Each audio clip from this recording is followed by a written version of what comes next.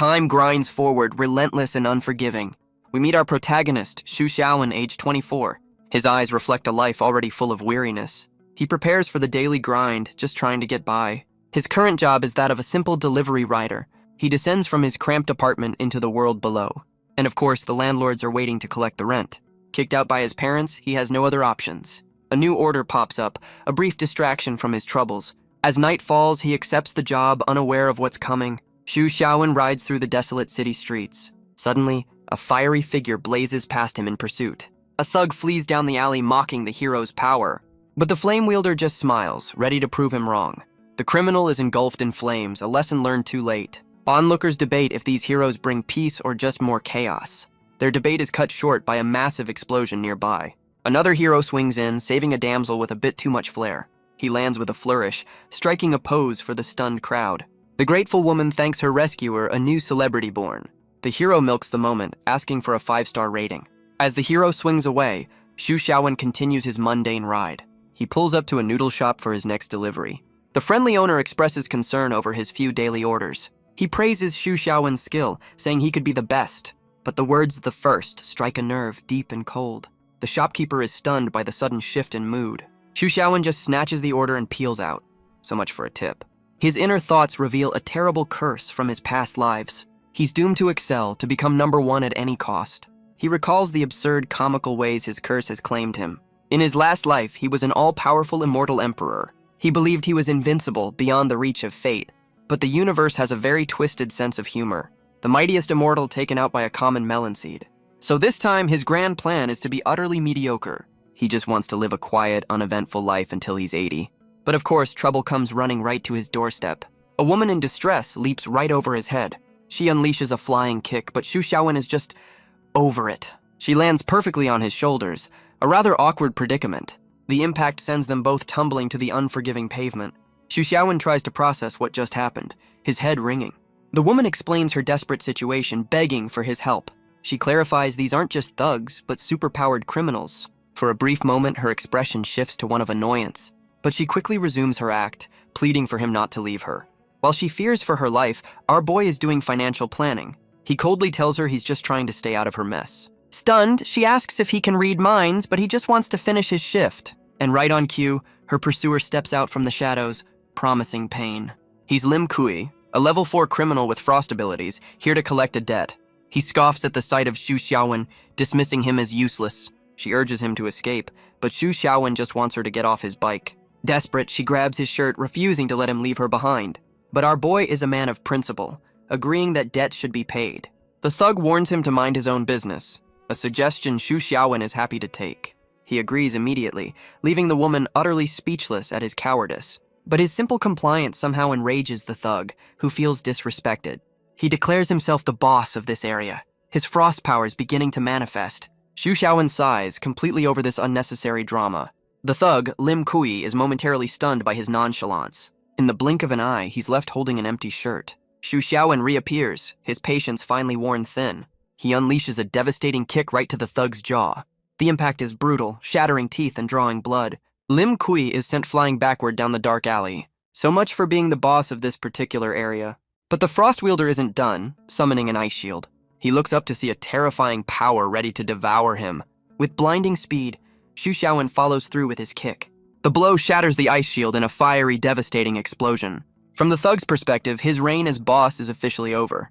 But a sudden, urgent thought strikes Xu Xiaowen. His delivery. The woman is stunned that a level 4 user was defeated in one move. As he rushes off, she watches with a newfound intense curiosity. She pulls out a device, running a scan on the departing rider. The combat effectiveness test returns a single frustrating question mark. She's left completely baffled, wondering who this person could be. But our boy is just thinking about his greedy landlord raising the rent. The sudden demand for 3 months' rent shatters his plans. He crunches the numbers, the weight of his debt settling in. The sheer number of deliveries required is utterly absurd. He's haunted by his landlord's suggestion to get a roommate. Desperate for cash, he posts an ad for a roommate online. But the fear of his curse holds him back from any real effort. He recoils in horror, his curse dictating his every move. And just like that, a reply pops up. Well, that was fast. He wonders if his curse is already at work again. The potential roommate provides an address and a meeting time. The single reply sits on his screen, a beacon of hope. or doom. He immediately regrets his decision, considering deleting the post, but the thought of rent money forces him to reconsider. He heads out into a city that's just another Tuesday of superhero chaos. He reflects on his curse, knowing any path could lead to unwanted greatness. He recalls a past life as an artist, just trying to help a friend. But his art was so good it literally broke the internet. And then him. The memory is a stark reminder of why he must remain mediocre. His new goal, survive the day without accidentally becoming the best at anything. He waits for the potential roommate, the meeting now just half an hour away. Xu Xiaowen climbs the stairs, already calculating the profits. He sees this as a blessing, a solution to his money problems. But his happy thoughts are cut short by a shocking sight. Standing at the top of the stairs is his potential roommate, and it's none other than the woman he saved just the other night. The two of them quickly realize this is no coincidence. But she's not here to rent a room, she's here for him. Our boy, ever the fan of minding his own business, is not impressed. She explains her high-tech detector malfunctioned because of him. She lays out her tragic backstory, hoping for some sympathy. But Xu Xiaowen remains unmoved, telling her to handle her own debts. She clings to him, playing the victim card, but he's not buying it. He threatens to call the police, but she knows they're powerless here. A confident smirk spreads across her face. She has the upper hand. She reveals her true purpose, suspecting he's a powerful, unregistered user. She deduces that his humble life must be hiding a massive secret. Xu Xiaowen's eyes turn cold, suggesting a permanent way to keep that secret. But his threat is completely ignored as she picks out her new room. She's already making plans to redecorate his rundown apartment. Our boy is left fuming, his warning falling on deaf ears. Xu Xiaowen is horrified as his new roommate starts undressing. She makes herself comfortable, claiming this is her home now too. He warns her of the risks, but she reveals a surprising truth. He's stunned to learn she's a high-ranking section head. She confirms her title, enjoying his complete and utter shock. A section head in this rundown place? Seems perfectly legitimate? She switches tactics, begging him to take her money and rent her the room. Xu Xiaowen's resolve begins to crumble under the pressure. The sight of the cash is a powerful, undeniable argument. Defeated, he accepts the deal and his chaotic new life begins. Xu Xiaowen is momentarily stunned by her forwardness. She lies back, making a rather tempting, if unprofessional, offer. The night deepens, hinting at the adult's business she has in mind. She continues her attempt to lure him into her mysterious proposal, but Xu Xiaowen is having absolutely none of it. Unfazed, she insists this could solve many of his problems. She dangles a cryptic warning about the fate of the first. Her words hit their mark, and suddenly, he's very interested. She simply says a little investigation goes a long way. The implication is clear, and he accuses her of stalking him. She explains her job was tracking suspicious subjects just like him. Xu Xiaowen stands firm, refusing to be coerced by her knowledge. He misinterprets her offer, flustered by her suggestive approach. Our boy loses his composure, demanding she stop being so cryptic. But her adult business was simply about making a lot of money. Xu Xiaowen is left completely baffled by the sudden turn of events. She reveals her theory. His power is an unheard-of level 6. And she knows he fears the association's tests would prove he is the first. She offers him a deal, work with her and join without any ranking. But Xu Xiaowen is suspicious, asking why she would help a stranger. She admits her motive is simple and pure, cold, hard cash. She lays out the terms, a base salary plus a 50-50 split on all bonuses. He questions her trust, but she counters with a thinly veiled threat. She frames it as the perfect deal, a win for everyone involved. But their negotiation is cut short by a sudden knock at the door. He moves to answer, expecting his landlord to be on the other side. But standing in the doorway is someone he's never seen before. She introduces herself as Wang Yike, here to answer his roommate Ad. Xu Xiaowen is completely floored by her sudden appearance. She explains she found his address and decided to just show up. Xu Xiaowen tries to play it cool, claiming he just missed her message. He invites her in to see the place if she doesn't mind the mess. Internally, he's just relieved he deleted the post before his curse made it famous. Wang Yike steps inside, taking in her potential new home. She's already sold on the place, asking which room she can claim. But from the shadows of another doorway, a figure emerges. His first roommate appears, asking who's disturbing her peace. Wang Yike is taken aback, wondering if this is the landlord's girlfriend. But the woman is surprisingly welcoming, insisting she rent the room. She introduces herself as Lin Miao Miao, another brand new tenant. Xu Xiaowen suddenly warns the two women to step back. They look on in confusion, unsure what he means. In the next second, the apartment wall is blown to pieces. The women scream in terror as the room is torn apart. Xu Xiaowen explains this is precisely why he told them to move. Through the dust and smoke, a figure emerges from the rubble. A battered man sits up, having been thrown through their wall. Our boy calmly asks if this was some kind of terrorist attack. A new hulking figure appears, mocking the injured man's low power level. He's here to teach the association a lesson about insubordination. Lin Miao Miao analyzes the intruder, a level 5 criminal, but Wang Yike panics, revealing she's only a level 3. Lin Miao Miao tries to de-escalate, warning him to surrender. She's hoping her bluff about backup will buy them some time. The villain scoffs, unimpressed by her threats against his group. But Lin Miao Miao sees this as a chance to test Xu Xiaowen's power. She turns to find him doing something completely unexpected. Our boy is calmly patching the hole in his wall. Priorities, people. He reflects that his curse has been far too active lately. He tells the women this is an association problem, not his. Lin Miao Miao grabs his shirt, invoking the classic hero's creed. But Xu Xiaowen coldly replies he's just a junior high dropout. Wang Yike warns them that the hulking villain is getting angry. His crimson aura flares as he prepares to end this. He launches his attack, shattering the floor beneath him. The villain soars through the air, promising death to them all. His fist comes crashing down, but Xu Xiaowen's hand stops it cold. Our boy glances back, his expression one of pure annoyance. Lin Miao Miao can only stare, stunned that she was just saved. The villain declares him the first to ever withstand his punch. Xu Xiaowen wonders if all villains use the same tired script. The hulking brute decides it's time to get serious. He activates his power, encasing his arms in steel. He looms over our boy, asking if he's ever seen hell. Xu Xiaowen deadpans that he used to work there, 9 to 5. Enraged, the villain charges forward with blinding speed. He lands a devastating punch right to Xu Xiaowen's face. But our boy is more concerned about who's paying for the damages. The villain roars that there's no need for repairs if he's dead. Xu Xiaowen's eyes glow, warning him never to speak of death. The villain unleashes a furious barrage of steel-hardened fists. But Xu Xiaowen's expression isn't fear. It's something else entirely. He cries out in horror as his beloved couch is destroyed. The carnage continues, claiming his refrigerator next. A man has his priorities. The brute pauses, admitting Xu Xiaowen's evasive skills are impressive. But our boy is just mourning his broken appliances in a moment of crisis. The villain's final warning is cut short by a hand on his face. Xu Xiaowen shoves him back, calculating the cost of the damages. He sends the villain flying with enough force to leave the planet. The two women can only stare as Xu Xiaowen wonders what to do next.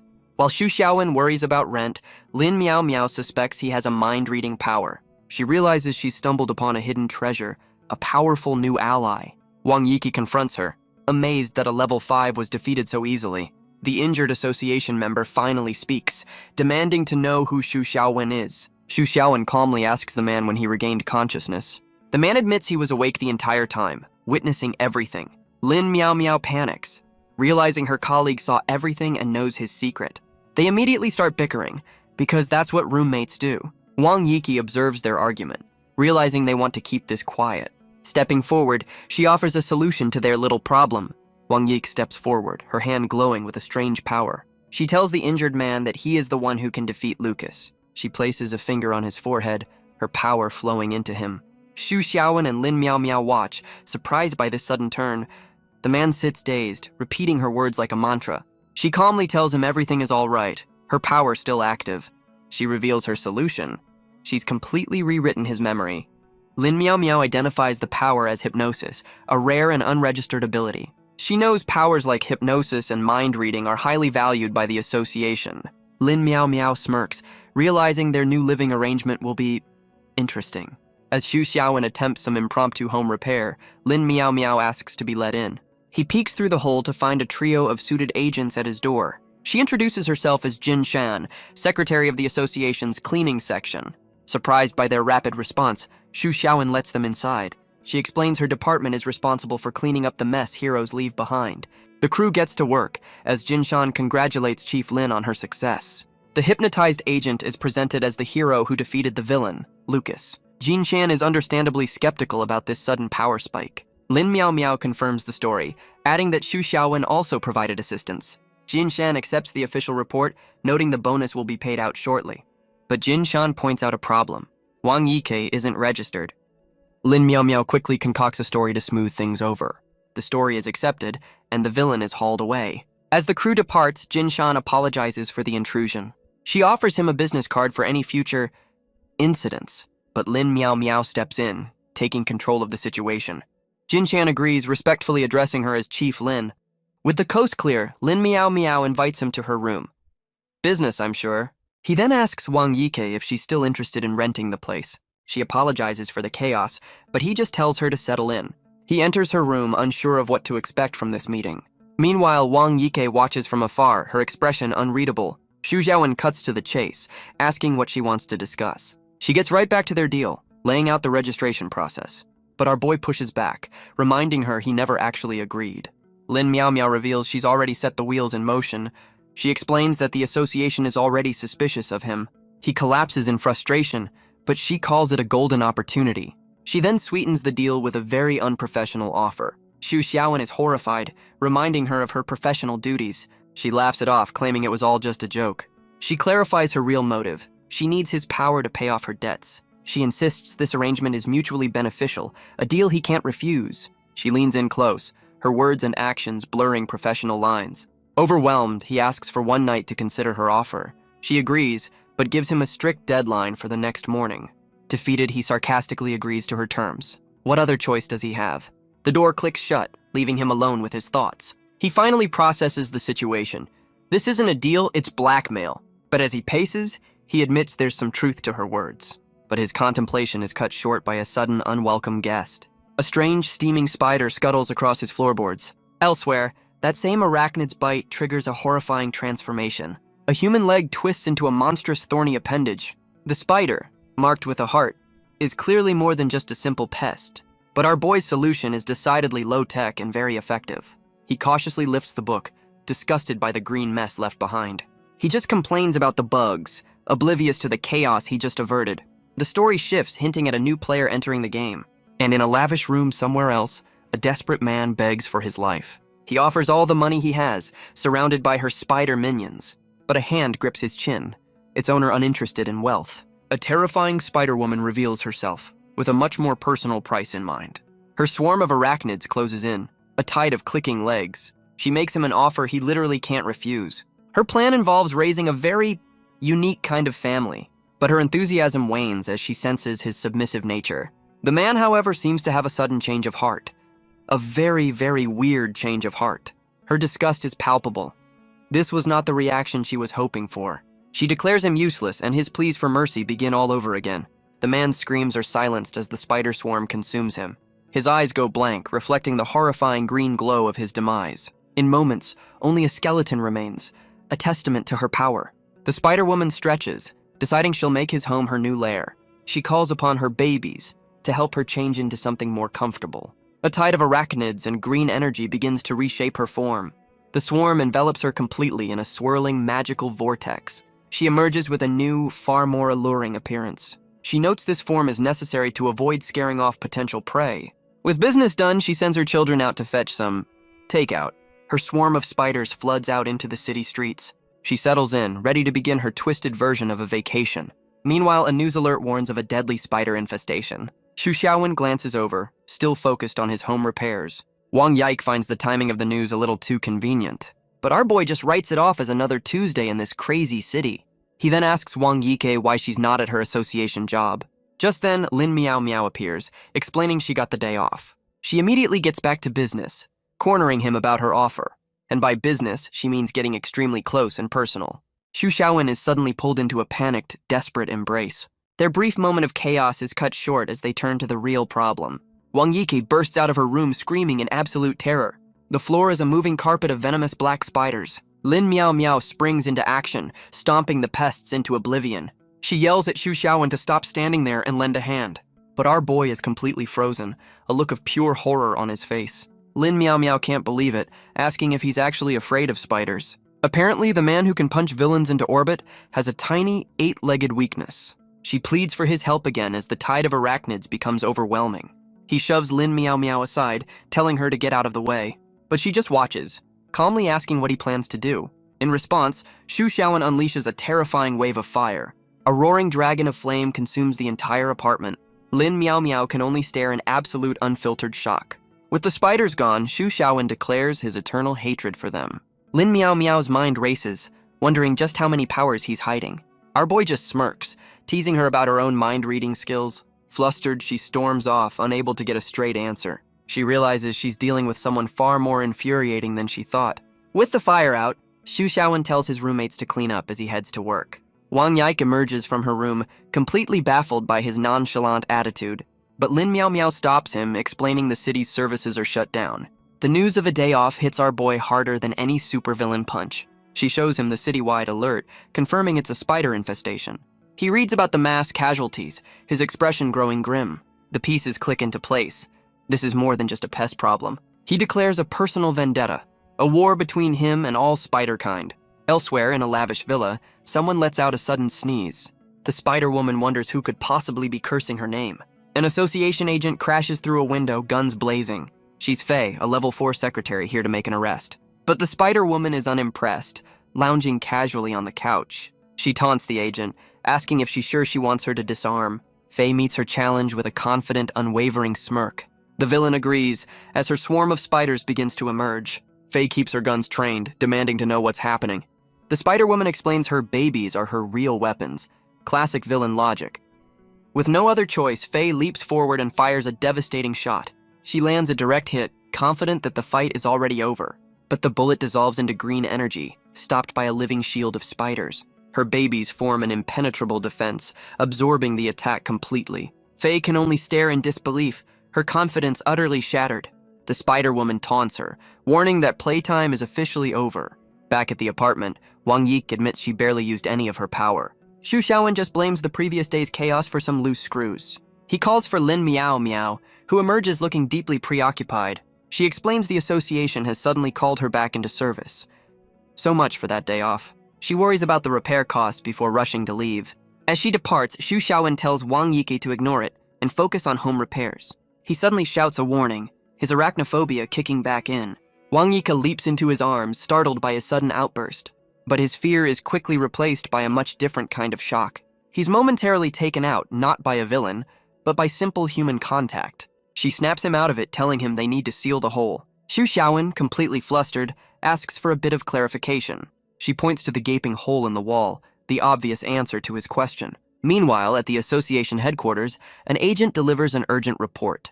A high-ranking official arrives, asking for an update on Secretary Faye. An agent reports that Faye was seriously injured but is now out of danger.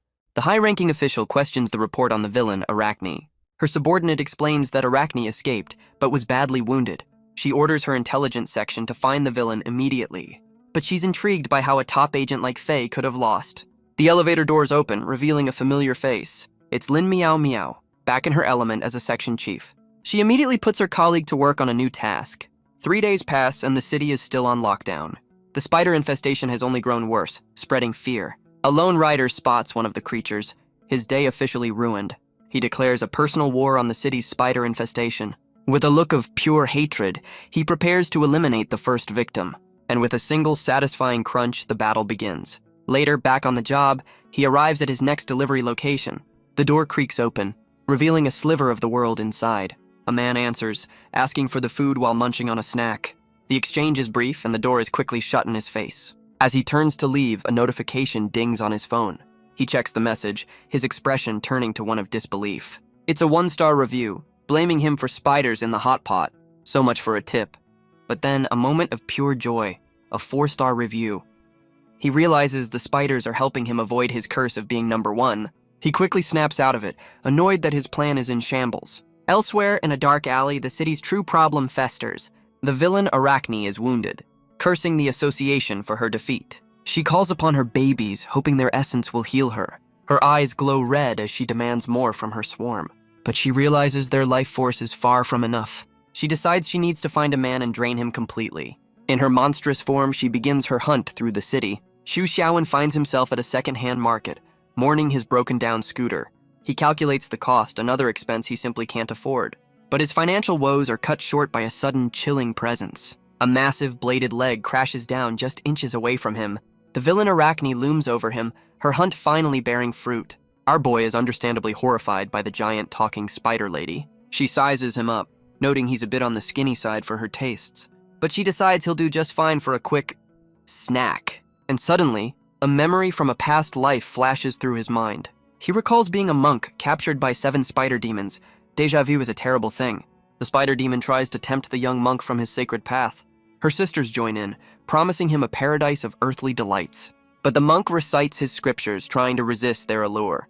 His resolve fails and he finds himself their prisoner. The lead demon offers him freedom, but for a very specific price. He braced himself for a test of will, a battle against seduction. But it turns out they just needed a weaving teacher. Seriously. And so, he became the #1 silk weaver in the demon realm. His captors are overjoyed with his masterful craftsmanship. And just like that, his soul is kicked out.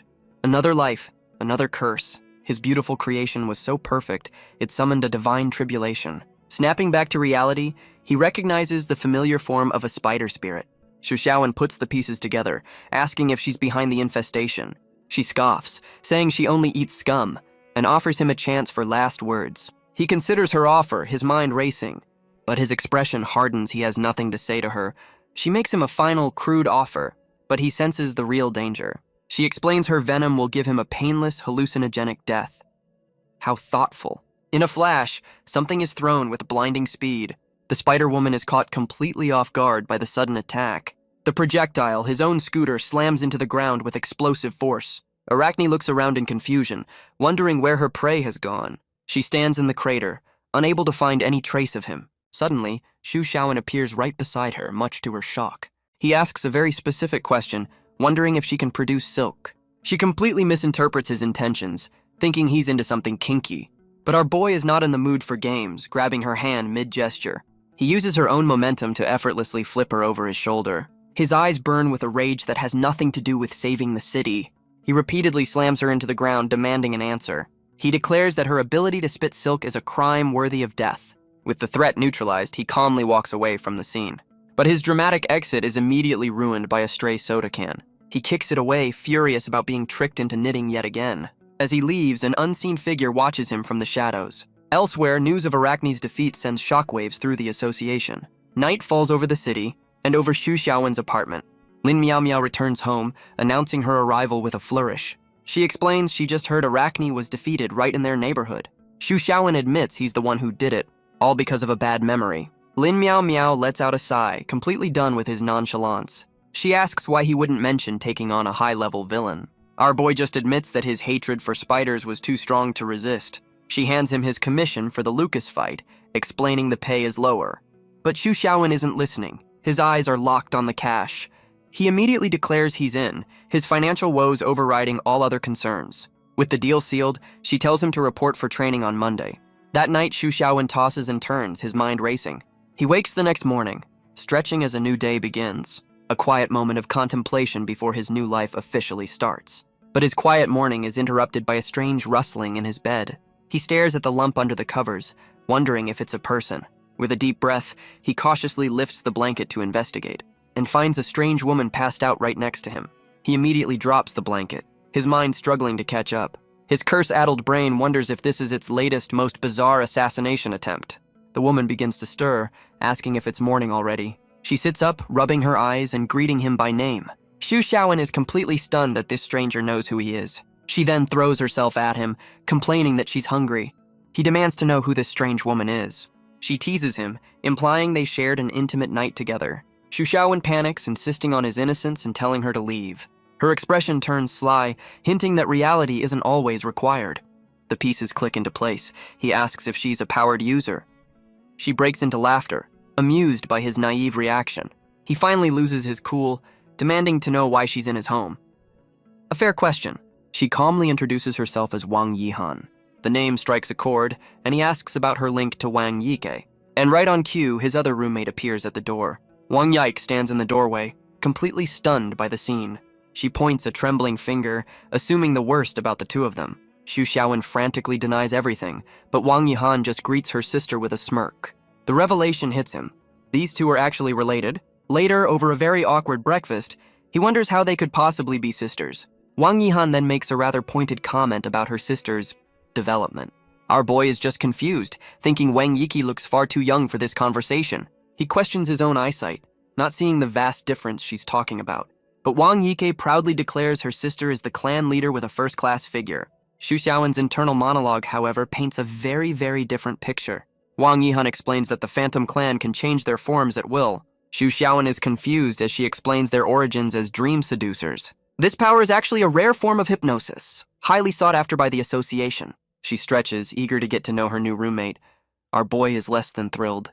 She puts a finger to her lips, a silent, playful invitation. A heart-shaped blast of energy flies from her fingertips. It explodes in a puff of pink smoke right at his feet. She strikes a pose, inviting him to enjoy their time together. The history of the Wang clan is revealed, a matriarchy built on power. And Wang Yihan is their most powerful leader in half a century. Wang Yihan is completely flustered by his lack of interest. She leans in close, asking why he shows no reaction at all. Xu Xiaowen just stares back, asking what she expects from him. She wonders if he's just hiding his true feelings for her sister's sake.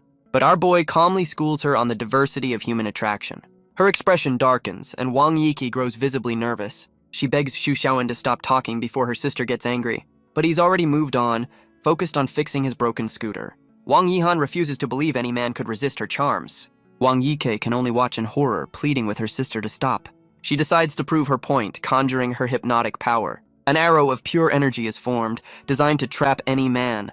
It strikes Xu Xiaowen directly in the back, a perfect hit. Wang Yike looks on in horror, certain that the fight is over. Xu Xiaowen's vision blurs, the world around him fading away. He finds himself in a strange, unfamiliar purple void. Suddenly, he's surrounded by a sea of tempting apparitions. Wang Yihan appears as the queen of this domain, promising no escape. In the real world, Wang Yike panics, fearing for his sanity.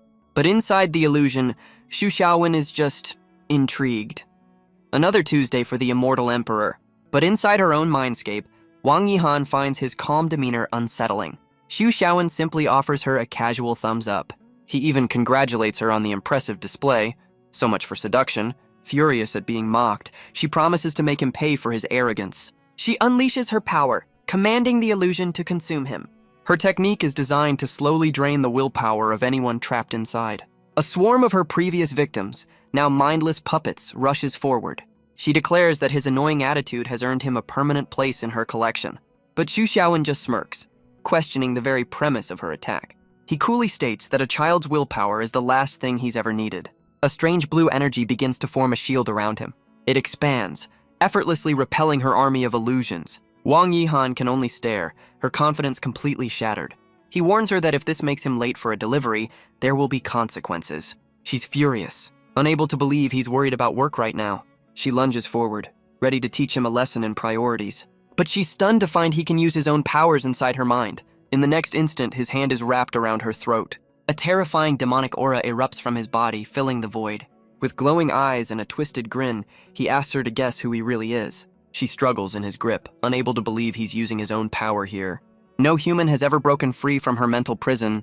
Xu Xiaowen coolly asks if she's finally figured out he's not human. He tosses her aside, explaining he knows a thing or two about hypnosis. He reveals the only way to trap him is if he allows it to happen. She calls him a monster, realizing the association has no idea what he is. Apparently, she didn't get the memo, gathering her power for another try. She forms a heart, preparing another blast of her hypnotic energy. She threatens him with capture and experimentation by the association.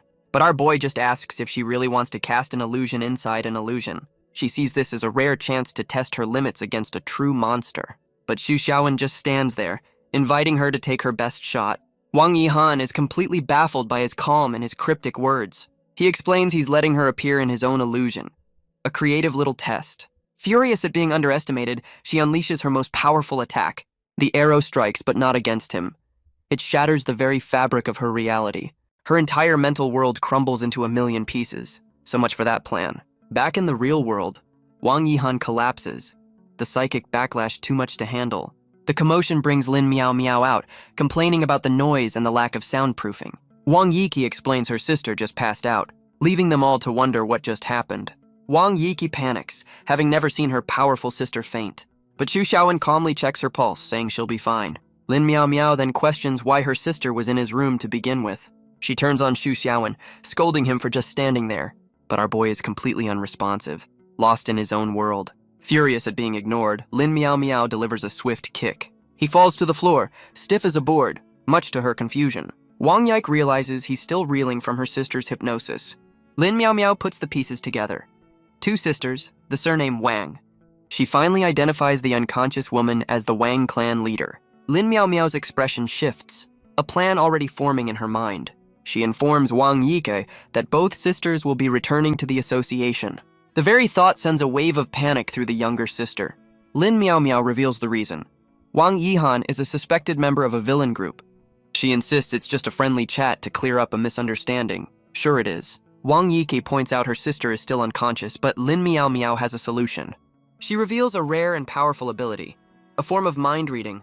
She places a hand on Wang Yihan's head, delving into her subconscious. But what she finds in the clan leader's mind leaves her completely shocked. Wang Yike asks what's wrong, seeing the color drain from Lin Miao Miao's face. Inside Wang Yihan's mind, Lin Miao Miao finds only darkness. She's been pulled into a secondary illusion, a trap within a trap.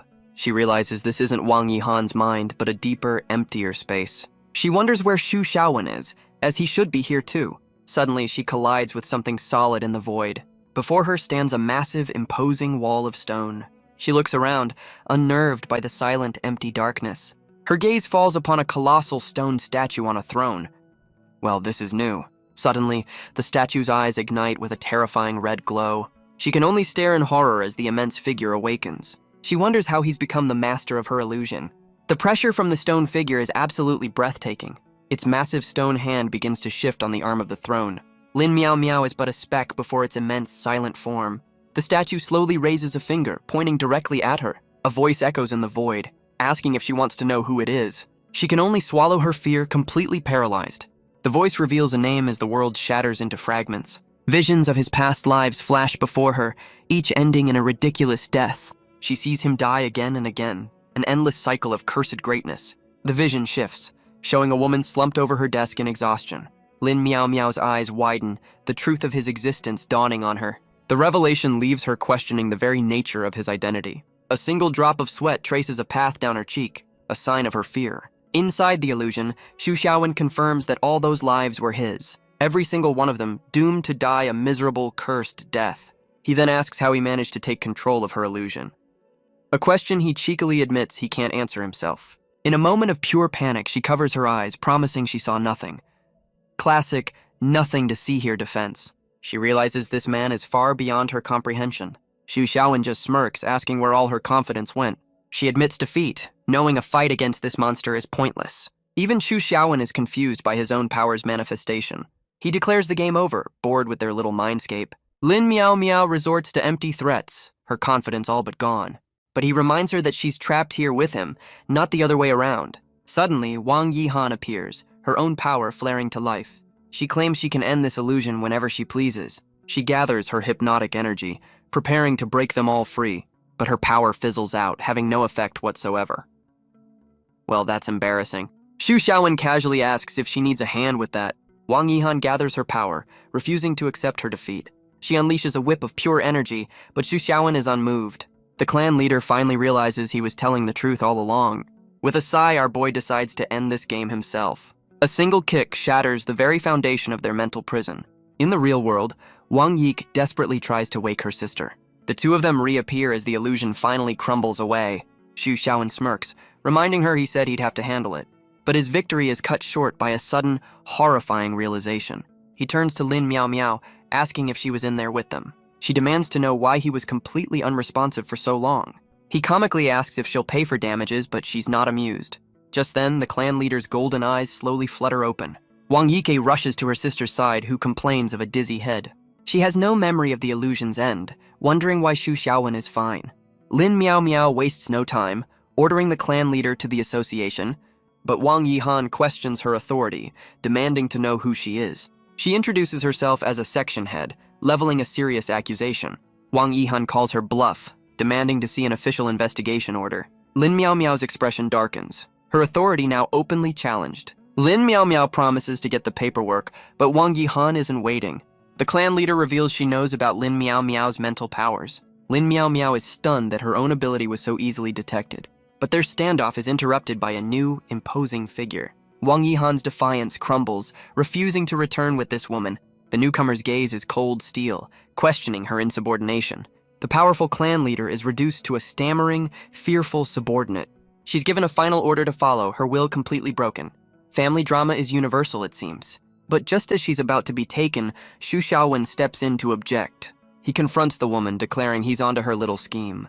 He calmly reminds them that the rent has not yet been paid. But the stern woman is unmoved, stating this is a family matter. She leads the two sisters away, their business here now concluded.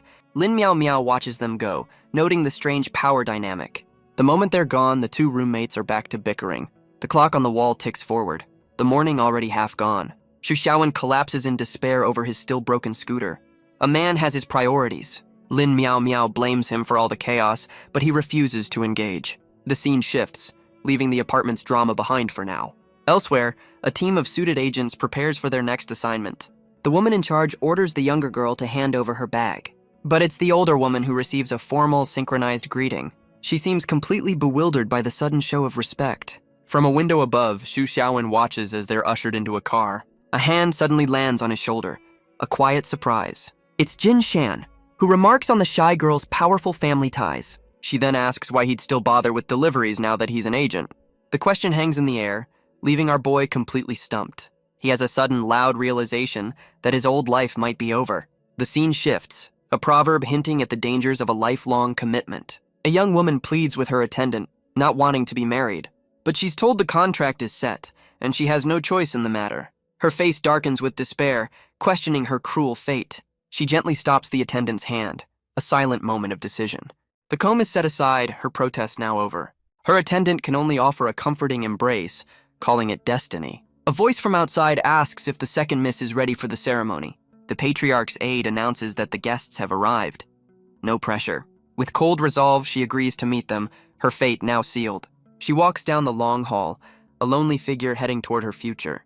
The aide informs her the wedding is set, but she questions the sudden rush. He warns that the date is final, unless an accident should occur. She accepts her fate with a quiet, somber resignation. But she adds a cryptic note reminding him that accidents do happen. An attendant announces her arrival as she steps into the main hall. A woman lounging nearby compliments her, finding her despair much more appealing. A slow, deliberate clap echoes through the silent room. A man in a suit offers his cold, calculated approval of the arrangement. He approaches her, his gaze assessing her like a piece of property. He stands behind her, a possessive shadow looming over her future. The woman mocks their old-fashioned views on marriage and family. The young bride-to-be clenches her fists, her humiliation complete. But the woman's golden eyes show nothing but cold amusement. The aide explains this is about securing the family's future generations. She declares herself satisfied with the product and the upcoming wedding. She offers a hand, sealing the deal with a triumphant smirk. The aide accepts, their business transaction now officially complete. The second miss asks to be excused, unable to bear it any longer. The woman dismisses her with a casual wave, already bored. She explains away her sister's behavior as simple shyness. The two men finalize the details of their new alliance. The second miss reflects on a life lived as a tool for her family. She collapses in a hidden courtyard, her despair finally taking over. Tears stream down her face, a silent protest against her fate. But even in her sorrow, a spark of defiance remains. A voice cuts through her grief, pointing out her makeup is smudged. "Real smooth, buddy." She looks up in shock, her golden eyes meeting a familiar face. In a moment of pure confusion, she asks how Xu Xiaowen got in. He calmly explains he just walked right past security. Apparently the words "delivery boy" are the ultimate master key. Her composure shatters, her shock written all over her face. She frantically tells him he can't stay here, her eyes darting around. Grabbing his hand, she tries to pull him away, fearing her sister's wrath. She promises to lead him out, begging him never to return. But Xu Xiaowen stops her, asking why she was crying in the first place. Her eyes well with tears again, the question hitting its mark. A sudden rustle from the nearby bushes cuts their conversation short. She freezes, pulling him close as she asks who's there. A man in a formal uniform steps out, asking about the second Mrs. Guest. It's the aide, Uncle Xu, who claims he was just watering the plants. "Sure you were, buddy." The aide's gaze falls upon their intertwined hands, a silent accusation. He asks if this is the real reason she's refusing her arranged marriage. He points directly at Xu Xiaowen, the supposed source of all this drama. Wang Yike frantically denies any connection, trying to shield him from trouble. The aide sizes up our boy, noting his simple clothes and delivery uniform. And suddenly, a light bulb goes off in his head, a very, very dim light bulb. He launches into a dramatic tale of forbidden love between a noble lady and a poor boy. Wang Yi can only listen in horror as he constructs an entire soap opera on the spot. But Xu Xiaowen just squeezes her hand, deciding to play along with the absurd story. He turns to her, asking if she's willing to fight for their eternal love. The aide puts on a show of tears, feigning reluctance. Xu Xiaowen is completely unimpressed by the over-the-top drama. The aide declares he must follow the script of this tragic romance. Wang Yike frantically tries to explain he's just her landlord. But the aide is committed, vowing to test Xu Xiaowen's sincerity. This guy watches way too much TV. Our boy tries to de-escalate, reminding him he's just a delivery guy. The aide points out that no ordinary rider could get in here. With his patience gone, he lunges forward in a blaze of fire. But in a flash, Xu Xiaowen vanishes from the spot. The aide is left stunned, unable to comprehend the boy's speed. But his fiery fist is caught mid-swing. Xu Xiaowen pins him to the ground, offering some life advice. The aide's flames rage, but they can't break the boy's grip. The attack backfires, sending the aide flying backward. Our boy just steps forward, completely unfazed by the heat. He calmly reminds the man that he warned him to take it easy. He notes that this family seems to have a listening problem. The aide asks which clan he belongs to, but Xu Xiaowen claims none. He sighs, frustrated that no one believes he's just a delivery boy. The aide introduces himself as a level 5 user, now completely humbled. The aide sees a worthy opponent ready for a real fight, but Xu Xiaowen calmly tells him he has no desire to fight. The aide is stunned, asking if the boy can read his mind. Xu Xiaowen confirms he can, but denies it's a psychic power. The aide's patience snaps, taking the boy's words as mockery. But in the next instant, his eyes go blank with shock. He turns, stammering the name of the second miss. Wang Yike stands over his unconscious body, offering an apology. Xu Xiaowen can only watch, surprised by this sudden turn. She hoists the man over her shoulder, telling Xu Xiaowen to escape. She tells him to follow the path and get out of here, fast. But Xu Xiaowen asks why she isn't leaving with him. She hesitates, unable to meet his gaze as she tends to the aide. She explains that she can't leave, her wedding is next month.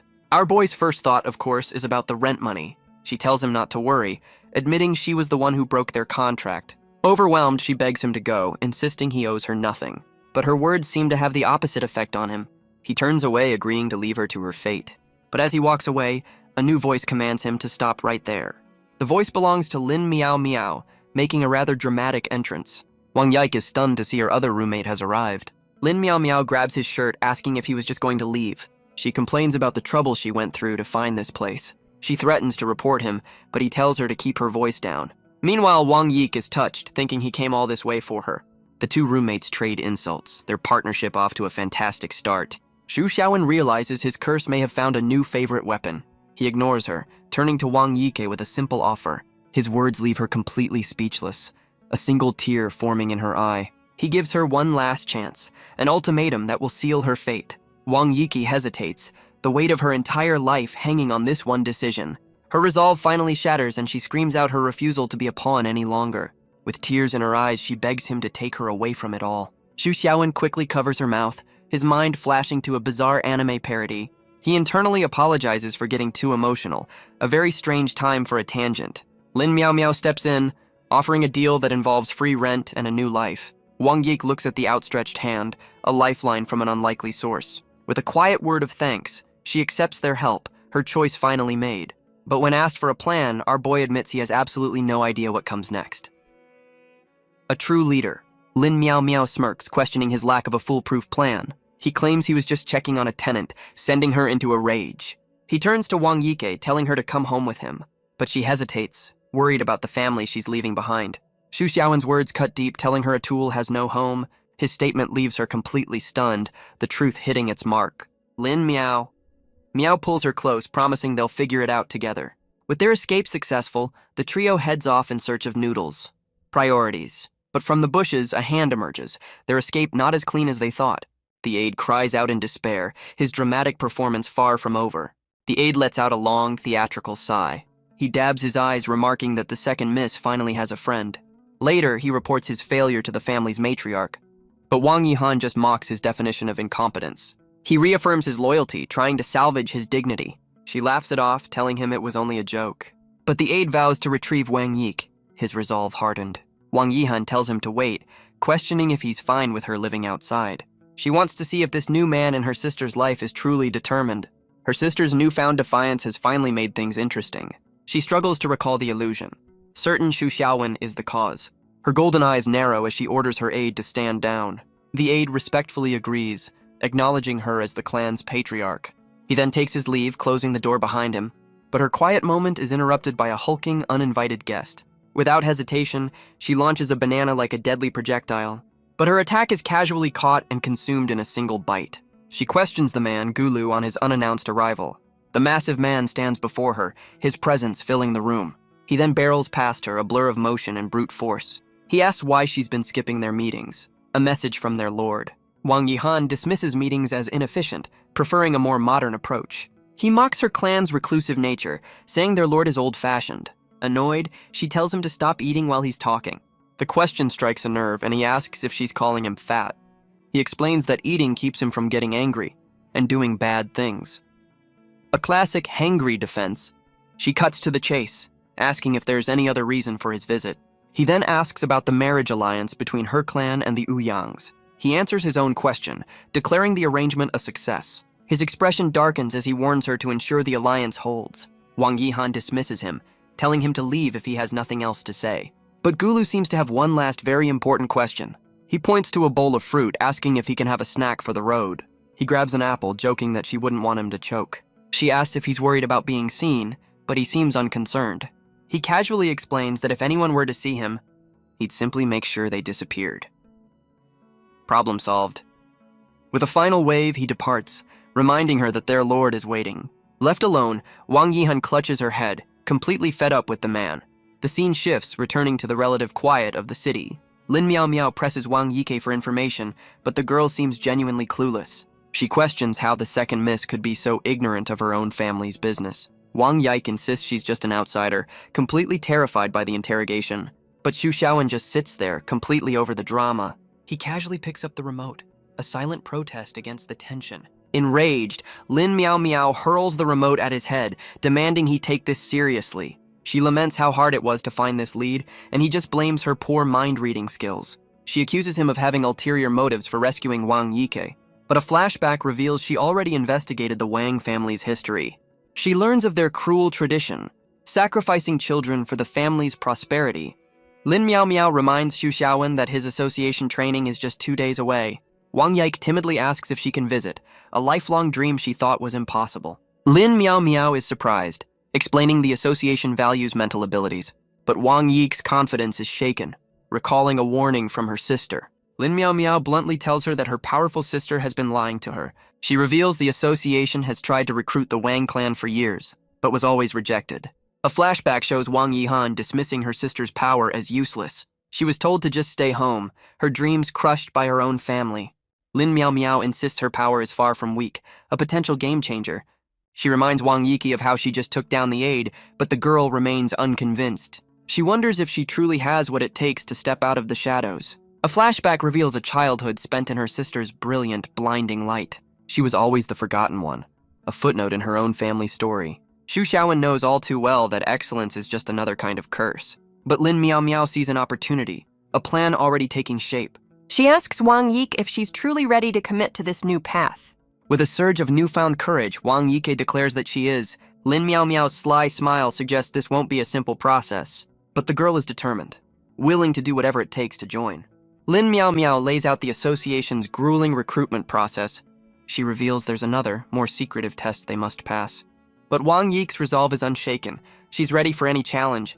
And so, they arrive at the towering headquarters of the association. Lin Miao Miao welcomes them to their new temporary home. The sheer scale of the building leaves them completely speechless. She explains the induction training is a 3-day live-in event. Xu Xiaowen looks thrilled. Wang Yike happily agrees, eager to finally begin her new life. As they walk, Lin Miao Miao gives Xu Xiaowen a final quiet warning. He's to reveal only one power, or risk a much deeper investigation. With that, he steps through the door, his training officially underway. The power level test begins, and a machine immediately explodes. Other trainees face similar tests, the room filled with chaos. The instructor turns to Xu Xiaowen, asking if he's responsible. She recalls warning him to suppress his power, but he just broke the meter. She panics, knowing this will attract unwanted attention from the higher-ups. But our boy has a plan, reaching into his pocket for a solution. He pulls out 2 pink antennae, asking for her professional opinion. The instructor can only stare, completely baffled by his strange device. He explains they're anime-inspired power suppressors. Of course they are. He turns to equip his new gear, leaving her utterly speechless. He asks if his new look is more appropriate. It's a bold choice, that's for sure. The instructor, however, is not a fan of his cosplay solution. He explains he built the suppressor based on her warning about the machine. He admits he's not an expert at making mind control devices. You don't say, and of course there's a catch. It only works for 5 minutes. Furious, she grabs him and drags him away to deal with the impending disaster. He's hauled down the hall as another trainee watches them go. The instructor barrels through the crowded corridor, clearing a path by force. In the chaos, Xu Xiaowen's flailing leg nearly kicks a calm-looking boy. The boy seems completely unfazed, his mind on someone else entirely. The instructor screams that they're completely out of time. The calm boy with the lollipop wonders who this new person is. She drags Xu Xiaowen into a secluded room, slamming the door shut. Our boy is unceremoniously tossed inside, landing in a heap. The instructor leans against the door, relieved they weren't caught. But Wang Yik is already inside, asking why they were running. The instructor tries to explain just what kind of monster their landlord is. Wang Yiki is completely lost, not understanding what she means. She clarifies that he's strong enough to make the power meters explode. The girl is stunned, wondering what power level could possibly do that. Xu Xiaowen dismisses power levels, claiming he's never been properly measured. The instructor argues that everyone's power is fixed by kindergarten. He casually admits he dropped out after just 1 year. A true academic. He then turns to Wang Yike, asking her to keep his secret safe for now. She blushes, eagerly promising to protect his confidence. Her curiosity piqued, she asks to see the strange suppressor he's wearing. He pulls it off without a second thought, saying it's already broken. Elsewhere, Lin Miao Miao realizes her plan is ruined, her dreams of cash fading away. A chibi version of Xu Xiaowen sarcastically comments on her loud inner thoughts. But Wang Yike is completely impressed, calling him a genius for his creation. The instructor offers to build him a proper suppressor, much to their surprise. She delves into the science of superpowers, a story of ancient radiation. She explains that psychic abilities are simply a matter of visualization, and she confirms Xu Xiaowen's theory was completely correct. Time for a quick science lesson, apparently. Wang Yiki smiles, hoping her family might finally see her worth. But the instructor's expression suggests that's just wishful thinking. She points out his anime antennae are a bit too obvious for covert work. Instead, she offers a simple bracelet as a more subtle alternative. Xu Xiaowen is surprised, asking if she's also an engineer. She explains her power is hypnosis, which she can use to tune the device. The instructor smiles, declaring 3 days is all she needs. He asks why Wang Yike can't just enhance her own abilities. The instructor explains the immense risk of self-manipulation. Xu Xiaowen considers the terrifying possibility of villains trying this, but she dismisses it as rumor with no confirmed cases. Yet, he points out that psychopaths would inevitably try to break the rules. He theorizes it's a shortcut to leveling up, a dangerous temptation. She admits her department has no leads, but promises to investigate. With the lesson over, she tells them to get the suppressor made, fast. The conversation ends, leaving them with a new, dangerous idea. The instructor smiles, confident that her creation will do the trick. She hands him the finished product, a simple, unassuming bracelet. Xu Xiaowen puts it on, asking if they should give it a test run. And right on cue, Lin Miao Miao appears with a brand new power meter. The device registers him as a stable, if slightly wobbly, level 4. The instructor apologizes, admitting she's still fine-tuning the frequency. But Lin Miao Miao is thrilled, thanking her for the invaluable assistance. Her inner thoughts reveal her true motive. Her personal cash machine is safe. Enraged at being called out, she accuses him of snooping in her mind. With the test complete, she tells him it's time to report for induction. Lin Miao Miao tells Wang Yike to wait in her office, separating the 2 new recruits. Wang Yike offers a bright smile and some final words of encouragement. Her innocent cheerfulness catches him off guard, a rare moment of warmth. Lin Miao Miao then leads him to the official onboarding office. He takes in the scene, a little surprised by the mundane setting. The first window is closed, a classic sign of bureaucratic efficiency. He looks at the long, diverse line of recruits, noting it looks just like any other government office. Lin Miao Miao questions his surprise, and he quickly plays it cool. He mentally scolds himself for expecting something more dramatic. So much for a secret agent vibe. She points him to the correct line, telling him to queue up for his training level assessment. She gives him one last piece of advice. Try to act a little more normal. But our boy is already disappointed by the distinct lack of magic and robots. He internally complains that this high-tech agency looks just like a bank. The recruit ahead of him is called forward, a young man named Yuan Jie. The official notes his excellent scores, questioning his choice of the intelligence section. But Yuanjia is unwavering, confirming his decision without hesitation. His paperwork is stamped, and he's assigned to his training room. As the previous recruit departs, it's finally Xu Xiaowen's turn. The official recognizes his name as Chief Lin's promotion, but is confused by his status. Xu Xiaowen calmly clarifies that he's only here on a part-time basis. The official stares him down, a long, silent moment of assessment.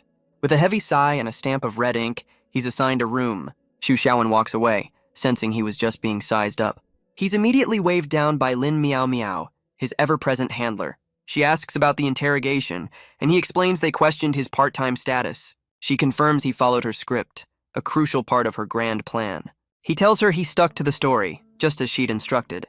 And with that, the officials simply let him go. No further questions asked. Lin Miao Miao is relieved, explaining those clerks are sharper than they look. But Xu Xiaowen's mind is on the next hurdle, the training, and its dreaded performance tests. She assures him the training isn't a test so he can relax. She lays out the schedule, one interesting test and one boring combat trial. Xu Xiaowen is completely unimpressed by her vague and unhelpful description. She insists he should just experience it for himself, calling it a rare opportunity. With that, she tells him she's off to handle Wang Yik's arrangements. She waves goodbye, leaving him to fend for himself for the next 3 days. He sighs, realizing he's in deep, just as a voice tells him to move. He stands alone in the polished hall, a fish out of water. He turns around, a flicker of recognition in his eyes. He looks up at a hulking figure, asking if he's looking at a minotaur. First day of school is always fun. The horned man snaps at him, annoyed by the unwanted attention. But Xu Xiaowen just apologizes, letting the man pass without a fight. He watches him go, realizing this place is full of all sorts of characters. His only real question is whether those horns were a power or just a bold fashion choice. He calls the elevator, ready to begin his first day of training. He steps inside, his sandals a stark contrast to the formal setting. The doors close, reflecting his bored expression back at him. The car fills with other recruits, and a woman asks him to press her floor. He obliges, selecting the 13th floor on the panel. The elevator arrives, and the doors slide open to their destination. As the recruits step out, the difference in style is immediately apparent. A flamboyant man in a period costume stops to take a quick selfie. Another recruit watches him, sensing they're destined to be in the same class. He arrives at his assigned room number 1302, and just as he predicted, the flamboyant swordsman is right there with him. The man offers a charming smile, ready to make a new friend. He introduces himself with a ridiculously long name and a shower of roses. He's Edward, a level 4 user with a flair for the dramatic. But his attention is suddenly drawn to another familiar face in the hall. He welcomes Xu Xiaowen, thrilled they'll be classmates from now on. A new recruit, Yuan Jie, greets them from inside the room. The class is a mix of powerful users, including 2 martial artist twins. The other recruits offer a simple greeting to the imposing Yuan Ji. But Edward makes a much grander entrance, introducing himself as a prince. He offers a list of nicknames, none of which Xu Xiaowen will ever use. An off-screen instructor tells them to pick up their training schedules. Xu Xiaowen steps forward to grab the itinerary for the next 3 days. But as he reads the document, his expression begins to change. He's left completely speechless by the contents of the schedule. It's a list of mind-numbing lectures, not the hero training he expected. He finally understands Lin Miao Miao's definition of interesting. He finds an empty desk, his new reality setting in. He knows he has to find a way to survive this academic nightmare, but Yuanji approaches, pointing out he's the last to introduce himself. Xu Xiaowen offers a simple introduction. A former delivery man. Yuanji smiles, admitting he was a student who dropped out. Our boy is immediately suspicious of this attempt to build rapport. Just then, a new instructor enters, calling the class to order. Her eyes narrow, recognizing a familiar face in the crowd. And Xu Xiaowen recognizes her too. Jin Shan from the cleaning section. Jin Shan begins the class, announcing they have some required reading. She claps her hands, signaling for the materials to be brought in. A cart groans under the weight of a mountain of rulebooks. So much for action-packed training. The other recruits can only stare in stunned, horrified silence. But Yuanji just smirks, calling it a simple task. We've found the teacher's pet. The class settles in, the mood a mix of dread and quiet acceptance. Jin Shan explains that regardless of their background, they all serve the association. But as Xu Xiaowen scans the schedule, he notices one very important detail. Right at the end of the 3rd day, there's a test with no clear deadline. He glares at the paper, silently cursing Lin Miao Miao for her little white lie. Jin Shan quotes a bizarrely specific rule from the manual. Apparently, bathroom breaks are a serious offense around here. Xu Xiaowen is convinced this is his curse at work again. A pop quiz designed to make him number 1 and then kill him. The lecture shifts to geopolitics, explaining the 5 Global Association headquarters. She reveals a friendly competition is held every 5 years to showcase national strength. The winning continents association will lead the world for the next 5 years. She lets the weight of that statement sink in, the stakes now crystal clear. The other recruits look on, dreams of glory filling their minds. Everyone here has a chance to represent their country on the world stage. But for Xu Xiaowen, this isn't a dream. It's a nightmare he can't escape. He immediately tries to find a loophole, telling the instructor he can't participate. She asks if this surprise quiz is a new addition to the curriculum. Xu Xiaowen questions how a section chief could be so clueless about the training. She explains that chiefs are exempt, and she's been busy dodging her debts. She offers a flimsy apology, admitting she never attended training herself. As a rare level 5 psychic, she was apparently too special for the basics. Xu Xiaowen can only stare, wondering how she's managed to survive this long. He turns to leave, declaring that he absolutely will not be taking that quiz, but Lin Miao Miao leaps after him, calling him her precious money tree. She clings to his leg, warning him that leaving now counts as forfeiting. The news hits him like a ton of bricks, his one escape route now gone. She explains the association's rules are absolute. No one can withdraw from training. And the final nail in the coffin.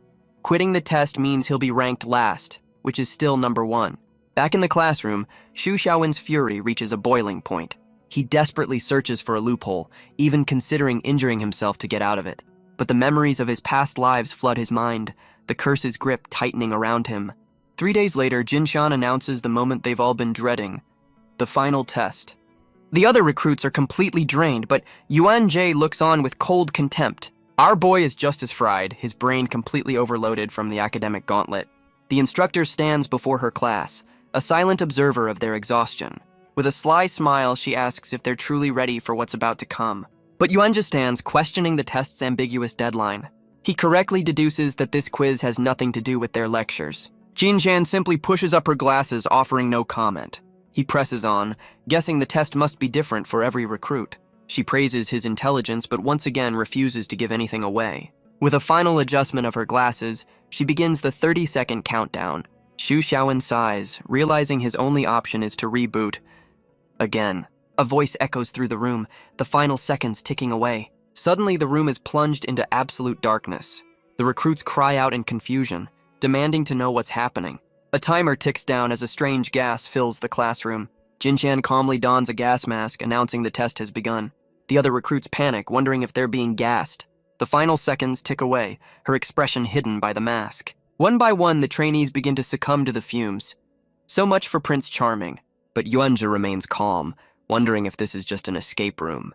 He quickly grows bored of the theatrics, his patience wearing thin. Deciding to just take a nap, he lays his head down on the desk. As the countdown hits 0, Jinshan declares the test is officially underway. But Xu Xiaowen seems to have already checked out, lost in his own world.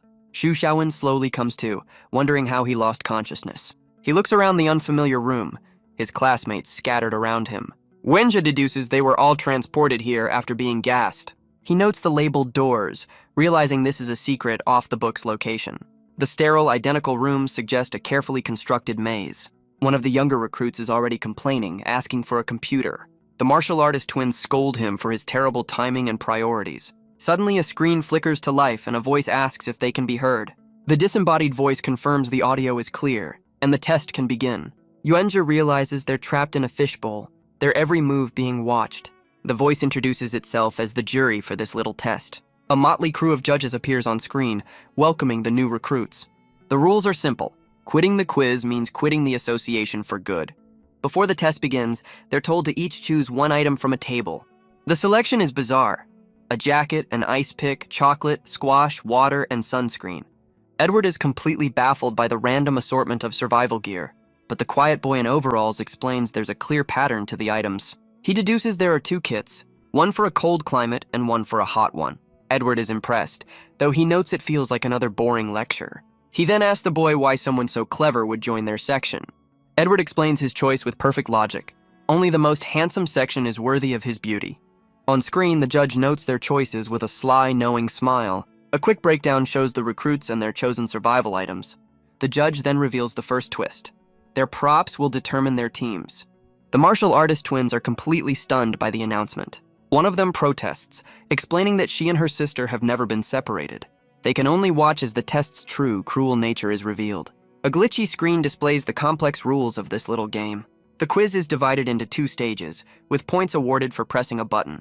In the second stage, the first group to act will gain points while the other will lose them. The judge adds that individual performance will also be a crucial factor. The final score is a combination of points, with a harsh penalty for last place. The teams are split, directed to Gate A for cold gear and Gate B for hot. But there's one more twist to keep things interesting. Each team is given a progress indicator to track the competition. Edward, of course, is the first to volunteer for the new accessory. The device will display the progress of both teams in real time. With a final warning to hurry, the stage is officially set. But the martial artist twins share a tearful goodbye, their bond now a liability. They have 10 seconds to enter, or their dream of joining the association is over. The younger twin asks her sister what she's supposed to do now. But Yuan just steps in, promising to protect her sister for her. He pulls the distraught girl along, telling her to focus on the quiz. The other twin can only sigh, her fate now in the hands of strangers. Yenja offers a final word of comfort, saying they'll meet again soon. With the final seconds ticking away, the teams are forced apart. They're instantly transported to two brutal, unforgiving landscapes. The judge's voice rings out, announcing the first stage has begun. For Team A, their trial will be a battle against the freezing cold. Gate A slams shut, leaving them stranded in the frozen wasteland. The three recruits can only stare, their shock as cold as the air. Edward is the first to complain, realizing this isn't a set but a real frozen hell. Without a word, Xu Xiaowen gives his jacket to the younger twin. She looks up at him, a quiet thank you in her tear-filled eyes. Our boy just surveys the landscape, impressed by the association's budget. He wonders what kind of trial the other team is being forced to endure. As Edward shivers, the girl offers him the jacket, a gesture of shared survival. But the prince strikes a pose, declaring a gentleman never lets a lady freeze. Xu Xiaowen cuts in, telling them to get moving before they all become popsicles. He then gives a grim lecture on hypothermia, a real party starter. Edward voices their frustration, asking how they can proceed without instructions. He demands a target, a clue, anything to guide them through this frozen hell. But Xu Xiaowen realizes their goal is simple: find a way to the second stage. He knows the jury is watching, analyzing their every move from the shadows. He has to find the perfect balance between competence and mediocrity. As they trudge through the snow, the biting cold begins to truly set in. Edward shivers violently, asking if the temperature just dropped again. Xu Xiaowen scans the area, realizing the surveillance cameras are expertly hidden. But if he can find one, he might just find a way out of this icy prison. Meanwhile, Prince Edward's composure completely shatters, begging for a hug. So much for chivalry. The younger twin offers her jacket to the shivering prince. He reluctantly accepts, his dignity taking a backseat to survival. She explains her harsh training has prepared her for this kind of cold. They spot a cave in the distance, a potential shelter from the storm. Xu Xiaowen warns them of snow blindness, urging them to get inside. The small team trudges through the deep snow, heading for the cave. Inside, they find a pile of dry wood, a small miracle in this frozen wasteland. The girl points out the convenient supply of firewood. Xu Xiaowen is surprised by their sudden stroke of luck. She realizes the wood was placed here, a clear sign this test is being manipulated. Xu Xiaowen realizes the test designers anticipated their every move. He knows there must be a clue hidden somewhere in this cave. He asks if anyone has fire powers, but gets a resounding no. He can't reveal his own abilities, and internally blames Lin Miao Miao for this mess, just as he resigns himself to a very, very cold fate. The younger twin cheerfully announces she can make a fire. She begins the ancient, painstaking process of drilling wood. Edward is stunned, never expecting to see this outside of a history book. With surprising speed, smoke and sparks begin to fly, and just like that, a roaring flame bursts to life, saving them from the cold. With the fire roaring, Edward declares this is just like a camping trip. But Xu Xiaowen is focused on the ice pick, questioning its true purpose. The younger twin theorizes it's a clue, a key to solving this stage of the test. Our boy is surprised by her sudden insight, noting her previous silence. She grows flustered, unaware that she'd been so talkative. Edward explains that before this, she'd only clung to her sister's side. Xu Xiaowen reminds them the judges are watching, scoring their every move. He internally assesses his team. One is clever, the other is comic relief. Edward grabs the girl, vowing to put on a show for their hidden audience. But Xu Xiaowen brings them back to the task, pondering the ice pick's true meaning. But Edward suddenly holds up a hand, his playful demeanor gone. He listens closely, hearing a strange rattling sound from deep within the cave. The three of them stand back to back, ready for whatever is about to emerge. Edward confirms their fears, warning that something big is coming right at them. The scene shifts to Team B, who are facing a completely different kind of hell. They trudge through a vast, scorching desert under a relentless sun. Suddenly, the progress indicator on the quiet boy's wrist begins to flash. He announces that Team A has just pulled ahead, their progress jumping by 5%. But Yuanjia spots a building in the distance, a potential objective for them. The boy in overalls agrees, knowing they need to pick up the pace to stay in the game. From the darkness, a small, fluffy creature rolls into the firelight. Edward is startled as the strange snowball bounces right up to him. He stares down at it, completely baffled by this new development. The creature sits down, its big eyes welling with tears as it shivers. But the younger twin is immediately charmed, calling it a little snowman. She kneels down, getting a closer look at the adorable, fluffy visitor. She asks the creature if it's lost, wondering where its parents are. The little thing can only let out a soft, sad cry in response. But in the next instant, it leaps forward, catching her by surprise. It burrows into her arms, not to attack, but to find a little warmth. But Xu Xiaowen is not impressed, convinced this thing is just playing her. Edward is confused, wondering how the huge presence he sensed could be this tiny creature. Xu Xiaowen confirms his suspicion, warning that the real threat is still out there. The younger twin, however, is completely smitten by the adorable little thing. Suddenly, a scream echoes from the cave entrance as two red eyes ignite in the darkness. Our boy's expression hardens. He knew this was too good to be true. A massive, clawed foot slams down, cracking the very stone beneath it. The ground trembles as a hulking figure emerges from the shadows. Edward can only stare in disbelief, his bravado completely gone. The three of them stand together, facing the true monster of this frozen hell. A low growl echoes from the darkness, saliva dripping from its fangs. The beast is a hulking, white-furred monstrosity, towering over them. But Xu Xiaowen's expression remains completely unfazed by the sight. The monster lets out a deafening, earth-shaking roar. Edward and the younger twin can only stare in absolute terror. Our boy deduces this must be the little creature's parent. A very, very big parent. The girl looks down at the small fluff ball, her concern growing. But the creature's innocent act suddenly drops, revealing a sinister glint. It lashes out with surprising force, tearing at her clothes in a flash. The little monster then leaps onto the giant's head, its true nature revealed. The little creature holds up a piece of her torn clothing, a tiny, fluffy trophy. Edward explodes in rage, vowing to kill the creature for its transgression. The giant monster's red eyes glow with pure, unbridled fury. Edward shouts a warning, telling them to watch out for its eyes. But Xu Xiaowen realizes this beast isn't a random encounter. It's the next clue. He recalls the legends of a 7-foot-tall snow monster, but the creature before them is far larger, a 4-meter-tall beast. It's a hulking, muscular monstrosity.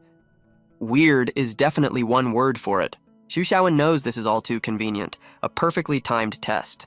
And right on cue, the monster lunges, sending the younger twin flying. Edward shouts at the younger twin, Chun Tian, trying to stop her, but she ignores him, leaping forward to attack the beast head-on. She lands a powerful kick right in the monster's chest. The impact sends the massive creature stumbling backward. Chun Tian lands perfectly, her expression one of cold fury. Her teammates can only stare, stunned by the monster's raw power. She strikes a pose, declaring that betrayal will not be forgiven. The snow beast lets out a furious, pained roar in response. But as Xu Xiaowen moves to step in, she tells him to wait. She knows this is a fight to the death. Either they win or they die. But Xu Xiaowen questions if a direct fight is what the jury wants. But Edward's warning comes a fraction of a second too late. The monster's massive claw comes crashing down toward them. Yet our boy just stands there, his expression one of pure boredom. In the next instant, the beast is sent flying backward through the air. Edward can only stare in disbelief, wondering what just happened. The little creature hides behind its parent, its act of innocence back in place. Xu Xiaowen calmly deduces the monster's foot must be broken. He asks Chun Tian if she can finish the job, and she confidently agrees. With a look of pure focus, she prepares to unleash her final attack. She unleashes a devastating kick, a blur of motion and power. With a furious cry, she puts all her strength into the blow. The attack connects, sending the beast reeling backward. It crashes to the ground in a cloud of snow and debris. Edward can only scream, his mind completely blown by her power. He asks Xu Xiaowen what just happened, as Chun Tian sways dizzily. He questions if the monster was really injured or just scared off. Edward compares the beast to a starter-level video game enemy. Xu Xiaowen agrees, saying they should focus on finding the real clues. Edward realizes the clue must be connected to the tiny, deceptive creature. Xu Xiaowen and Edward are left completely baffled by the sudden victory. But Edward quickly recovers, praising Xu Xiaowen while forgetting his own name for a second. He strikes a pose over the fallen beast, giving his full, ridiculous royal title. The little creature hides behind a rock, its innocent act back in full force. But Xu Xiaowen looms over it, ready to find out what secrets it's hiding. He wonders aloud where the clue could possibly be on this tiny thing. Edward and Chun Tian suggest a more invasive approach, morbidly curious about its anatomy. The creature shivers in terror, its big eyes welling with tears. But Xu Xiaowen kneels down, offering it one last chance to cooperate. And just like that, the helpless creature pulls out a small, ornate key. Xu Xiaowen holds up the key, sarcastically complimenting the creature's eyesight. With the monster defeated, the team finally makes their way out of the cave. The progress indicator on Edward's wrist flashes with a sudden update. Edward praises Xu Xiaowen for the incredible punch that took the beast down. But from a hidden control room, the judges watch their every move. One of them remarks that this particular group is proving to be quite interesting. But the calm boy with the lollipop knows it's Xu Xiaowen who's the real wild card. The scene shifts to the scorching heat of an endless desert. Here, Team B continues their grueling trek through the unforgiving sand. The other twin worries their destination is just a mirage, a cruel trick of the light. The boy in overalls explains the science behind desert mirages, but the older twin is far less interested in a lecture than the crushing heat. The boy confirms that after an hour of walking, the town must be real. Yenja urges them forward, their only hope for shade now in sight. But the older twin can't take the oppressive heat any longer. She decides a change of clothes is in order, right here in the desert. She stands in a much cooler, if significantly less practical outfit. With that, she sits down, declaring it's time for a break.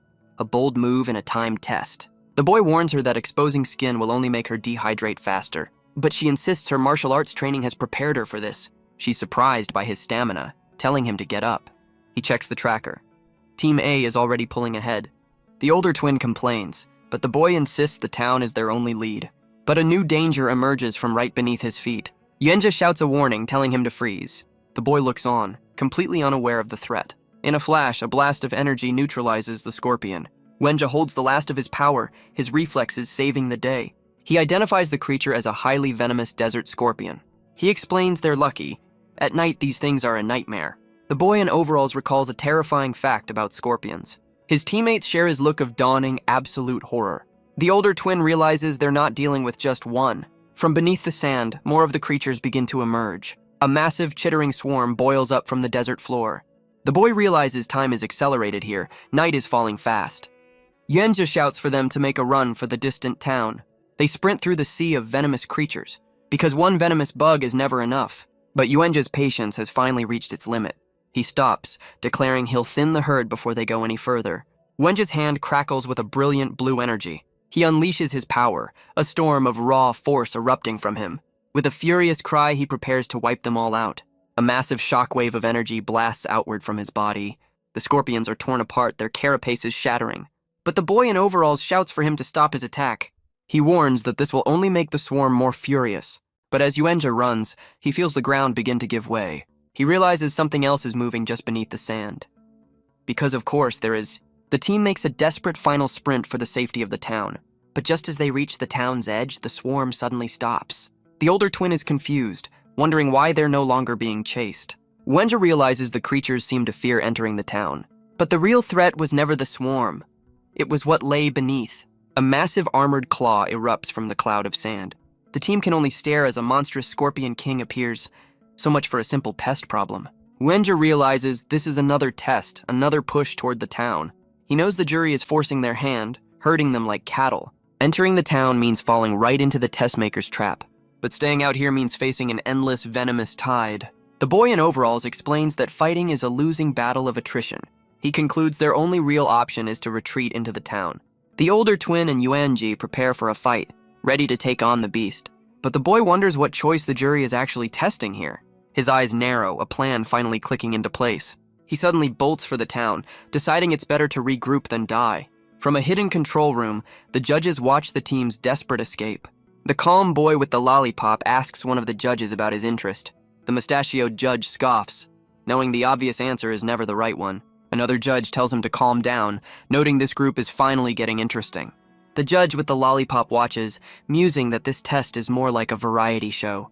Before them stands a crude wooden sign, promising the next clue is inside the temple. The older twin questions the sign's sloppy writing, wondering if it's all a trick. But the boy in overalls knows this is part of the plan. Exhaust them, then lead them into a trap. He smirks, deciding to walk right into it since the judges clearly want a show. He recognizes the classic strategy, a clear invitation into the lion's den. The older twin dismisses the danger, confidently leading the way inside. The boy in overalls jokes that once inside, they'll be like turtles in a jar. Elsewhere, another recruit laughs, amused by their predicament, but his expression darkens as he promises this test will be their last. The boy in overalls taps his foot, his patience wearing thin. The massive doors of the temple slam shut, sealing Team B inside.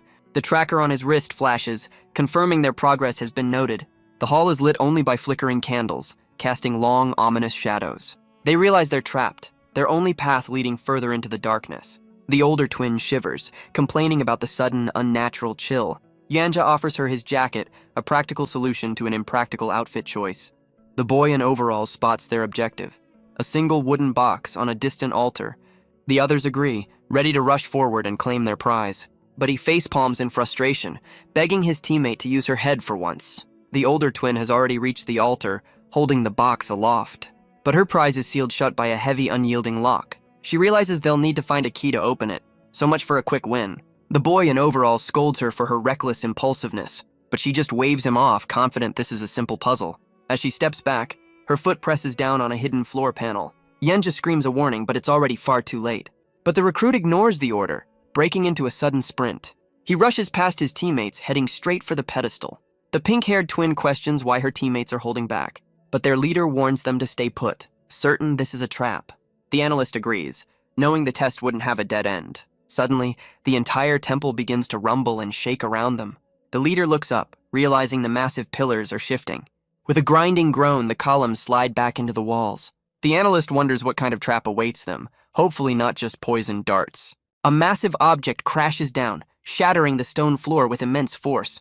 The leader senses a presence, realizing this is no mere machine. He knows from the vibrations that something enormous is coming. A massive stone axe slices through the air, aimed directly at them. But a blur of motion deflects the blow at the last possible second. The impact shatters a nearby pillar, sending stone fragments raining down. From the dust emerges a colossal stone guardian, the temple's final defense. The team leader questions their odds, while the analyst can only stare in disbelief. The pink-haired twin's eyes widen, her shock quickly turning to resolve. But the stone giant pauses, its attention suddenly drawn elsewhere. A second weapon, a massive sword, slams into the ground beside it. The analyst panics. Apparently, this test has a two-boss minimum. The team leader turns, bracing himself for this new cloaked opponent. The team leader stands his ground before the two stone giants, but he realizes they're just standing there, completely motionless. The analyst theorizes the floor is a pressure plate, holding them in place. The pink-haired twin offers a brave, if slightly reckless, reassurance. But the analyst panics, begging her not to do anything rash. She just smiles, confident she can handle whatever comes next. Famous last words. Suddenly, the floor beneath them begins to shift and groan. The team leader can only watch as the stone weapons descend. The analyst screams, demanding to know what she's just done. She innocently explains she just put the box back where she found it. The analyst freezes, urging his team to remain perfectly still. He realizes the stone guardians must be controlled by some kind of trigger. Meanwhile, the ice team stands before a massive frozen lake. Edward looks around, wondering where the key is supposed to be used. Winger admits this is the first test he's seen with so few clues. He theorizes this is a test of observation and imagination, then urges them to move faster. Edward stares at the ice, wondering what could be hidden in its depths. Chuntian looks down, asking if there could be a building under the lake. A very normal question. Yuenja praises her creative thinking, admitting it's not impossible. His eyes glow with a strange power as he prepares to see for himself. Yuenja's vision pierces through the thick layer of ice. And just as he suspected, a structure is hidden below. But he can't reveal his power without the judges noticing. Edward, meanwhile, is ready to start chipping away at the ice. Shushawan decides to guide them with some carefully chosen words. He lays out the logic, pointing to the obvious answer below. He hopes his little hint will be enough to get them moving. And Edward immediately catches on, realizing the pick's true purpose. He eagerly volunteers to handle the manual labor himself. A true gentleman. Yenji is surprised his teammates figured it out so quickly. With a confident smirk, Edward prepares to carve through the ice. His teammates, however, seem less than impressed by his enthusiasm. Chuntian questions his slow method, suggesting they just smash it. But Edward explains they can't risk damaging what's hidden below. Just then, Chuntian shivers, noticing the temperature is plummeting. Yuenja realizes the jury is turning up the cold to rush them. Edward offers his coat back to Chuntian, a true gentleman to the end. With the cold worsening, Yuenja asks for their next move. He knows the building is below, but can't risk revealing his power. He sighs, wishing for a fire user to end this frozen nightmare. Wenja notes the rapidly dropping temperature, knowing his teammates can't last much longer. Back in the control room, the young observer points out the ice team's slow progress. He explains that Xu Xiaowen seems capable, but always lets others handle the problem. It's as if our boy is actively trying to remain unnoticed. He asks his superior for his thoughts on the mysterious recruit. The observer recalls the snowman's sudden paralysis in the cave. The judge reveals Xu Xiaowen was a special promotion by Lin Miao Miao. He orders his subordinate to bring her in for questioning. Looks like someone's in trouble. All the while, Xu Xiaowen remains completely unaware of the scrutiny. The judge's interest is piqued, his gaze fixed on the new recruit. Edward chips away at the ice, his royal dignity freezing over. Edward despairs, complaining that this test is just one big guessing game. But Yuenja's sharp eyes catch something in the distance. He calls out a warning. They're not alone out here. A monstrous hand descends from the sky, ready to crush them. Chuntian leaps out of the way, narrowly avoiding the blow. The impact sends Edward flying, but Xu Xiaowen remains perfectly still. She retaliates with a powerful punch, meeting the threat head-on. The creature's massive hand grips a tree, its claws digging deep. And another snowman beast emerges, this one much larger and angrier. Apparently they travel in packs. Chuntian and Edward recognize the familiar furry face. And this time, the monster has brought the whole family. A chorus of roars echoes across the ice, their eyes glowing with rage. But Xu Xiaowen sees this not as a threat, but as free labor. The team is completely surrounded by a horde of angry snowmen. Yuenja panics, realizing the monsters have called for backup. But his panic is just an act. It's time to put on a show for the judges. Chuntian is unfazed, ready to take them all down just like the last one. Edward draws his elegant foil, preparing for this next round. With a dramatic flourish, he declares, "It's time to get serious." But Edward vows that no souls will fall to his blade. He rushes into the fray, challenging the beast to tremble before him. But Xu Xiaowen shouts for him to keep them alive for ice-cutting duty. The horde of snowmen just stands there, completely motionless. Chuntian is baffled, questioning why they've suddenly stopped. Xu Xiaowen looks on, a plan already forming in his mind. He notes his power suppressor has worn off, deciding to just watch. Edward stands his ground, facing down two of the hulking beasts. But he's completely confused, wondering what they're even doing. A monster roars, but its tongue glows with a strange, heart-shaped energy. Edward is suddenly engulfed in a strange, hypnotic energy. His expression shifts from confusion to a dawning, blissful realization. He collapses in a state of pure ecstasy. Apparently, this is his kind of fight. Wenja can only stare, his brain completely short-circuiting. Chuntian rushes forward to save him, but Yuenjie tries to hold her back. He despairs, wondering if they can just conserve energy and let this play out. But Edward is on the ground, begging the snowmen for more of their special attack. Chuntian runs to his side, asking if he's okay, but he's clearly having a great time. She shakes him frantically, demanding to know what the monsters have done. Yuenja just facepalms, utterly disgusted by the entire scene. The snowmen unleash another wave of their strange, hypnotic power. Chuntian is caught in the blast, shielding herself from the bizarre energy. She's completely disoriented, questioning the strange feeling washing over her. The energy takes hold, a warmth spreading through her despite the cold. Overcome by a phantom heat, she begins to shed her winter clothes. But a firm hand on her shoulder tries to snap her back to reality. It's too late. She's lost in the illusion, her inhibitions melting away. She turns to Xu Xiaowen, trying to pull him into her heat-induced haze. But our boy is completely immune, calmly denying her feverish claims. The monster roars again, clearly frustrated by his lack of participation. The monster unleashes another blast of its hypnotic roar. His teammates are completely lost in the bizarre illusion, but Xu Xiaowen is just annoyed by this entire situation. He decides he can't let this continue any longer. He closes his eyes, preparing to end this nonsense. His eyes snap open, his plan to lay low now completely ruined. A powerful, oppressive aura erupts from his body. The snowmen recoil, their hypnotic attack instantly broken. One of them collapses, completely overwhelmed by his presence. Its hand hits the ground, the fight over in an instant. With the monsters neutralized, Xu Xiaowen stands alone, his cover completely blown. The wind howls across the desolate frozen peaks. The snowmen are left with their minds completely scrambled by his power. Even the little creature can only cry, its parent now completely incapacitated. But the psychic backlash has also knocked Chuntian out cold. She collapses into the snow, the illusion finally broken. Xu Xiaowen can only sigh, so much for having a competent team. Just then, the tracker chimes, showing the other team is pulling ahead. He looks out at the endless mountains, his task now a solo mission. Alone in the blizzard, he has to find a way out, and fast.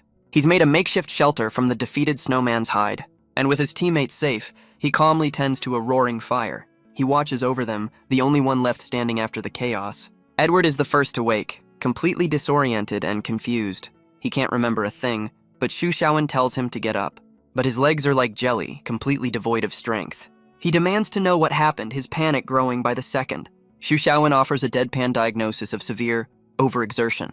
Just then, Chuntian begins to stir from her own psychic slumber.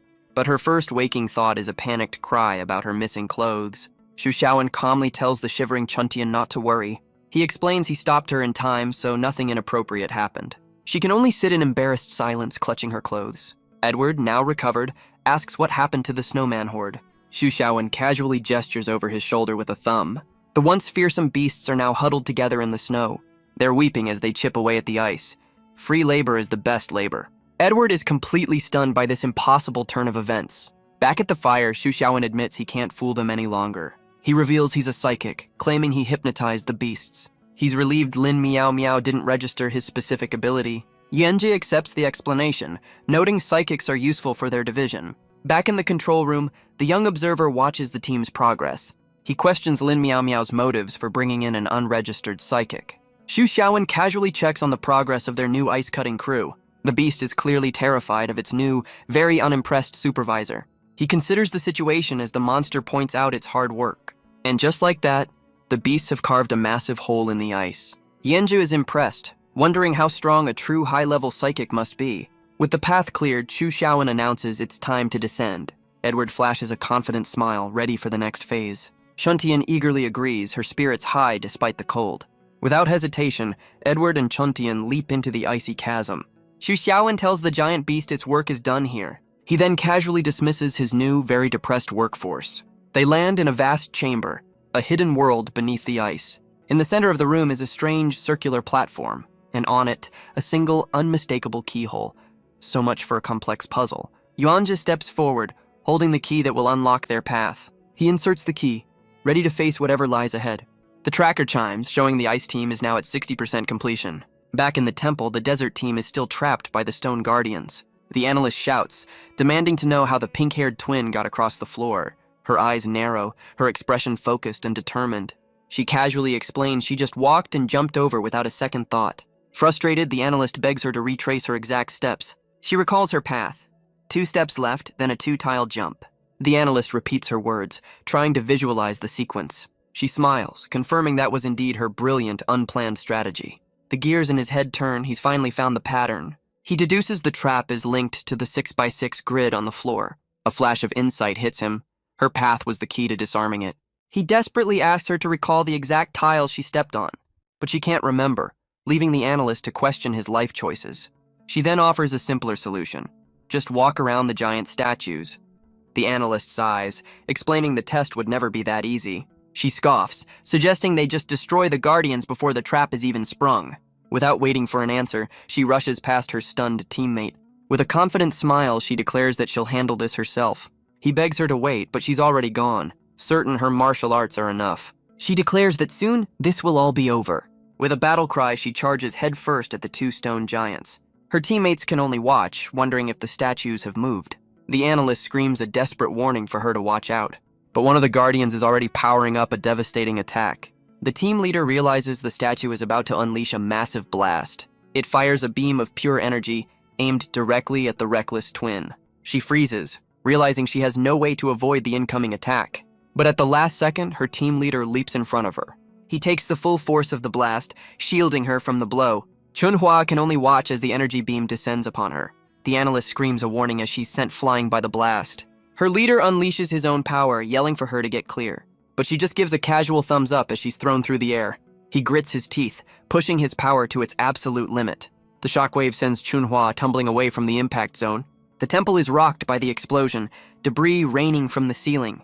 With the threat neutralized, he stands as the sole protector of his team.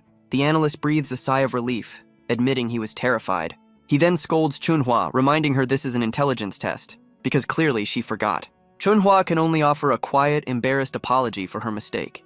Her leader asks the analyst if her attack was what triggered the guardians. The analyst's eyes narrow, the pieces finally clicking into place. He realizes this isn't a puzzle, but a test of their judgment. He explains they need to gather data by testing the guardians' reactions. The team leader volunteers, telling the analyst to focus on the solution. The analyst is confused by his sudden heroic offer. The leader simply says he'll take his place on the front line. With a single step, he moves forward to face the danger. He promises to get them all through this safely. What a guy. The leader tells him not to worry, he'll find a way to handle it. The analyst then scolds Chunhua, ordering her to follow their lead from now on. He replays her path in his mind, trying to find the hidden logic. Her movements suggest the left side of the grid is a safe zone, which means the right side is a carefully constructed death trap. He realizes any action on the wrong tile will trigger the Guardians. The box and the floor are linked, a key part of the puzzle.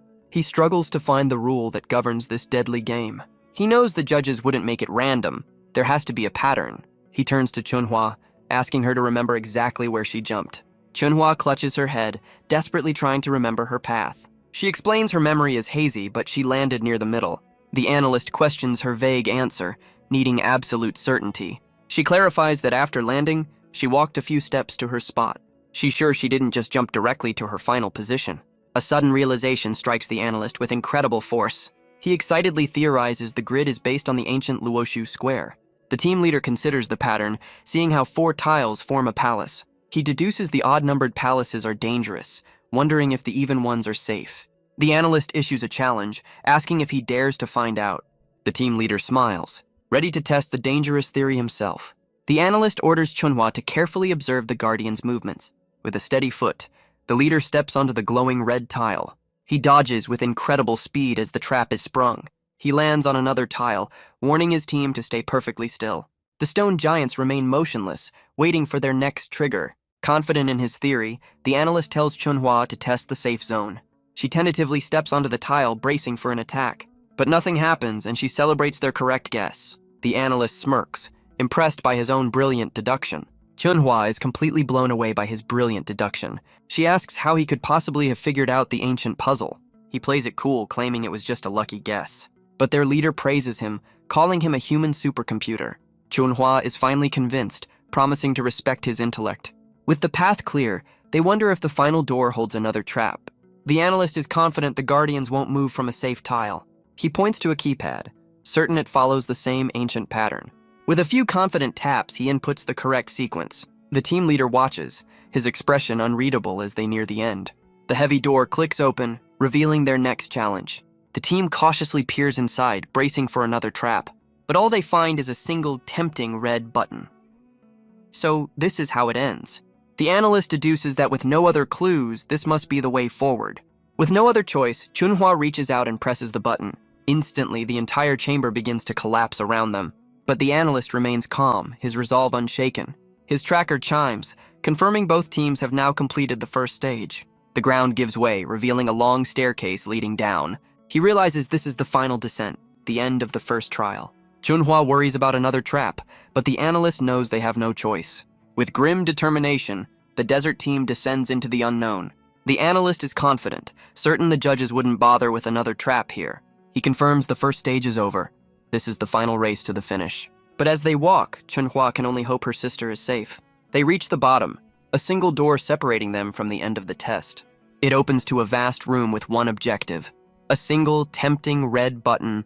The analyst is surprised to find they're the first ones here. But his victory is cut short as the ice team literally crashes the party. They land in a heap, and Chuntian immediately calls out for her sister. Edward offers a condescending greeting to the rival team's leader. The desert team stands united, sizing up their opponents. The two teams finally meet, a tense standoff before the final race. The analyst worries, feeling outmatched by the ice team's raw power. Chunhwa notices her sister's disheveled state, wondering what battle she just survived. But Edward is more concerned with his appearance because priorities. The analyst realizes this isn't a test of wits, but of pure will. With the goal in sight, the ice team makes a mad dash for the button. Chunhwa questions her sister's betrayal, but Chuntian is focused only on winning. The words hit her hard. The reality of the competition finally sinking in. Chunhwa is stunned by her sister's sudden confidence, as Chuntian declares she's no longer the weaker twin. With a determined cry, Chuntian sprints ahead, ready to claim victory for herself. But her sister's hand clamps down on her wrist, stopping her cold. Chunhwa holds her back, refusing to let her abandon their team. Chuntian struggles, insisting the exam isn't over yet. As another recruit joins the fray, Chunhwa questions what's gotten into her sister. She's shocked by this new, defiant attitude from her once timid twin. Chuntian begs her to let go, promising they can sort this out later. But Chunhwa holds firm, refusing to be abandoned in the final moments. Chuntian's patience finally shatters, and the sisterly dispute turns violent. Chunhwa explodes, grabbing her sister's hair in a fit of rage. But Chuntian fires back, accusing her of a lifetime of jealousy. The argument devolves into a full-on cartoonish brawl. The other recruits can only watch, completely bewildered by the display. They debate intervening, but the analyst knows the judges are watching. The desert team's leader smirks, seeing this as a perfect way to stall. He approaches Chuntian, admitting he's curious about something. He notes her quiet nature during training seemed like introversion. She seems genuinely surprised by their perception of her. Edward sees an opportunity for gossip, suggesting a little chat. Chuntian explains her sister's overprotective nature is holding her back. But the desert team's leader sees the truth. She craves approval, not protection. He then proposes a plan to settle things once and for all. The sisterly dispute escalates, with Chunhua taunting her twin about their age difference. The insults fly as their argument turns into a full-blown brawl. The other recruits can only watch in terror. Truly, a fate worse than monsters. The leader's plan is working, though their acting is a little too convincing. He reveals his strategy: stall the enemy team and let one of the twins win. It's a genius move to manipulate the scores and secure a safe position for himself. But a hand on his shoulder cuts his internal monologue short. Edward offers to hold off Yuan-jae while the leader secures the win. The leader agrees, deciding to handle another recruit himself. With a quick gesture, they seal their temporary, self-serving alliance. And with a decisive step, the final race officially begins. Both teams sprint forward, each looking for a tactical advantage. But Yuanja is a step ahead, dodging Edward's clumsy attempt to trip him. Edward denies any foul play, his elegant foil now drawn. He declares himself an honest man. "Sure, buddy, whatever you say." The desert team's leader steps in, telling the analyst to hit the button, but the analyst is completely stunned by this sudden change of plans. A powerful force erupts, catching the analyst completely off guard. He braces himself, noting the sudden and intense pressure, but a sudden realization hits him. His plan was flawed from the start. Another recruit panics, realizing he's been led into a dead end. He turns away, his mind racing with the consequences of this test. He realizes his team came in second, not last, so maybe he's safe. Maybe... But he's still confused, wondering how the final scores will be tallied. He spirals into a full-blown panic, regretting ever joining the association. The analyst watches him, wondering why he isn't being stopped. He decides to ignore the bizarre display and focus on the objective. Edward roars, declaring his sword and his will are one. He unleashes a massive energy wave, vowing no one will pass. But Yuanja's gaze is cold, completely unfazed by the threat. The desert leader notes the attack is strong enough to stop a level 5. Edward screams a warning, telling Yuan-jae he'll be torn apart. But Yuan-jae just gathers his own crackling blue energy. He concentrates the power, ready to meet the attack head-on. With a single thrust, he unleashes a devastating counterblast. Edward can only watch in disbelief as the two forces collide. The resulting explosion rocks the chamber, a clash of titans. Yuan-jae's power shatters Edward's attack, sending him flying. Edward can only stare as his elegant foil is broken. But Yuan-jae isn't finished, declaring it's now his turn. Edward panics, begging him not to take this so seriously. The desert leader realizes he's trapped and must find a way out. The analyst notes Yuan-jae's overkill, but questions Xu Xiaowen's inaction. He sees that with their leader injured, Yuan-jae's team is also stalled. But the true wild card is Xu Xiaowen, a complete and utter mystery. The desert leader and Edward share a look, a new alliance forming. The leader declares they must first eliminate the biggest threat, but the alliance was a lie. The desert leader attacks everyone at once. Edward can only curse, completely blindsided by the betrayal. A powerful kick connects, sending the flamboyant recruit flying. He's thrown across the room, his part in this fight now over. Suddenly, the desert leader has a brilliant, if selfish, idea. He realizes he doesn't need to win, just keep the teams from finishing. He scans the room, looking for a way to execute his plan unnoticed.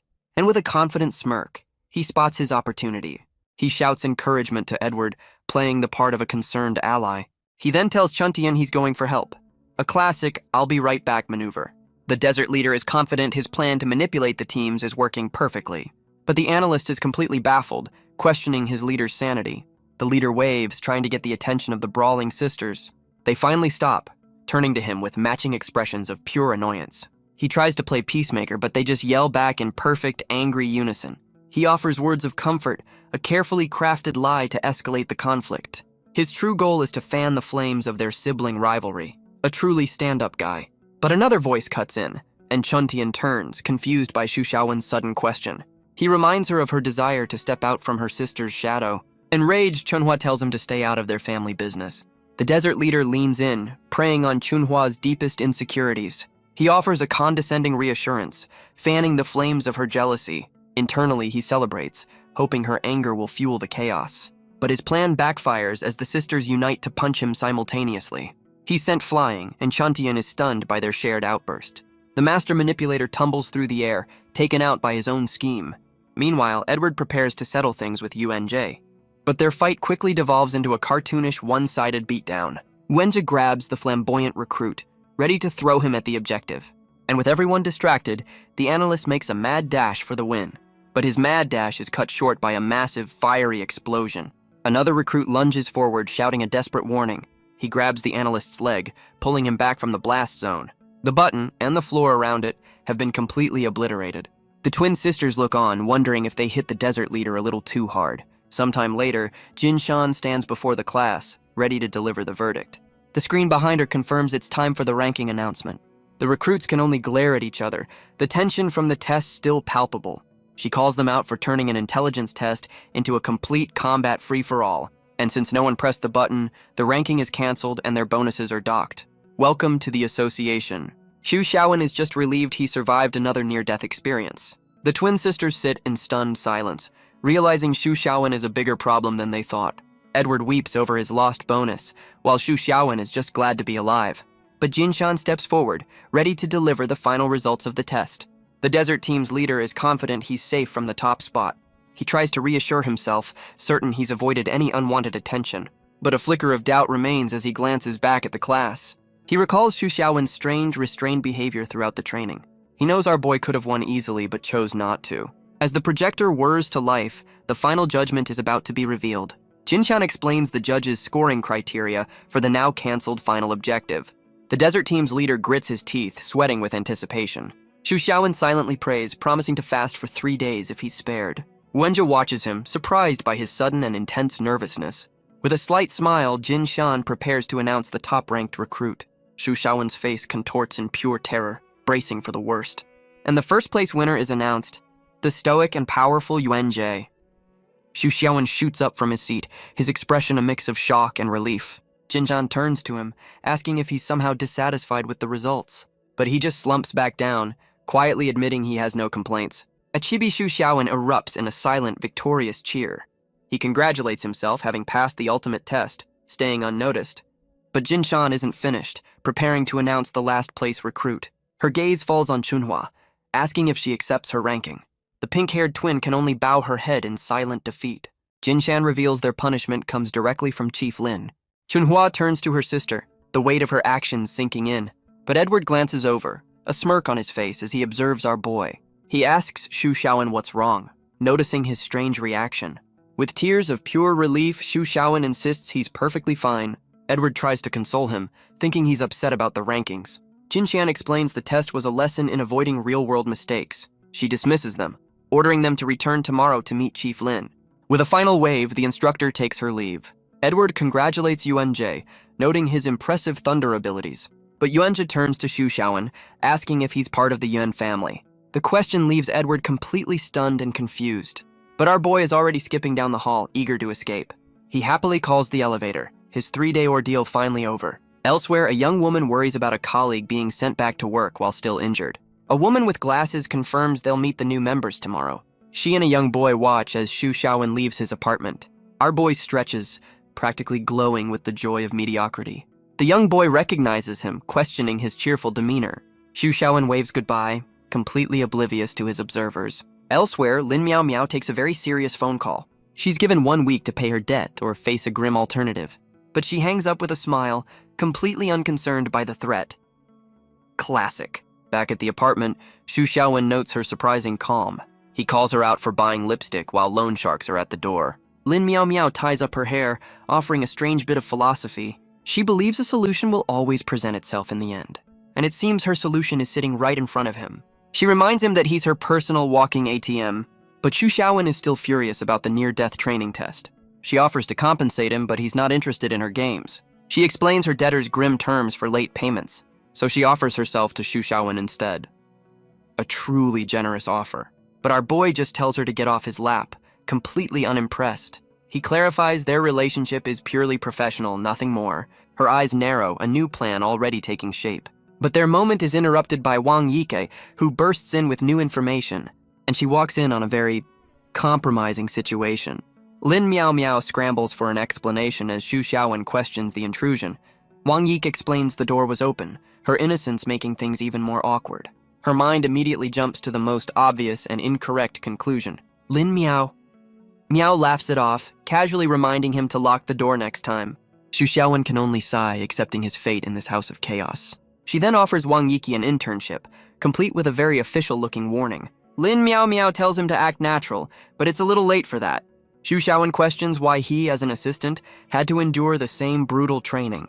Lin Miao Miao explains the association's long-standing interest in the Wang clan. Wang Yike offers a quiet apology, feeling responsible for his ordeal. He tries to reassure her, calling them colleagues, which only seems to upset her more. But Lin Miao Miao cuts in, ready to get down to business. Xu Xiaowen takes full responsibility for Chunhua's last place ranking, but Lin Miao Miao quickly shuts him down, having already reviewed the footage. He insists he was the one who instigated the fight between the sisters. A truly noble sacrifice. She dismisses his guilt, certain Chunhua was destined for last place regardless. She explains that anyone who can't control their emotions in a test is a liability in the field. But Xu Xiaowen's expression is one of pure skepticism. He accepts her decision, but his silence speaks volumes. He changes the subject, asking what's for dinner. Lin Miao Miao offers a very inappropriate alternative. Wang Yike is horrified, suggesting barbecue instead. But Xu Xiaowen explains his bonus is gone, a casualty of the test. The news sends Lin Miao Miao into a sudden furious rage. Wang Yike can only watch, confused by her sudden outburst. Lin Miao Miao reveals she just bought time from her creditors. So much for that plan. Her frustration finally boils over, aimed directly at her money tree. With the money crisis temporarily averted, Xu Xiaowen asks about their dinner preferences. Lin Miao Miao is fine with spice, while Wang Yike is happy to go with the flow. He rushes in with a steaming bowl, yelling for something to protect the table. Lin Miao Miao improvises, using a book as a makeshift trivet. Wang Yike is relieved, noting the coffee table is a recent addition. A flashback shows the three of them have been busy redecorating the apartment. Xu Xiaowen explains he's cooking, promising a real meal out when their bonus arrives. Lin Miao Miao teases Wang Yike, surprised a clan heiress worries about prices. Wang Yike admits her failed escape attempts taught her the value of money. Lin Miao Miao points out that joining the association earlier would have solved everything. Wang Yike wonders if her sister had other darker plans for her. But Lin Miao quickly changes the subject, proposing a toast. The three of them raise their cups, a small moment of peace. Xu Xiaowen reflects on his past lives, a cycle of endless struggle. He watches the two women laugh, a warmth he's never known before. Lin Miao Miao's arrival has completely upended his plans for this life. He takes a drink, the moment sinking in. But for the first time, he thinks this chaotic life isn't so bad. His thoughts are interrupted as Lin Miao Miao calls out his name. She asks him a question he never expected. Has he ever been in love? Xu Xiaowen is completely thrown by her sudden personal question. Lin Miao Miao explains she's just curious about his type. He mulls over the question, the concept of love completely foreign, but she quickly drops the subject, turning back to the meal. She then mutters that only a complete fool would ever fall for him. He tries to steer the conversation back to her massive debts, but a sudden silence makes him look up from his bowl. He realizes both women have completely passed out on the couch. Lightweight division, apparently. He's stunned by their incredibly low alcohol tolerance. With a sigh, he scolds the two unconscious women for their recklessness. He tries to wake Lin Miao Miao, telling her to go to her own bed, but his efforts are met with silence, leaving him completely exasperated. He sighs, realizing he can't just leave them on the couch all night. It's clear they're not going to be waking up anytime soon. But even in her sleep, Lin Miao Miao is still negotiating their bonus. With a sigh, he lifts her up as she complains about a stomachache. He carries her to her room, scolding her for drinking so much. He gently tucks her into bed, his landlord duties apparently never ending. But just as he turns to leave, she grabs his shirt, demanding to know what he's doing. The sudden move leaves our boy completely frozen in shock. He realizes she's still completely out of it, muttering about being thirsty. He tells the unconscious woman he'll get her water later, trying to escape the situation. With Lin Miao Miao finally settled, he makes a quiet exit from her room. He returns to the living room, where Wang Yike is still passed out on the couch. He notes that, unlike her chaotic roommate, Wang Yike sleeps peacefully. With a sigh, he picks her up, his landlord duties apparently extending to bedtime service. He carries the second unconscious woman to her room for the night. After tucking her in, he quietly closes the door behind him. Alone in the hall, he wishes Lin Miao Miao could be as quiet as her friend. His expression is a mix of exhaustion and quiet contemplation. But his quiet night is interrupted by an unwelcome guest. It's Wang Yihan, questioning his lack of interest in the two drunk women. But Xu Xiaowen is completely unmoved by her sudden appearance. She explains that her sister ran away from home to find him. and now she accuses him of abducting Wang Yike. He calmly explains that his tenant is an adult who makes her own choices. Wang Yihan turns, comparing her sister to an unbloomed flower. She warns that the wrong influence could ruin her. A very normal, not at all creepy metaphor. Xu Xiaowen calls her out, questioning her need to control everyone. But she insists Wang Yike owes a debt to the family that raised her. He questions her privilege, asking if a controlled life is something to be proud of. His words hit their mark, leaving the clan matriarch completely stunned. But she fires back, belittling her sister's power and ambition. She insists he'll never understand the advantages Wang Yike was given. But their argument is interrupted by a quiet voice from the hall. Wang Yihan turns, composing herself as her sister appears. It's Wang Yike, surprised to find her sister is still here. She asks if her sister was asleep, revealing she heard everything. So much for a quiet night. Wang Yihan realizes her mistake, internally blaming Xu Xiaowen for the confrontation. She plays it cool, asking if Wang Yike is ready to be taken back home.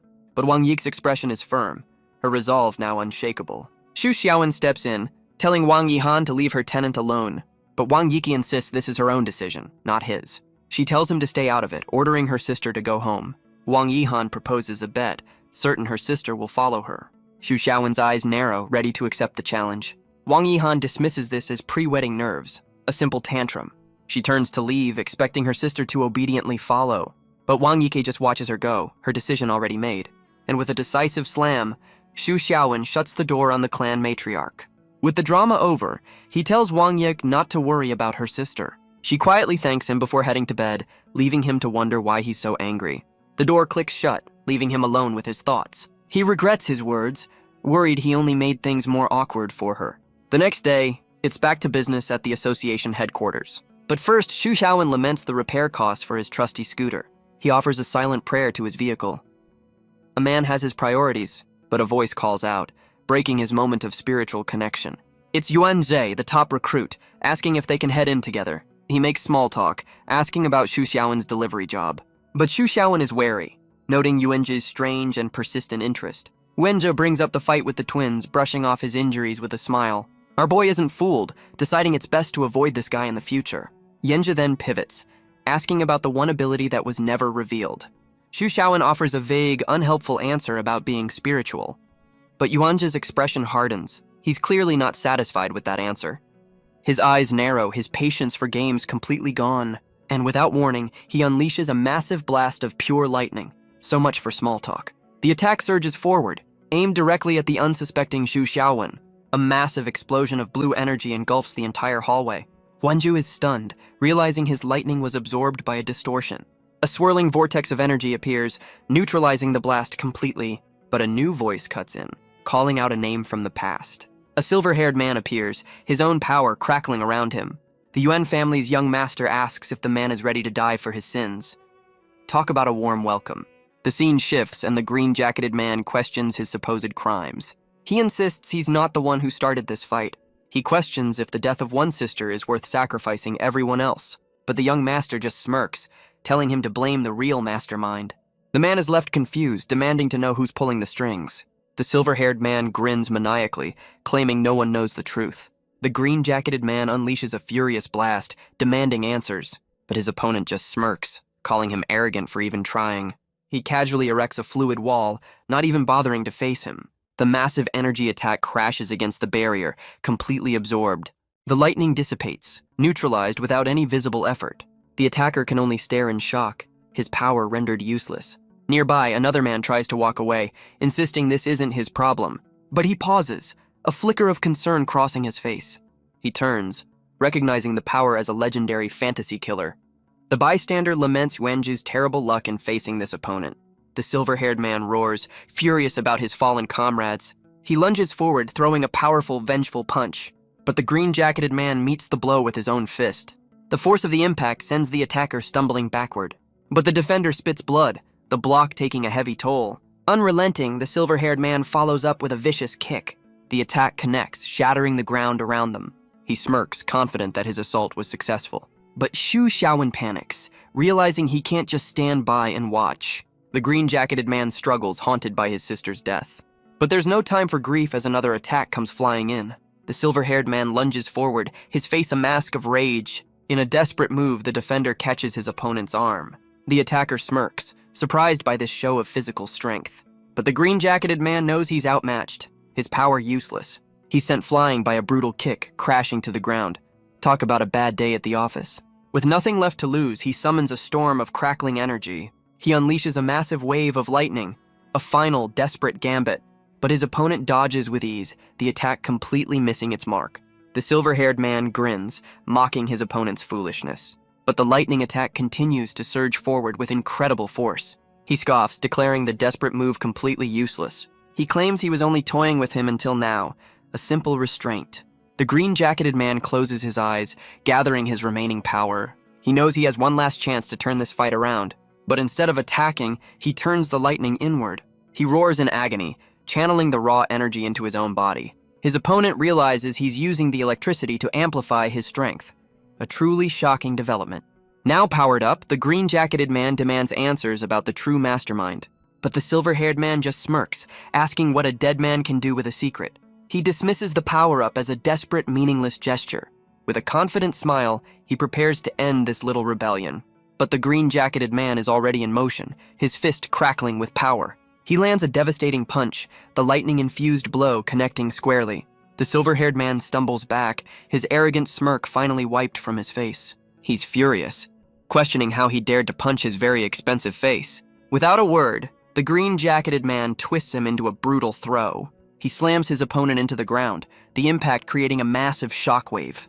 The silver-haired man coughs in the dust, the fight suddenly not going his way. The silver-haired man coughs up blood, the taste of defeat bitter in his mouth. He looks around, dazed, wondering how this fight ended up at a family fun center. His eyes narrow with a mix of pain and pure, unadulterated rage. The green-jacketed man stands over him, crackling with borrowed power. He demands to know who's pulling the strings behind this entire conspiracy. But his opponent just glares back, shouting for him to reveal the truth. The green-jacketed man gathers a vortex of energy, his patience completely gone. He unleashes the power, demanding his captive finally start talking. The silver-haired man can only scream as the energy tears through him. With glowing eyes, the interrogator loses himself completely to his rage. But the borrowed power comes at a terrible price. He coughs up blood, his own body breaking down under the strain. But his opponent just grins, savoring every moment of the brutal fight. He mocks the man's weakness as he crashes to the ground. With a cruel hand, he grabs his defeated foe by the hair. He forces him to his knees, promising a slow and painful end. A nostalgic smile spreads across his face. He's clearly a people person. The battle rages on, shaking the very foundations of the city.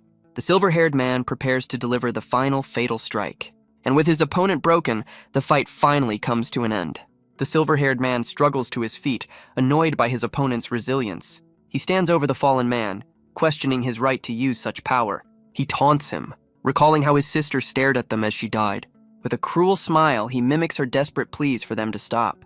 He leans in close, his words a final venomous twist of the knife. And back in reality, Xu Xiaowen is completely and utterly unimpressed. He just stands by his scooter, wondering what he just witnessed. Suddenly, a hand reaches into his basket, grabbing a floral cloth. The mysterious person tucks the handkerchief into their back pocket. Elsewhere, the silver-haired man is on the phone, warning someone to stay away. He confirms his orders, blood dripping from his lip. The silver-haired man stands, his expression cold and resolved. He looms over his fallen foe, blaming the Yuan family's influence. With a final furious glare, he prepares to end this. He launches a devastating kick, aimed to kill, but a hand intercepts the blow. A mysterious figure in a floral scarf. The impact shatters the ground, a testament to the blocked power. A massive cloud of dust and debris erupts from the clash. The silver-haired man can only stare, his mind reeling in disbelief, and the mysterious hero asks if anyone has seen their keys. Priorities, you know. The silver-haired man is stunned, unable to believe his kick was caught. He demands to know who this stranger is, but our boy just wants his car keys. The attacker screams, demanding answers from the mysterious newcomer. Xu Xiaowen calmly repeats his story, crouching to search the ground. The silver-haired man finally recognizes him as Yuanjie's companion. Our boy quickly shushes him, worried about attracting the association's attention. A strange fear creeps in, though the man sees no obvious threat. He sizes up Xu Xiaowen, seeing only a scrawny kid with no muscle. Clearly not a threat. Xu Xiaowen spots his keys conveniently pinned under the unconscious Yuanjie. Deciding he's invincible, the silver-haired man lunges forward to attack. And with a swift backhand, Xu Xiaowen slaps the man across the face. The silver-haired man is left completely stunned, unable to process the disrespect. He holds his cheek, questioning if he was actually just hit. Our boy scolds him, reminding him that he was told to be quiet. The man's confusion finally turns to rage, vowing to make him pay. But Xu Xiaowen just hits him again, this time with a little more force. He then lectures the villain on public decency while pelting him with pebbles. As one does. The scene then cuts to the towering association headquarters. The once arrogant attacker now stands bruised, swollen, and utterly defeated, and Xu Xiaowen stands over the two unconscious men, his work apparently done. He admires the villain's resilience, a true man of steel. With the fight over, he begins dragging the bodies into place. He carefully arranges Yuanzhe's hand into a victory sign. With a satisfied smile, he admires his perfect little setup. The scene is set to prove Yuanzhe was the one who won. Just then, a team of agents rushes down the hall. They hurry towards the commotion, their footsteps echoing. Xu Xiaowen notes the cleanup crew's impeccable timing. Right on cue. A blade slices through the air, a sign of another's arrival. The agents surround the scene, finding the two fallen fighters. The agents shout for their team to secure the area. But Xu Xiaowen is already gone, slipping away unnoticed. From the shadows, a witness saw the entire ridiculous fight. The cleanup crew arrives, confused by the staged victory scene. They identify the defeated man as a notorious level 5 criminal, and they're amazed a rookie managed to take him down. So much for veteran experience. A senior agent barks orders, calling for medics and interrogators. But their work is interrupted by the man who saw it all. He frantically tries to explain they've got the wrong hero. He insists the real winner was a man in a very fashionable floral headscarf. But the agents are completely baffled by his story of a hooded brother. The witness grabs an agent, insisting he can lead them to the real hero. He drags the agent towards a dead-end alley, certain they can catch him. He's completely starstruck, convinced his new idol is a legendary level 6. But his excitement fades as he realizes the alley is completely empty. He looks around, wondering how the man could have simply vanished into thin air. The senior agent calls him back, offering him a job with the cleanup crew.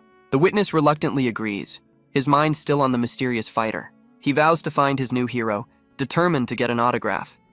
A fanboy is born. The scene then shifts to a quiet, sterile hospital room. A new figure enters the room, her presence immediately commanding attention. A woman with pink hair and glasses looks down, asking if he's managed to die yet.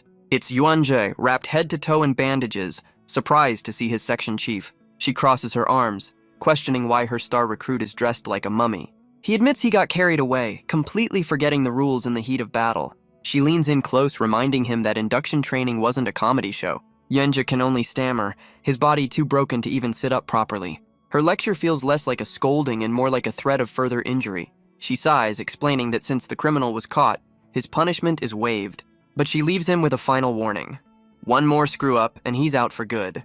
But Yuanzhe is haunted by the fight, unable to understand how his opponent returned stronger than ever. He recalls their last battle, certain he'd left the man crippled just a month ago. His section chief tells him to rest, promising to interrogate the captured criminal herself. He then asks about Xu Xiaowen, his memory of the final moments completely blank. She confirms Xu Xiaowen was unharmed and was the one who reported the incident. With no other witnesses, she orders him to focus on his recovery. But Yuanzhe can only stare at the ceiling, his mind fixated on his mysterious foe. The section chief warns him not to act rashly, as his family is also under investigation. She promises to share information, but reminds him the association calls the shots. With her final warning delivered, she turns to leave the hospital room. A door creaks open, revealing the scene inside. Lin Miao Miao finds Xu Xiaowen waiting for her in the hall. He wonders if she's paralyzed given her strange, silent stare, but she cuts right to the chase, accusing him of being involved. He just strikes a pose, asking if she likes his new look. Real subtle, buddy. Later, outside the hospital, the mood is far more serious. He asks what's on her mind as they share some ice cream. She asks if Yuanzhe revealed anything about the fight. She explains the villain had recovered and grown stronger in under a month. Xu Xiaowen adds that even at full strength, Yuanzhe was no match. She admits she understands Yuanzhe's burning anger. She begins to explain what happened 2 months prior. His sister was brutally murdered right in their own home. He could only kneel in the rain, surrounded by her blood. His sister, Yuan Suzhen, was the powerful head of their clan. A single umbrella was held over the tragic scene. Lin Miao Miao was there, trying to offer some small comfort. But the circumstances of her death were a complete mystery. And worse, it seems he was also a victim of the attack. With his sister gone, Yuanzhe was left alone to seek revenge. Lin Miao Miao finishes her story, her expression filled with sorrow.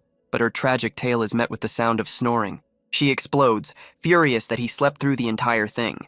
Xu Xiaowen wakes up, blaming his sudden and mysterious fatigue. She demands to know if he heard a single word she said. He panics, trying to cover his tracks with a melted ice cream crisis. But then he asks a surprisingly sharp question about Yuan Suzhen's power. Lin Miao Miao's eyes narrow. She reveals the sister was a level 6. Xu Xiaowen points out the obvious flaw in the story. How could a level 6 fall so easily? She's stunned he caught that detail, but he just offers a cheeky smile. He connects the dots, wondering if this is all about human experimentation. Lin Miao Miao agrees the possibility is terrifyingly high. He recalls Yuanjie's desperate power-up, asking about the Yuan family's secrets. She confirms only the Yuan clan can use that specific thunder ability. Lin Miao Miao lays out her theory. Villains wanted their power, but the family refused. He admits it's just a guess, but he'll get answers from the captured criminal. But Lin Miao Miao suddenly changes the subject, a curious look on her face. She calls him out, questioning his sudden interest in Yuanjie's problems. He brushes it off, claiming it's just gossip, not genuine concern. She lets it go, pulling out her phone to show him a link she just received. She hands him her phone, telling him to see for himself. It's a gossip forum for ability users, and he's the main headline. A post details the legend of the hooded brother, complete with a very flattering sketch. The comments are a mix of disbelief and, of course, fashion inquiries. Lin Miao Miao smirks, asking if he's the mysterious hero of the hour. He's more offended by the kindergarten-level art than the accusation. Xu Xiaowen explains he never would have intervened if he knew there was a witness. She reveals she took the witness's statement, helping to cover his tracks. With the crisis averted, he stands to leave, ready to get back to his delivery job. He walks away, reminding her that a man's still gotta eat. Xu Xiaowen laments his canceled bonus and lack of new assignments. His quiet moment is interrupted by an urgent call to Lin Miao Miao. The news is dire. Their captured villain, Xing Tianxing, has vanished. She notes the timing is just a little too convenient for their interrogation, but Xu Xiaowen isn't surprised, calling it a classic villain trope. He deduces this means the conspiracy runs far deeper than they thought. Lin Miao Miao orders him back to headquarters to investigate immediately, but our boy has more important things to do, like his 5 takeout deliveries. She can only stare, completely baffled by his dedication to the gig economy. He confirms with dead seriousness that his delivery job is his top priority. She screams for Xu Xiaowen to stop, but he just keeps on walking. Her frustration boils over, a chibi version of her kicking a bench in pure rage. But her angry outburst ends with a painful fall. So much for dramatic exits. The scene shifts to the towering headquarters of the association. Inside, a much more composed Lin Miao Miao gets down to business. She and her team are baffled, questioning how a prisoner could just vanish. With grim determination, she orders a full lockdown of the building. A secretary reports that no surveillance footage has captured the escapee. Lin Miao Miao can only stare out the window, confirming he disappeared into thin air. She wonders if the cameras were tampered with, her gaze falling on an empty hospital bed. The handcuffs lie on the empty bed, checked and cleared by logistics. Her subordinate confirms the restraints should have been foolproof. But Lin Miao Miao knows there's only one explanation: a spatial ability user. She immediately demands a list of every teleporter in the association. The subordinate questions if she's suggesting there's a spy in their ranks. But Lin Miao Miao shuts her down, ordering her to just follow the command. The agent can only bow in compliance to her section chief. Lin Miao Miao is left to wonder how he vanished the moment she stepped away. She turns her frustration on the guards who were supposed to be watching him. She demands to know if they actually saw him disappear. Apparently, watching was a loose term. The guards offer a flimsy excuse. He vanished the moment they blinked. Lin Miao Miao's patience has officially run out. She orders a full review of every single surveillance tape. A door creaks open, signaling a change of scene. She returns to her office, finding a silver-haired woman waiting. The woman greets her warmly, a familiar face in the chaos. Lin Miao Miao immediately asks for an update on Wenjie's condition. She clutches her head, overwhelmed by the data and the stress. Her subordinate notices her foul mood, asking what's wrong. With a grim expression, Lin Miao Miao delivers the news. Their prisoner is gone. Her subordinate is stunned, questioning if this was an inside job. Lin Miao Miao is certain it was, furious it happened under her watch. And she's clearly handling the stress with her usual grace. Her subordinate then presents a strange black card she found in the door. She admits she's already examined it, finding nothing unusual. But Lin Miao Miao holds the card, seeing the single triangle as a clear warning. Her subordinate realizes the timing is too perfect to be a coincidence. The name Xing Tianxing reignites Lin Miao Miao's fury. She'd hoped to get answers about the Yuan family from him. Her subordinate's expression turns to one of pity for Yuanjie. She knows he'll be crushed when he learns his only lead has escaped. Lin Miao Miao knows they have to find Yuanzhou before he's discharged. As for the card, she'll send it to logistics for a full analysis. Her subordinate sits quietly, the weight of the situation sinking in. but her mood suddenly shifts, asking about the hooded brother post. She explains the legend is growing, with a manhunt for the mysterious hero. Lin Miao Miao leans in close, startling her subordinate with her intensity. She whispers that the true identity of the hooded brother is, and her subordinate screams Xu Xiaowen's name in utter shock. The revelation sends her into a full-blown chibi panic. So much for keeping a secret. But Lin Miao Miao quickly silences her, demanding she keep this a secret. Her mind reels, unable to connect the dots between her boss's assistant and the legend. Meanwhile, Xu Xiaowen is back at his old delivery haunt. The owner swats a fly, a moment of mundane calm. He greets our boy, surprised he hasn't quit his delivery job yet. Xu Xiaowen just smiles, explaining he's juggling 2 jobs now. The owner is impressed, thinking the kid has a bright future. But as Xu Xiaowen prepares to leave, his scooter springs a leak. Great, another repair bill. Suddenly, he notices a crowd of people staring up at the sky. He turns, confused by their strange, unified gaze. He looks up, wondering what could possibly be so interesting. A massive fleet of alien warships suddenly fills the sky. Xu Xiaowen can only stare, questioning if he's seeing a real spaceship. Their engines glow with an otherworldly power, a true sci-fi nightmare. The sheer scale of the fleet casts a shadow over the entire city. But high above, a lone figure stands atop the mothership. Our boy squints, realizing it's a humanoid creature watching them. The scene strikes him as strangely familiar, like a movie he's seen before. He calmly gets on his scooter, concluding it's just another alien invasion. You know, a typical Tuesday. Inside the association, the leadership debates if this is even their problem. A logistics secretary orders them to stand down and wait for the military. The alien fleet descends, a silent, menacing presence in the sky. Without warning, their weapons power up, unleashing a beam of pure destruction. The blast rips through the city, a fiery explosion that signals the start of a war. An agent on the ground can only watch as the city burns, confirming the attack. His subordinate panics, realizing the invaders are targeting civilians without mercy. But the logistics chief, Ning Ye, remains perfectly composed, a picture of calm in the chaos. He finally gives the order, mobilizing the cleanup section to join the fight. His subordinate is ordered to report the invasion to the highest levels of command. But Ning Ye has had enough of waiting, calling his subordinate to follow him. With a determined stride, the logistics chief heads directly into the war zone.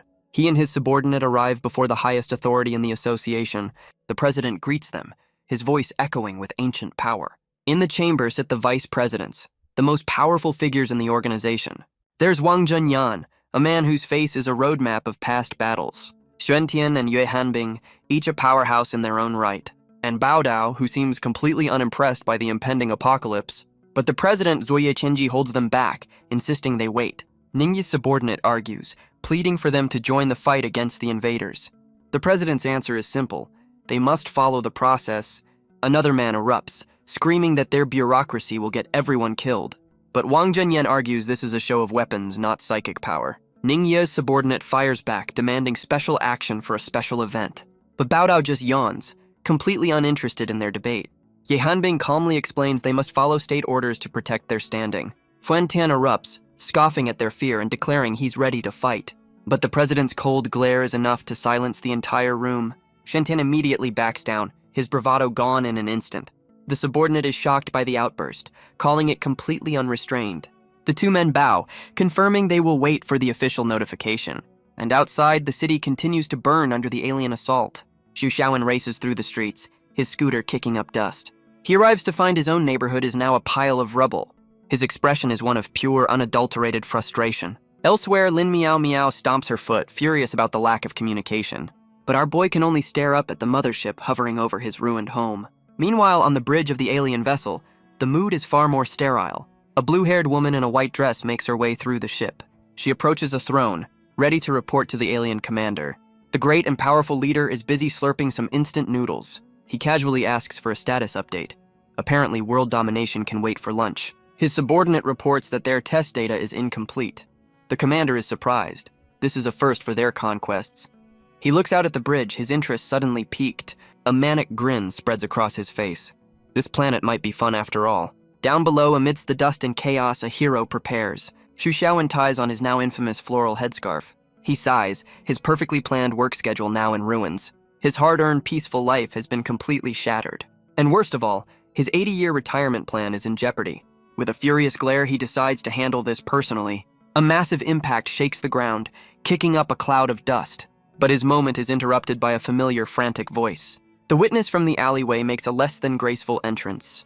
He clings to Xu Xiaowen's leg, calling him the headgear god. Our boy can only facepalm, insisting he's got the wrong guy. But the fanboy is certain, his eyes filled with tears of devotion. He declares that the hooded brother is the savior they've been waiting for. His delusion has apparently spawned a full-blown money-making cult. Priorities, right? The man looks up, his adoration for his new idol completely unwavering. Xu Xiaowen realizes he's just found his number one, very creepy fan. Xu Xiaowen tries to kick his new fan away, telling him to back off. But the man offers a business proposal. He'll make him a famous idol. Our boy is completely uninterested in the idea of fame. The fanboy insists he'll make him number one in the world. With a brutal grip, Xu Xiaowen explains that number one is not in his vocabulary, but his lecture is cut short as he spots a familiar face in the rubble. It's Wang Yik, looking completely bewildered by the chaotic scene. He calls out to her, asking for help hypnotizing his new stalker. But Xu Xiaowen panics, realizing his identity has somehow been compromised. And Wang Yik is completely starstruck, realizing she's met the legendary hooded god. He tries to explain his identity, but his ridiculous disguise only adds to her confusion. But up on the mothership, the alien commander is suddenly sent flying across the bridge. His subordinate reports a massive energy spike that vanished as quickly as it appeared. Enraged, the commander calls for his ultimate weapon to be brought online. A massive projectile is loaded, a final solution wrapped in warning tape. With a sadistic grin, he gives the order to fire, ready to obliterate the planet. The massive shell hurtles through the sky, a harbinger of total destruction. But down below, Xu Xiaowen grabs his two companions, pulling them to safety. He leaps through the air, narrowly avoiding the devastating projectile. The weapon screams past, its target just inches away from our reluctant hero. The weapon slams into the earth, unleashing a cataclysmic explosion. Back at headquarters, an agent screams that the enemy has attacked, begging for the order to engage. Another pleads with the president, insisting this is beyond what normal forces can handle. But on the monitor, a hand points to a lone figure emerging from the dust. The room falls into an awkward silence as they realize who it is. A silhouette stands amidst the devastation, carrying two others to safety. The dust settles, revealing Xu Xiaowen in his ridiculous disguise, looking more like a disgruntled babysitter than a hero. His expression is one of pure, unadulterated annoyance. So much for a quiet life. He looks around at the endless destruction, his shorts now torn from the blast. Wang Yik can only point in horror, her face bright red at his wardrobe malfunction. Xu Xiaowen tries to play it cool, telling himself it's no big deal. But Wang Yike is clearly flustered by the unexpected view. The embarrassment is quickly replaced by pure, unadulterated rage. First they destroyed his house, and now they've ruined his favorite shorts. This is the final straw. His peaceful life is officially over. He roars at the sky, declaring that someone is going to die today. But his dramatic declaration is met with complete silence. He looks up, wondering where the massive alien fleet has gone. Talk about a quick exit. The sky is suddenly clear, the sun shining as if nothing happened. Xu Xiaowen stands in the rubble, questioning how an entire invasion could just vanish. His expression darkens, his dignity now as tattered as his shorts. He tries to play it cool, but the accusation hangs heavy in the air. With a snap of his fingers, he decides to take matters into his own hands. A blinding light suddenly emanates from the problem area, a holy sensor bar, if you will. He proudly presents his solution to a blushing, overwhelmed Wang Yike. Nearby, his number one fan slowly begins to stir from his daze. His eyes snap open, the fog of confusion finally starting to clear. But instead of reality, he sees a divine vision of the god of headgear. The sheer holy presence is too much, and he promptly passes out. Xu Xiaowen realizes this guy's obsession is going to be a long-term problem. Wang Yike is completely overwhelmed by his holy sensor bar. Meanwhile, the association's cleanup crew rushes to the blast site. Xu Xiaowen realizes the authorities have arrived way too quickly. He panics, knowing that if he's caught, his quiet life is over. With no time to waste, he grabs Wang Yik to make their escape. They disappear into the dust, leaving the chaos behind them. The agents finally arrive, finding only one person at the scene. It's his number one fan, passed out with a look of pure ecstasy. Truly a man of culture. The scene then shifts to a quiet, modern office. Wenji's section chief sits at her desk, her attention on her laptop. Back at a temporary office, Lin Miao Miao taps her phone, her patience wearing thin. Her expression hardens, her focus absolute as she waits for news. But a sudden noise makes her leap to her feet, demanding to know who's there. She turns toward the living room, bracing for an unexpected intruder. A hand reaches out from a flash of brilliant, disorienting light. And Xu Xiaowen appears with Wang Yike, his holy sensor bar still very much active. Lin Miao Miao can only stare, sarcastically complimenting his dramatic entrance. Wang Yik explains their home was destroyed, asking where they'll stay now. Xu Xiaowen cheekily thanks Lin Miao Miao for having a fresh pair of pants ready for him. She explodes, yelling that his divine light fried every camera in the building. Xu Xiaowen offers a simple solution. They can all crash at his parents' place. But his true motive is financial. He's broke after having to return the rent. They arrive at a massive traditional estate in the heart of the city. Just then, another pair of unexpected guests arrives at the gate. Two women, one in a striking latex outfit, seem just as surprised to be there. The heavy wooden doors of the estate slowly swing open. A housekeeper greets them, his eyes filled with tears as he calls Xu Xiaowen young master. Our boy asks if his parents are home, revealing a past he's kept hidden. So much for being a humble delivery guy. He explains their situation, asking for temporary shelter for his friends. The housekeeper begs him not to run away again, hinting at a troubled family history. The flustered housekeeper asks him to repeat his request. He then rushes inside, shouting that the young master has finally returned. Xu Xiaowen is met by his parents, his father immediately questioning his sudden return. His mother's expression is cold, her disappointment seemingly palpable. But her stern act shatters as she leaps into his arms in a tearful reunion. She then notices his companions, happily assuming he's brought home two girlfriends. But one of the other unexpected guests is less than thrilled with that assumption. His parents are already naming the grandkids, moving at a truly terrifying speed. His mother then calmly tells him to get his friends settled for dinner. Xu Xiaowen can only sigh, realizing his parents are just as chaotic as he remembers. The scene shifts to the opulent interior of the family estate. Every detail speaks of old money and traditional power. One of the guests connects the dots, realizing who Xu Xiaowen's father is. The other confirms he's the chairman of a massive corporation. His mother excuses herself, claiming she needs to find something. Meanwhile, his father plays the perfect host, offering to get them anything they want. But Xu Xiaowen eyes his mother suspiciously, asking what she's really up to. She heads straight for a massive safe hidden in the wall. So much for a casual search. With a triumphant smile, she pulls out a small ornate box. His father wisely decides to check on the kitchen, leaving them to the chaos. The woman in latex offers a polite thanks to Xu Xiaowen's father. He smiles warmly, telling them to enjoy their chat. With a soft click, the heavy wooden doors slide shut, and the man immediately sprints away at an impossible speed. He finds his wife waiting for him in the kitchen. He asks if their preparations are finally complete. She holds up a small pouch, a sinister smile on her face. Its contents have already been released into the ventilation system. So much for a warm family reunion. They celebrate, certain their years of waiting are finally over. But Xu Xiaowen watches them, sensing something is very, very wrong. His parents insist this is all for his own good. A very aggressive form of parental love. The scene shifts back to the dinner table, the mood deceptively calm. Wang Yike is still in awe, realizing just how wealthy his family truly is.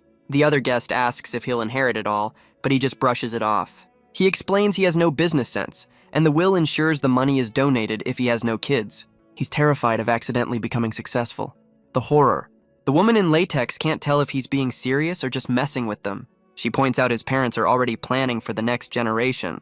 But Wang Yike can only think of her own sister, her expression turning sad. Suddenly, Xu Xiaowen's eyes narrow. He senses something in the air. A countdown begins as a strange mist fills the room. Xu Xiaowen warns the woman in latex to hold her breath, but she's already disoriented, questioning what's happening. Wang Yike also feels the effects, her vision blurring.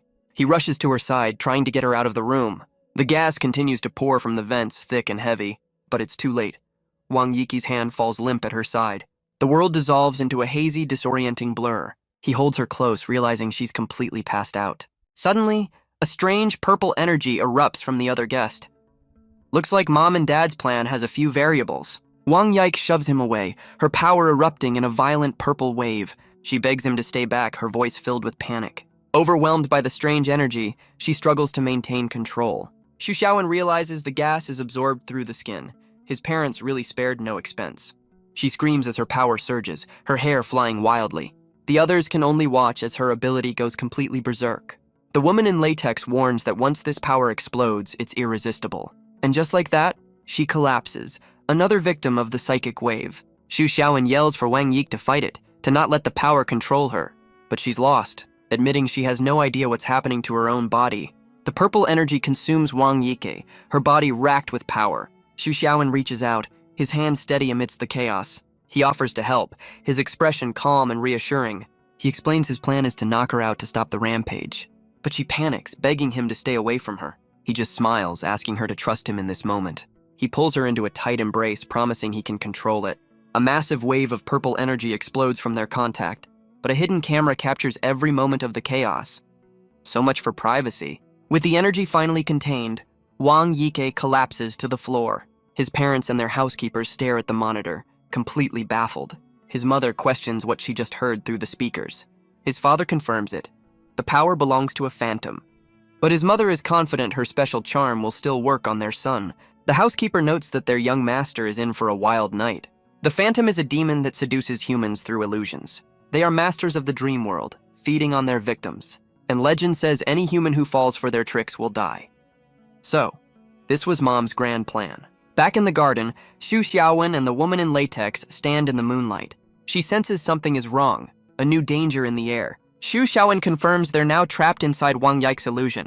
But the woman in latex seems intrigued by this strange new world. She asks how he managed to escape Wang Yihan's illusion before.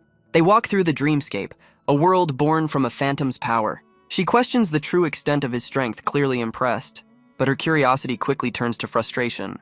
He stops dead in his tracks, causing a rather undignified collision. She clutches her nose, demanding to know why he stopped. So much for a graceful dream walk. He asks if she's grown tired of this little charade yet. She questions his sudden change in demeanor, finding it out of character. He smirks, suggesting that since they're stuck, they might as well have a little chat. Meow Meow deflects, insisting they need to find Yike before this illusion gets any worse. He drops a cryptic warning about staring into the abyss, clearly enjoying her discomfort. She scolds him for eavesdropping on her thoughts, confirming he can read her mind. Our hero calls her out, claiming her inner monologue is so loud he can't ignore it. A Chibi Meow Meow furiously demands he stop, completely exposed and embarrassed. She grabs his shirt, threatening him not to repeat a single word of what he's heard. He leans in closer, completely unimpressed by her empty threats and flustered face. With a single push, he pins her down, calling her bluff with a confident smirk. She glares back, warning him that he has no idea what she's truly capable of. She explains her ambition, willing to do anything to climb the ladder. Xu Xiaowen finds her do-whatever-it-takes attitude rather interesting. He walks on, claiming to know the secrets of many powerful people, but he dismisses them as meaningless whispers, not true secrets. She points to a light, thinking Wang Yike is there, but he holds her back. They stand before a glowing staircase, the heart of the illusion. He explains that no matter what they do, they're trapped here. She questions the illusion's complexity, thinking it's only level 3. A classic underestimation. But Xu Xiaowen reveals this is far beyond a simple level 3 trap. He concludes that Wang Yike is much more powerful than they ever imagined. The illusion shifts, painting a scene of a moonlit estate. Grand pillars and balconies rise from the hazy, ethereal dream. Suddenly, they're in a vast hall, where Wang Yike kneels alone. Xu Xiaowen seems disappointed by the simple design of her dream castle, but he admits the understated style fits her personality perfectly. His companion notes that only a madman could be this calm right now. To escape, they'll have to delve deeper into her subconscious. But the master of this dream is already one step ahead of them. The woman in latex realizes with a start that Wang Yike is awake, and she rises, no longer a victim, but the queen of her own world. The woman in latex questions how they can fight an enemy who won't attack, but Wang Yike stands before them, the silent, powerful master of this world. Xu Xiaowen corrects her. The game has already begun. His companion is completely lost, unable to see the hidden threat. With a subtle gesture, Wang Yike beckons them forward into her trap. Her eyes open, golden and filled with a newfound, dangerous confidence. The woman in latex is still baffled by this silent invitation. Xu Xiaowen explains the grim reality. The phantom has chosen its prey, and it's him. But his companion dismisses the idea, calling Wang Yike too simple for such a scheme. That word again, simple. And Xu Xiaowen knows she's dangerously wrong. His companion realizes the true nature of the creature before them. Xu Xiaowen decides to walk right into the lion's den. She tries to stop him, her voice filled with alarm. She grabs his arm, begging him to be careful in this dangerous world. But he just flashes a confident grin, telling her not to worry. She tries to reason with him, listing the dangers of this dream. She questions if he truly understands the consequences of his actions. He calmly replies that the worst that can happen is death. You know, no big deal. His nonchalance leaves her stunned, questioning his sanity. He looks up at the phantom, completely unfazed by her seductive display. The phantom opens her arms, a silent invitation to embrace her. But Xu Xiaowen just stands there, completely unimpressed by the display. He steps forward, closing the distance between them, and without hesitation, he pulls her into a close embrace. He whispers to her, telling her not to force herself to do this. Her golden eyes widen, his his words cutting through the illusion. Her hand tightens on his jacket, a sign of her inner turmoil. She rises on her toes, closing the final gap between them. And in the heart of the dream, the phantom claims her prize. His companion can only watch in shock, her mind completely blown. The woman in latex realizes this situation is spiraling out of control. She watches as Xu Xiaowen holds the phantom, now wrapped in white feathers. But he's trying to break the illusion, urging Wang Yike to stay focused. His companion, however, completely misreads the situation, exploding with rage. But Wang Yike's golden eyes are fixed on him, the phantom's power still in control. Convinced he's a predator, she lunges forward to attack him. She fumes, convinced all men are the same when a pretty face is involved. She gathers her own strange energy, preparing to intervene with force. Her trust in him is completely shattered, her disappointment turning to fury. Back in the control room, his father cheers them on. A truly dedicated wingman, she unleashes her own strange power, ready to save the day. But Xu Xiaowen screams for her to get out of the way. A massive beam of energy rips through the dreamscape. But she's furious, accusing him of trying to escape her. She scoffs, dismissing the phantom as a mere level 3 threat. Famous last words, but the dream world itself issues a silent final warning. A massive explosion erupts from the ground beneath her. She's stunned as Xu Xiaowen pulls her from the blast zone. He carries her through the dust, his expression grim. He asks if she finally understands why he told her to move.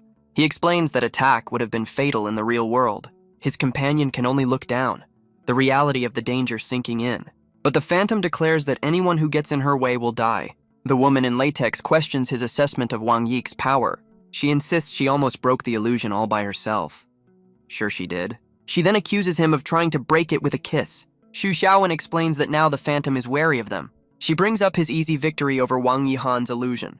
But he explains this dream is like quicksand. The more you struggle, the deeper you sink. He knows she and her sister are complete opposites in every way. He explains that while one sister uses rain to create illusions, the other uses thorns to build a cage, and the phantom rises, her power manifesting as a thorny prison. But Xu Xiaowen remains completely unfazed by the display. The dreamscape shifts, trapping them in a hall of thorns. His companion realizes the phantom is trying to lock them in for good, but Xu Xiaowen calmly advises her not to move.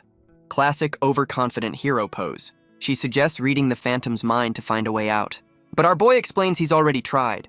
This isn't Wang Yike, just a shell. The phantom's cold gaze confirms it. Mind reading is useless here. His companion is completely lost, questioning his talk of a hidden door. He explains the thorns are a test of trust. Resistance marks them as an enemy. But as the vines bind her, she panics, asking what happens if he's wrong. Xu Xiaowen is unfazed, claiming he's accepted his fate.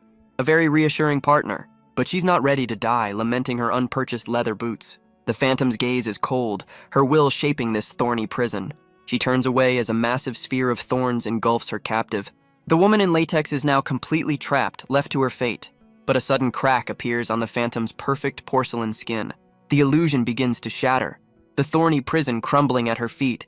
The thorny prison dissolves into a swarm of purple butterflies. The cage of vines peels back, revealing a new world within the dream. Xu Xiaowen and his companion stand in the opening, the illusion shifting.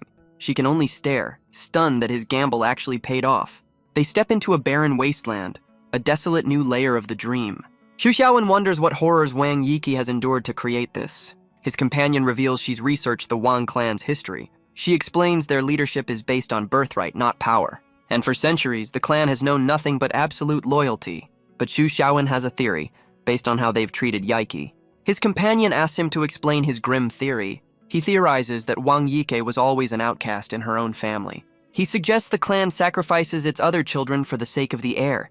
With a cold glare, he condemns their feudal, deadly traditions. Just then, they find Wang Yike crouched in the desolate dreamscape. His companion points her out, stating the obvious with dramatic flair. The two stand on opposite sides of the wasteland, a silent standoff. He realizes she's trapped in a second, deeper layer of her own illusion, and the longer she stays, the more damage it will do to her mind. But she suddenly moves, hurling a nearby can with incredible force. His companion is completely stunned by the sudden violent shift in the dream. Her eyes widen as she realizes the true danger they're now facing. Xu Xiaowen dodges the projectile, annoyed by this sudden aggression. The dreamscape erupts as they're forced into a desperate fight for survival. He decides there's only one way out: find and exploit her weakness. His companion prepares for battle, the ground cracking beneath her feet. She dashes forward with incredible speed, a blur of motion across the wasteland. She unleashes a powerful kick, aiming to end this fight herself. but Xu Xiaoan intercepts the blow, stopping her attack cold. He sends her flying, clearly not a fan of her reckless strategy. She lands hard, skidding across the desolate ground, but she's already pushing off, launching herself back into the fight. She unleashes another powerful kick, determined to end this her way. But once again, Xu Xiaoan's arm intercepts the blow. The force sends him sliding back, but he holds his ground. He realizes she's a natural fighter, her body moving on pure instinct. He wonders aloud if her sister ever saw this hidden, deadly talent. But she ignores his words, spinning into another sweeping attack. Apparently, she's not much for conversation. This time, the kick connects squarely with his side. The impact is brutal, a testament to her raw, untrained power. She follows up with another powerful kick, but Xu Xiaoan just watches. Her eyes are blank, a puppet controlled by a deeper instinct. His companion can only stare, completely baffled by this turn of events. The Phantom identifies her as a threat, an intruder to be eliminated. But Xu Xiaoan realizes the Phantom's true, very specific target. His companion comes to a slightly different, more personal conclusion. The Phantom ignores Xu Xiaoan, charging straight for her new rival. He understands. Unable to beat him, she's decided to eliminate the competition. But Lin Miao Miao refuses to be seen as a damsel in distress. She's tired of being told to run, ready to prove she's no liability. Xu Xiaoan can only watch, frustrated by this turn of events. But Lin Miao Miao digs in her heel, ready to charge. Xu Xiaoan sprints forward, trying to get between them. He leaps into the air, declaring himself the Phantom's true opponent. He screams Wang Yike's name, hoping to break through the illusion. But the Phantom ignores him, gathering a wave of destructive energy. She unleashes the blast, and Xu Xiaoan throws himself in its path.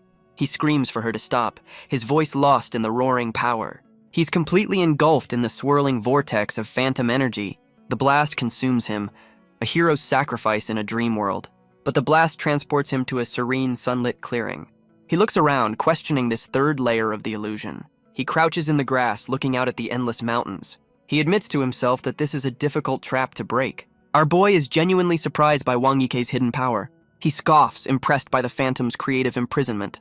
But back in the wasteland, Lin Miao Miao screams for Wang Yike. With Xu Xiaoan gone, she launches her own furious attack, because kicking a psychic problem always works. Her powerful kick shatters the ground, a desperate show of force. But she freezes, realizing Xu Xiaoan has completely vanished. Lin Miao Miao is furious, questioning how Wang Yike is using more than just hypnosis. She stares at the Phantom, wondering how she can manifest new abilities in this dream world. But a sudden realization hits her, a confident smirk spreading across her face. She remembers a key detail about psychic illusions. The creator can manifest any power they can imagine. And more importantly, anyone else trapped inside gains the same reality-bending ability. Lin Miao Miao realizes the playing field has just been leveled, a critical detail she'd almost forgotten. With a confident smile, she prepares to fight fire with, well, whatever she wants. But a moment of hesitation stops her cold. She's suddenly paralyzed by choice, unsure which superpower to manifest first. Truly, a terrible time for indecisiveness. But the Phantom isn't waiting, lunging forward to eliminate her rival. The Phantom unleashes a powerful slash, tearing the ground asunder. Lin Miao Miao panics, realizing she's still not ready for this fight. With a furious cry, the Phantom lunges forward, her attack glowing. In a desperate move, Lin Miao Miao tries to manifest a defensive wall. The Phantom's attack crashes against a newly formed hexagonal shield. Lin Miao Miao is relieved, thanking her high school chemistry teacher for the inspiration. But the Phantom just switches tactics, unleashing a massive wave of fire. The fiery blast slams into the shield, which begins to crack and melt. Her hastily constructed defense dissolves into a gooey, useless mess. Lin Miao Miao leaps away, furious at the relentless, scorching assault. Lin Miao Miao screams, desperately trying to break through to the real Wang Yike. But the Phantom just smirks, cutting her off with a single dismissive word. The dream world devolves into a chibi argument over bonus deductions. Because of course it does. Done with the games, the Phantom manifests a new power from thin air. She summons a massive water dragon, its roar echoing through the dream. The beast gathers a devastating blast, ready to obliterate its target. Lin Miao Miao is thrown back, barely blocking the watery assault. The Phantom looms over her, savoring this moment of absolute victory. She then unleashes a swirling vortex of fire and water, and their epic psychic battle turns into a full-blown anime reference. Lin Miao Miao summons a massive battle axe, ready to bring this fight to a brutal end. The axe slams down, the impact sending a shockwave across the dreamscape.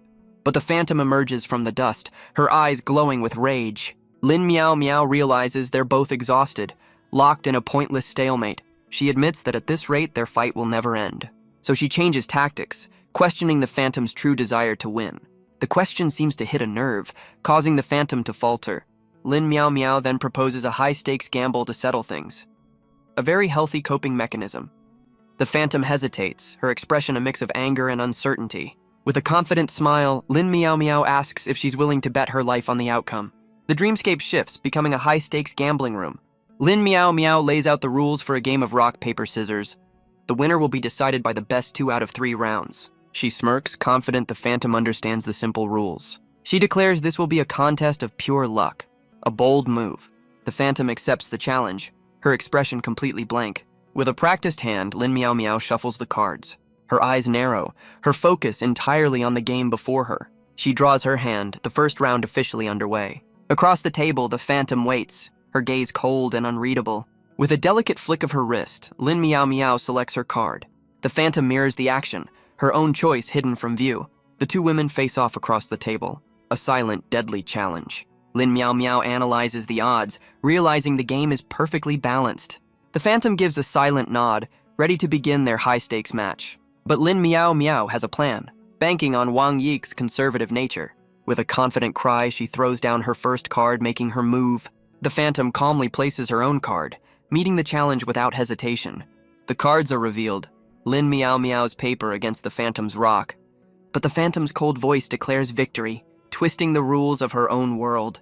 Lin Miao Miao's eyes narrow, realizing the Phantom is just making up the rules as she goes. The Phantom taunts her, asking if she's scared now that the game is on the line.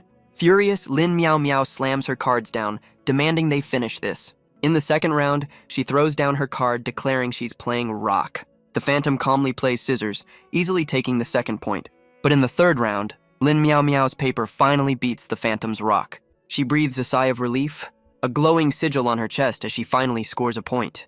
The Phantom's gaze remains cold and empty, completely unmoved by the turn of events. With the score now tied, Lin Miao Miao challenges her to the final deciding round.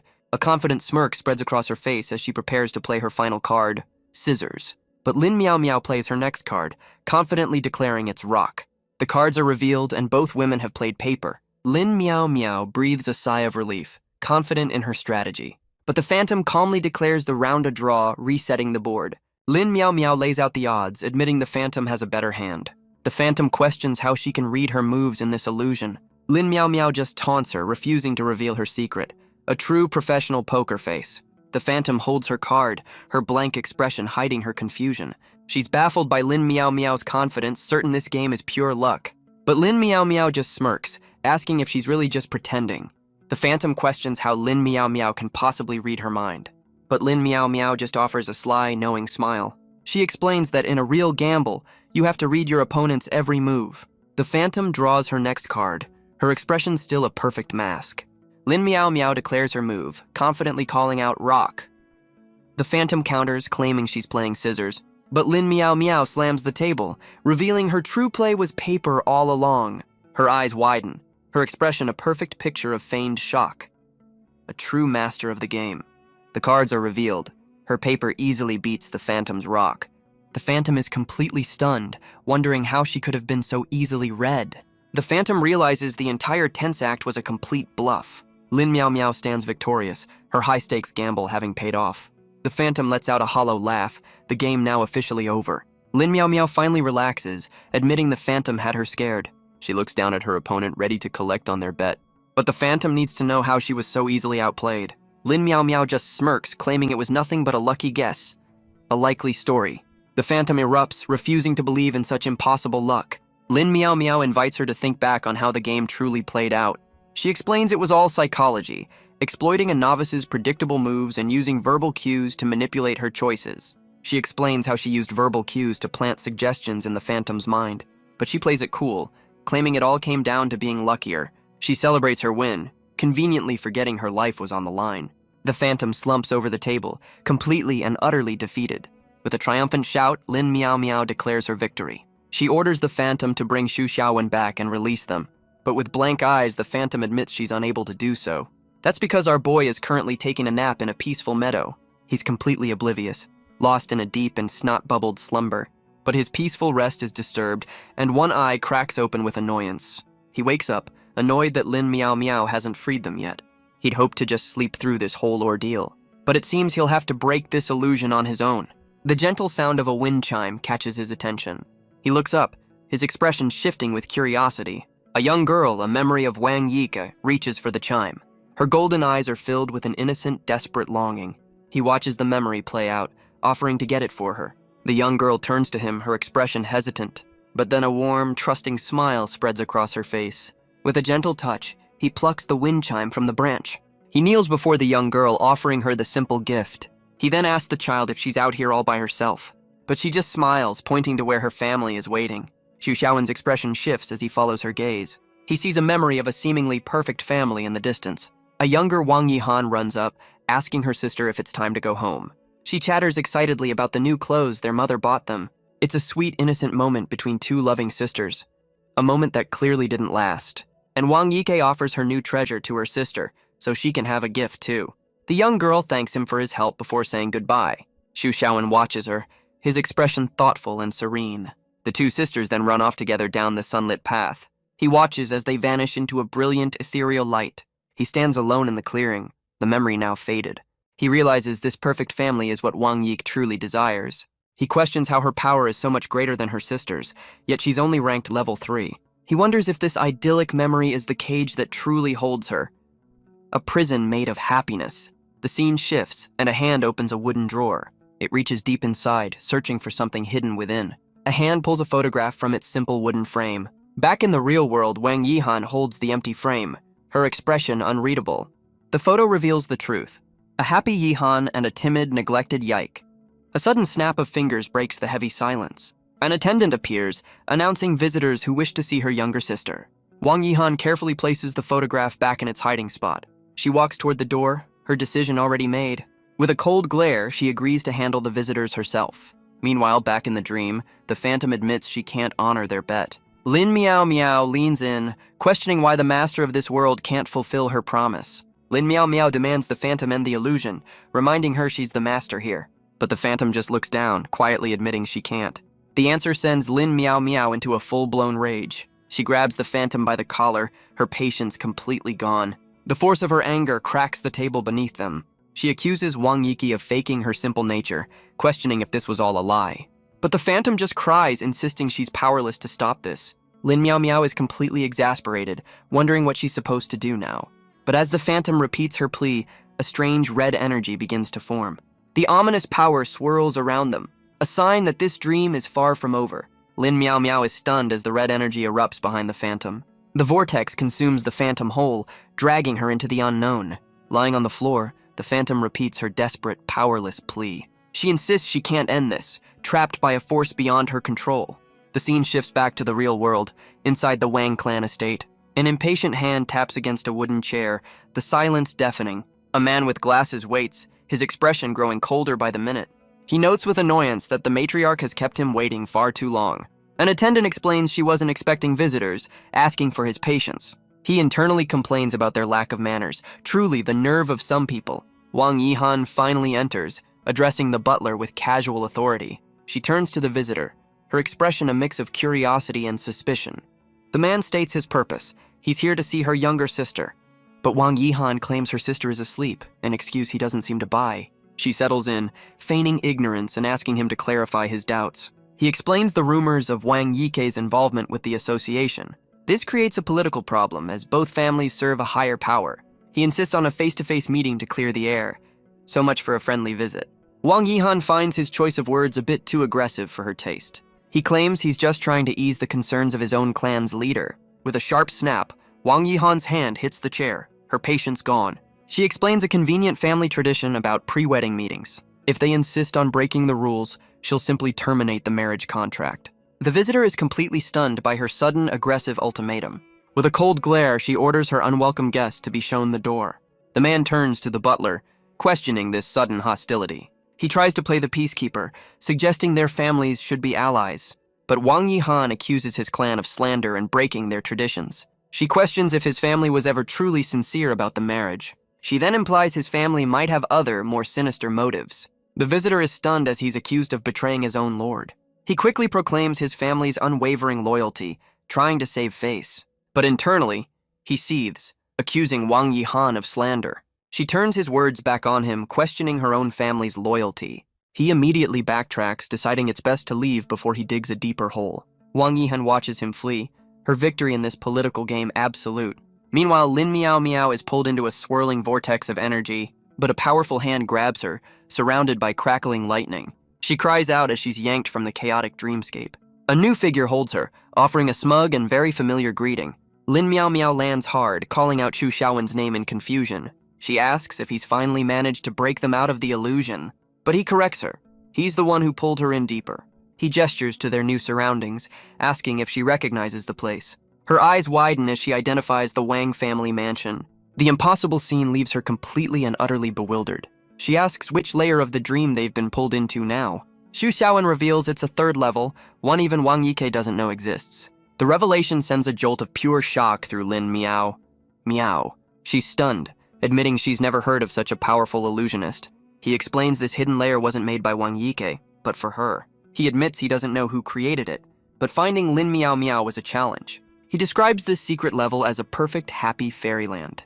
In this world, Wang Yike was confident and cheerful, a complete opposite of herself. But Lin Miao Miao feels dizzy, overwhelmed by the dream's strange atmosphere. Xu Xiaowen, however, is completely unaffected by the illusion's power. He decides they must find a way out, worried about their vulnerable bodies. Back in the real world, the room is quiet, the scene deceptively calm. The housekeeper stands over their 3 unconscious forms on the floor. With a nervous blush, he apologizes for what he's about to do. Looks like the family plan is still a go. The housekeeper grabs his young master's wrist, lamenting his refusal to grow up. He declares he must help secure the family's 100-year foundation.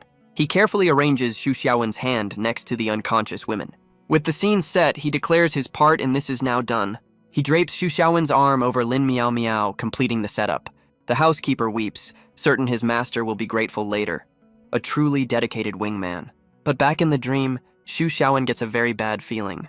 He explains how he was pulled into this second level, a hidden prison.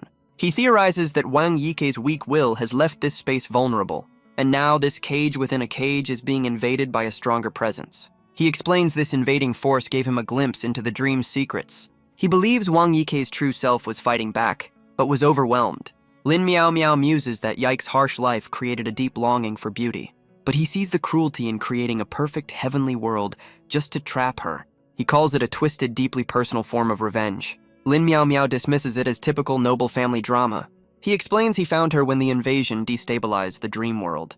A momentary crack in the illusion was all the opening he needed. But she's confused, questioning why this is a third level at all. He explains the other dream collapsed, pulling them both into this new space. Lin Miao Miao asks if he managed to defeat the Phantom. She recalls the Phantom's desperate plea about not being able to end the second level. But a sudden realization hits her, a new theory taking shape. She realizes the Phantom couldn't end the illusion at all, not just one part of it. Xu Xiaowen confirms her theory. The Phantom was unaware of this hidden third layer. She kept her promise but sent Lin Miao Miao deeper into the dream instead of out. Lin Miao Miao knows they have to escape, worried about the spiritual toll. She fears that if they stay too long, they'll be absorbed completely. A truly terrible way to go. Back in the real world, the butler reports to Wang Yihan. He confirms the Ouyang family's representative has been sent away. The butler bows, preparing to take his leave, but Yihan stops him, her expression turning serious. The old man waits, sensing a difficult conversation is coming. Yihan's eyes narrow, her playful demeanor gone. The butler seems to hesitate, knowing he's overstepping. She correctly guesses he wants to know why she's stopping the marriage. She asks why he thinks she agreed to the contract in the first place. The butler looks down, his expression full of concern. Yihan reminds him that he's known Yike her entire life. He agrees, calling her kind, but also weak and introverted. Yihan turns away, admitting she can't protect her sister forever. The butler seems to understand her difficult position. She explains the family's two-faced traditions are a thing of the past. The elders cling to old rules, but the family is no longer prosperous. She compares their clan to a chewed apple core with only seeds left. So poetic. But she believes those seeds can still grow into something new. The butler can only sigh, his loyalty clearly torn. He finally agrees, stating they need strength, not superficial stability. The scene shifts back to the dream, showing the Wang family mansion. Xu Xiaowen and Lin Miao Miao now sit in a tree, observing the illusion. Lin Miao Miao admits she's completely lost in this layered reality. Xu Xiaowen asks what's so hard to understand. She questions his plan to just sit here and do nothing, but she's starting to feel the effects of the illusion again. He offers a very unhelpful and very inappropriate suggestion. He then notes that she does seem a bit overheated. She immediately accuses him of being a complete degenerate. He points out her flushed face, but she insists she's not shy. He clarifies, asking if her face is red from an allergic reaction. Smooth. She can't tell if he's being serious or just messing with her. He asks if he looks like he has time for jokes. She explains she's felt unwell since they arrived in this lair. He asks what she's planning, noticing her nervous habit. He calmly explains he's just waiting for the plot to advance. Lin Miao Miao has absolutely no idea what he's talking about. He knows they're stuck here until they find a critical clue. He points out the illusion of a perfectly harmonious family, but he knows that no matter how perfect, a fake is still a fake. He believes Yike's long struggle will eventually reveal a weakness. He tells her to just wait and watch as the illusion unravels. But the pressure on her mind is becoming unbearable. She reaches out a hand, her consciousness beginning to fade. But Xu Xiaowen's hand catches hers, stopping her fall. His eyes glow as he declares that this illusion is a lie. He shouts her name as she loses her balance and falls. A sudden flash of light cuts through the dreamscape. He catches her just before she hits the ground. A real hero moment. He looks down, demanding to know what's wrong with her. She's completely unresponsive, lost in the illusion's power. He realizes with a sigh that she's completely passed out. The dreamscape shifts, flower petals scattering across the stone path. Xu Xiaowen carries the unconscious Lin Miao Miao through the surreal garden. He gently lays her down, wondering what's going through her mind. He can't believe a section chief passed out so easily in an illusion. He finds a secluded spot, knowing they need to stay hidden for now. He says a quick prayer, about to enact a truly questionable plan. He knows the longer she stays here, the greater the risk of assimilation. He decides to hide her from view, gathering dirt from the ground. He begins to carefully pat down the mound of earth. And with that, his brilliant plan is complete. A shallow grave. Top-tier teamwork. He briefly wonders if she'll suffocate in this hyper-realistic dream. With his work done, he finds a hiding spot in the bushes to wait. He fiddles with a reed, a new idea forming in his mind. He leans over her makeshift tomb, ready to make an adjustment. He gives her a pair of reeds as a makeshift snorkel. How thoughtful. He offers one final prayer for her well-being. An enraged Chibilin Miao Miao accuses him of holding a grudge, but his attention is drawn elsewhere as a scene begins to unfold. A confident smile spreads across his face. He knows the critical story moment he was waiting for has arrived. The illusion ripples, transporting him into a memory. He sees two young girls playing in the sunlit garden. It's a much younger Wang Yik, her eyes full of innocence. She sits with her older sister, a rare moment of peace between them. The young Yike laughs, completely carefree and happy. But her sister's expression is more reserved, more serious. The older sister tells her to focus on learning to sew. Yike just smiles, happily agreeing to her sister's guidance. Xu Xiaowen watches the memory play out from a distance. He realizes with cold certainty who created this prison for Yike. The young Yike proudly tells her sister of her new skills, but her focus wavers and she pricks her finger with the needle. Her older sister Yihan offers her a sweet treat as a distraction. She praises Yike, saying she'll make a fine wife for a good family. Yike asks if her sister doesn't also deserve a happy marriage, but Yihan declares she must become strong enough to protect her. She wants to ensure no one will ever bully her younger sister. Yike looks up, her heart filled with love for her devoted sibling. A truly touching and completely manipulative moment. Yihan promises that she and their parents will always love her.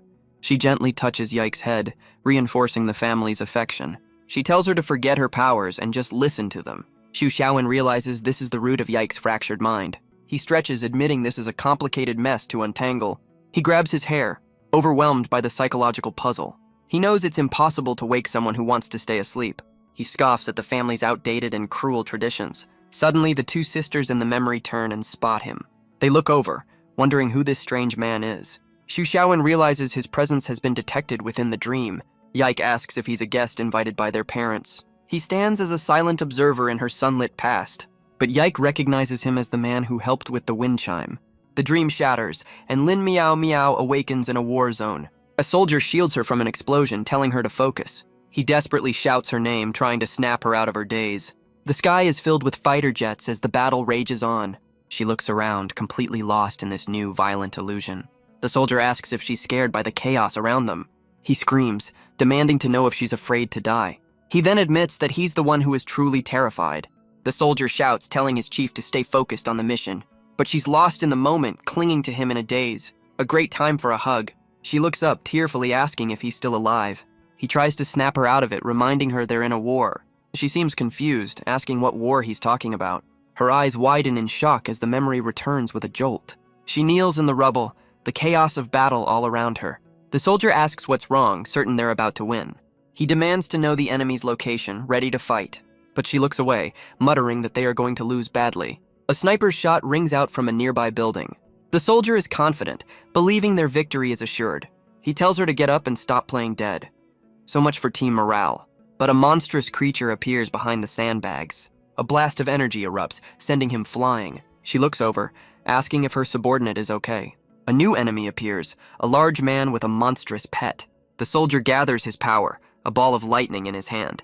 He crouches, ready to unleash a powerful counterattack. The blast of energy shoots forward with incredible force. The enemy can only scream as the attack connects. Lin Miao Miao looks on, a new realization dawning. She remembers she has a team that trusts her completely.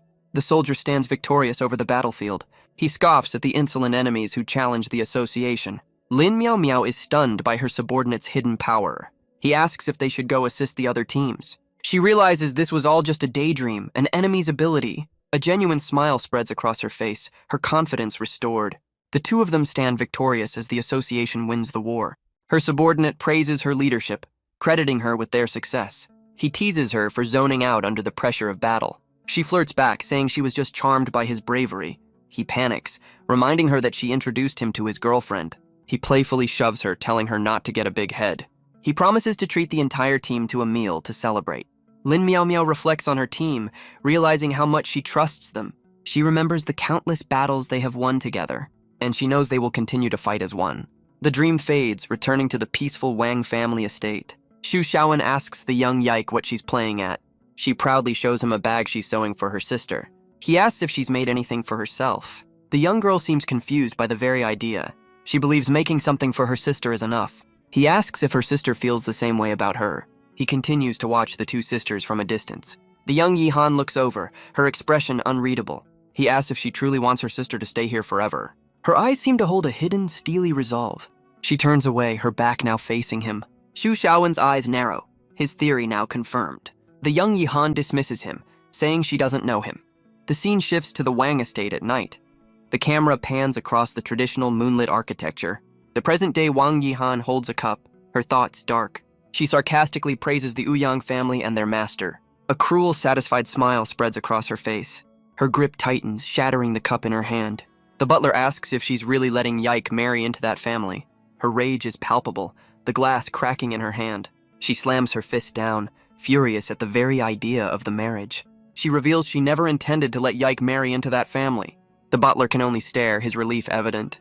He admits her act was so convincing, he truly believed her. Yihan explains her plan was to stimulate her sister into action, but she's frustrated that Yike was far too tolerant to rebel. Now Xu Xiaowen has become an unexpected variable in her plans. The butler worries how they'll explain this to their master. Yihan lets out a comical scream of pure frustration. She blames the entire mess on her soft-headed father. She demands to know where her sister is right now. The butler explains Yike is now with Chief Lin and Xu Xiaowen. With a slam of her hands, she decides to pay them a visit. She orders the butler to take her to Xu Xiaowen's house. The loyal servant can only agree to her command. They arrive at the scene of the earlier alien attack. The entire neighborhood has been reduced to rubble. They can only stare at the complete and utter devastation. The butler notes the area looks like it was demolished. Yihan panics, ordering him to find her sister immediately. Back in the dream, the sun shines through the trees. Xu Xiaowen tells the young Yike she must find herself. The girl is confused, believing she's already right here. But the dream Yihan appears, confronting him directly. The young Yike just smiles, completely unaware of the tension. The dream Yihan sits, holding a book in her lap. She explains she is just a fragment left in Yike's heart, and that Xu Xiaowen is the only one who can help her. Our boy is taken aback by this sudden responsibility. He asks what she expects him to do about it. The illusion explains that Yike simply wants to be loved. She insists that this is the key to freeing her. The young Yike looks to him, questioning the very idea. The dream Yihan takes a step closer, her point made. Her form glitches, a remnant of a memory left by her parents. The real Yike watches, urging him to consider the offer. But Xu Xiaowen is completely against it, calling her a child. So much for a romantic solution.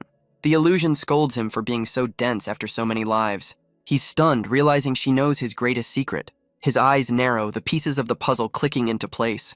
He realizes this Yihan was created by Yike's own subconscious. He wonders just how much the quiet girl has seen. The real Yike sits on the grass, her expression hopeful. She smiles, declaring her desire to finally grow up. The scene shifts to Lin Meow Meow's office, a memory resurfacing. One of her subordinates invites her out for a drink after work. He confirms their reservation, his expression cheerful. She smiles, a rare moment of peace with her trusted team.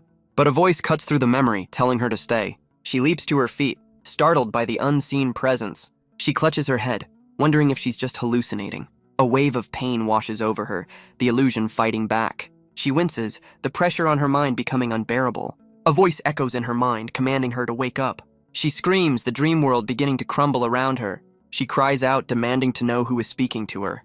The voice screams back, telling her it's all a fake. She falls backwards, her consciousness returning to reality. She's still in pain, but the spell is finally broken. The voice screams in her mind, a desperate command to wake up.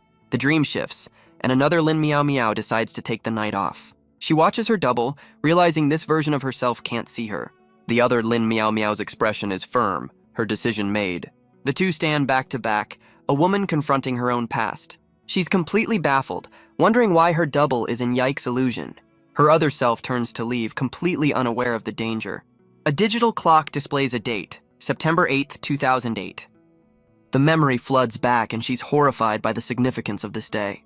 With a surge of adrenaline, she knows she has to stop her. She has to be stopped because on this day, she reaches out trying to break through the memory, but her form begins to glitch, unable to affect the past. Tears well in her eyes, a look of utter desperation. She screams that if her other self leaves, her entire team will die. Back in the garden, the young Yike holds a pair of red roses. She asks Xu Xiaowen why he keeps staring at her. He sits with her on the grass, claiming he was just lost in thought. He internally questions the illusion's strange request for love. He admits Yike is cute, but this whole situation is getting weird. A chibi version of him complains about the absurdity of it all. The young girl gets closer, asking if he's lonely too. She leans in, sensing the long, tiring journey he's been on. Xu Xiaowen's eyes widen in complete and utter shock. She embraces him, speaking of thunder, flames, and pain. She describes his endless crawl through darkness, grasping for life. She asks if he truly desires to live that much. With a blush, she tells him that he is just like her. He's completely stunned, wondering how she could possibly know his secrets. She asks if his calculated life on thin ice is truly worth living. The illusion asks why he bothers, questioning what can't be released. Xu Xiaowen cuts through the fantasy, asking if Yike is truly asleep. She admits it makes no difference. She just wants to be loved. Her power manifests, a glowing hand reaching for him. The dreamscape shifts, responding to her powerful emotions. He calls out her name, trying to break through to her true self. The dream Yike asks if he will be the one to love her. He's trapped beneath her, caught in the hypnotic suggestion. Well, this escalated quickly. She repeats her desperate plea, her voice full of longing. The energy swirls around them as the illusion intensifies. Tears stream down her face as she begs for an answer. She demands to hear the words she's longed for her whole life. A flash of light obscures the scene as the pressure builds. But Xu Xiaowen shouts, telling her that's enough. She asks if being good enough will finally earn her affection. His arm is still caught in the swirling vortex of her power. He looks her in the eye and delivers a harsh truth. He won't love her. Her eyes widen in utter shock and devastation. He explains he could easily lie just to break the spell. The rejection shatters her and she breaks down completely. He leans in, asking if this fake world's love is what she wants. He challenges her to define what she truly desires. She's left speechless, her face a mask of pain and confusion. She finally begins to question her own motives. She turns away, looking deep within herself for an answer. A point of light appears on her forehead as she focuses her power. She realizes what she truly wants is... A memory flashes, showing a happy girl being praised by an adult. But in the background, a younger Yike is left alone in the shadows. The other girl looks back, a silent witness to her neglect. He asks if she truly wants the love of those who ignored her. With tears in her eyes, she finally admits that she doesn't. Her hands clench the fabric, her will fighting back at last. She screams her defiance as her true power erupts around her. The dream world shatters, the spell finally broken. Meanwhile, Lin Meow Meow's memory continues to play out. She pushes open a door, searching for her missing team. She stops, hearing a strange sound from within the building. Her expression hardens, sensing something is very wrong. She steps inside, wondering where everyone has gone. A subordinate named Aho greets her with a cheerful smile. He ushers her inside, but she seems hesitant to follow. The two of them walk down a quiet, empty hallway. She asks again about the others, her suspicion growing. He just grins, telling her the team is waiting for her to eat. She looks on, completely confused by his strange behavior. She realizes he's deliberately avoiding her questions. He offers her a meal, his smile never quite reaching his eyes. A classic "it's a trap" moment. Back in the real world, Xu Xiaowen's eyes snap open. He sits up with a jolt, the illusion finally gone. He finds himself back in his parents' dining room. He rubs his head, finally free from the dream. He looks over to find both women still unconscious on the floor. He stumbles to his feet, the ordeal having taken its toll. His parents peek in, asking if their son is okay. So innocent. He turns on them, furious at their little matchmaking scheme. They sheepishly admit their plan backfired, promising to do better next time. He screams there will be no next time, but they just smile and agree. He suggests his father should be the one working to secure the family line. His mother seems to like the idea, much to his father's horror. He asks how long they were unconscious. In a chibi flashback, he tries to wake Lin Miao Miao, but she just sleeps peacefully, a blush on her face. He figures since he's awake, the illusion is broken. He turns his attention to Wang Yike, trying to wake her. Her eyes slowly flutter open, the spell finally lifting. She sits up, completely dazed and confused. He explains they all passed out, his parents looking on guiltily. Wang Yike clutches her head, saying she thinks she had a dream. He asks if it was good or bad, knowing she can't remember the truth. With a gentle smile, she says it was a good dream. She then quietly admits that he was in it. He looks over at Lin Miao Miao, who is still out cold. Wang Yike checks on her, noting her high temperature. She feels her chest, confirming her heart is racing. Xu Xiaowen tries a more direct approach, which Yike quickly stops. He wonders if she's still trapped, but it doesn't make sense. A strange green energy surrounds her as she mutters in her sleep. His mother suggests he carry her to a bedroom. With a sigh, he lifts the unconscious section chief. His father happily tells him his old room is waiting. He tells Wang Yike to grab their things and follow him. Wang Yike politely excuses them to his parents. The two of them watch, their matchmaking plan seemingly a success. Wang Yike follows them down the long, ornate hallway. The scene shifts to a dark room, a device reading LV6.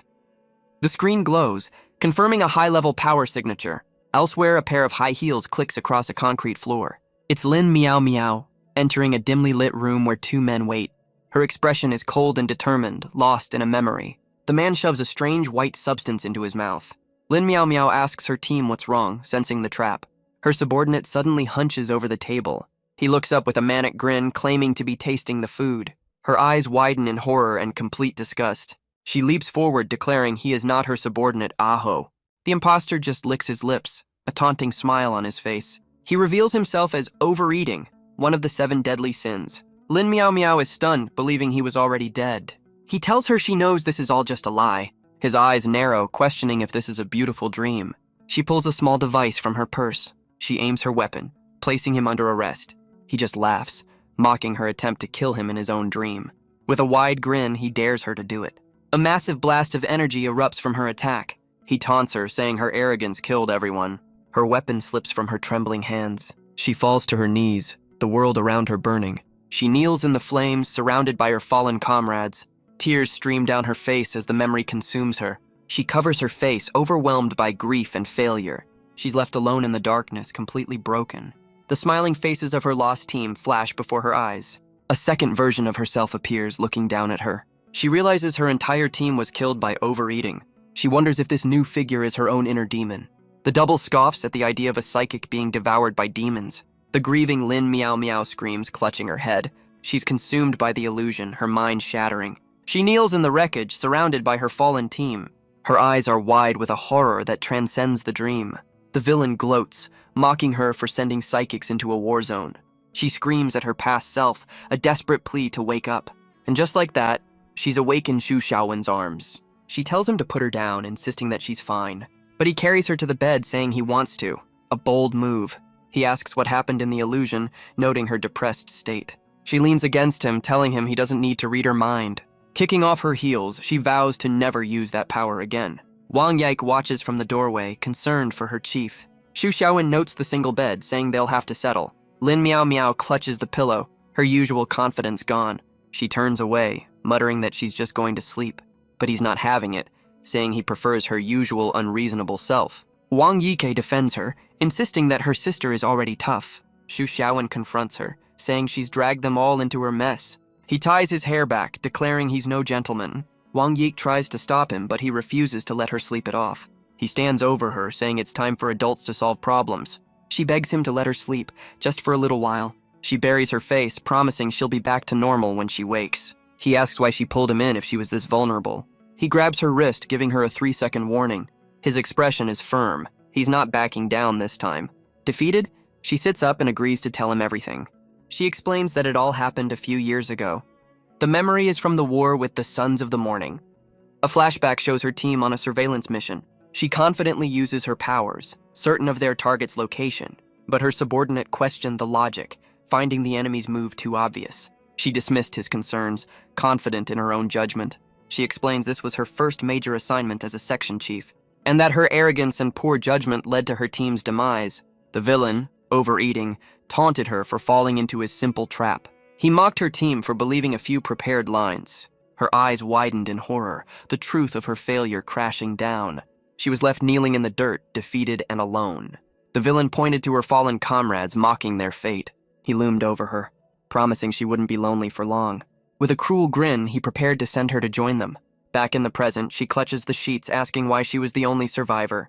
Xu Xiaowen asks if that's why she turned to gambling to numb the pain. Lin Miao Miao can only look down, her guilt weighing on her.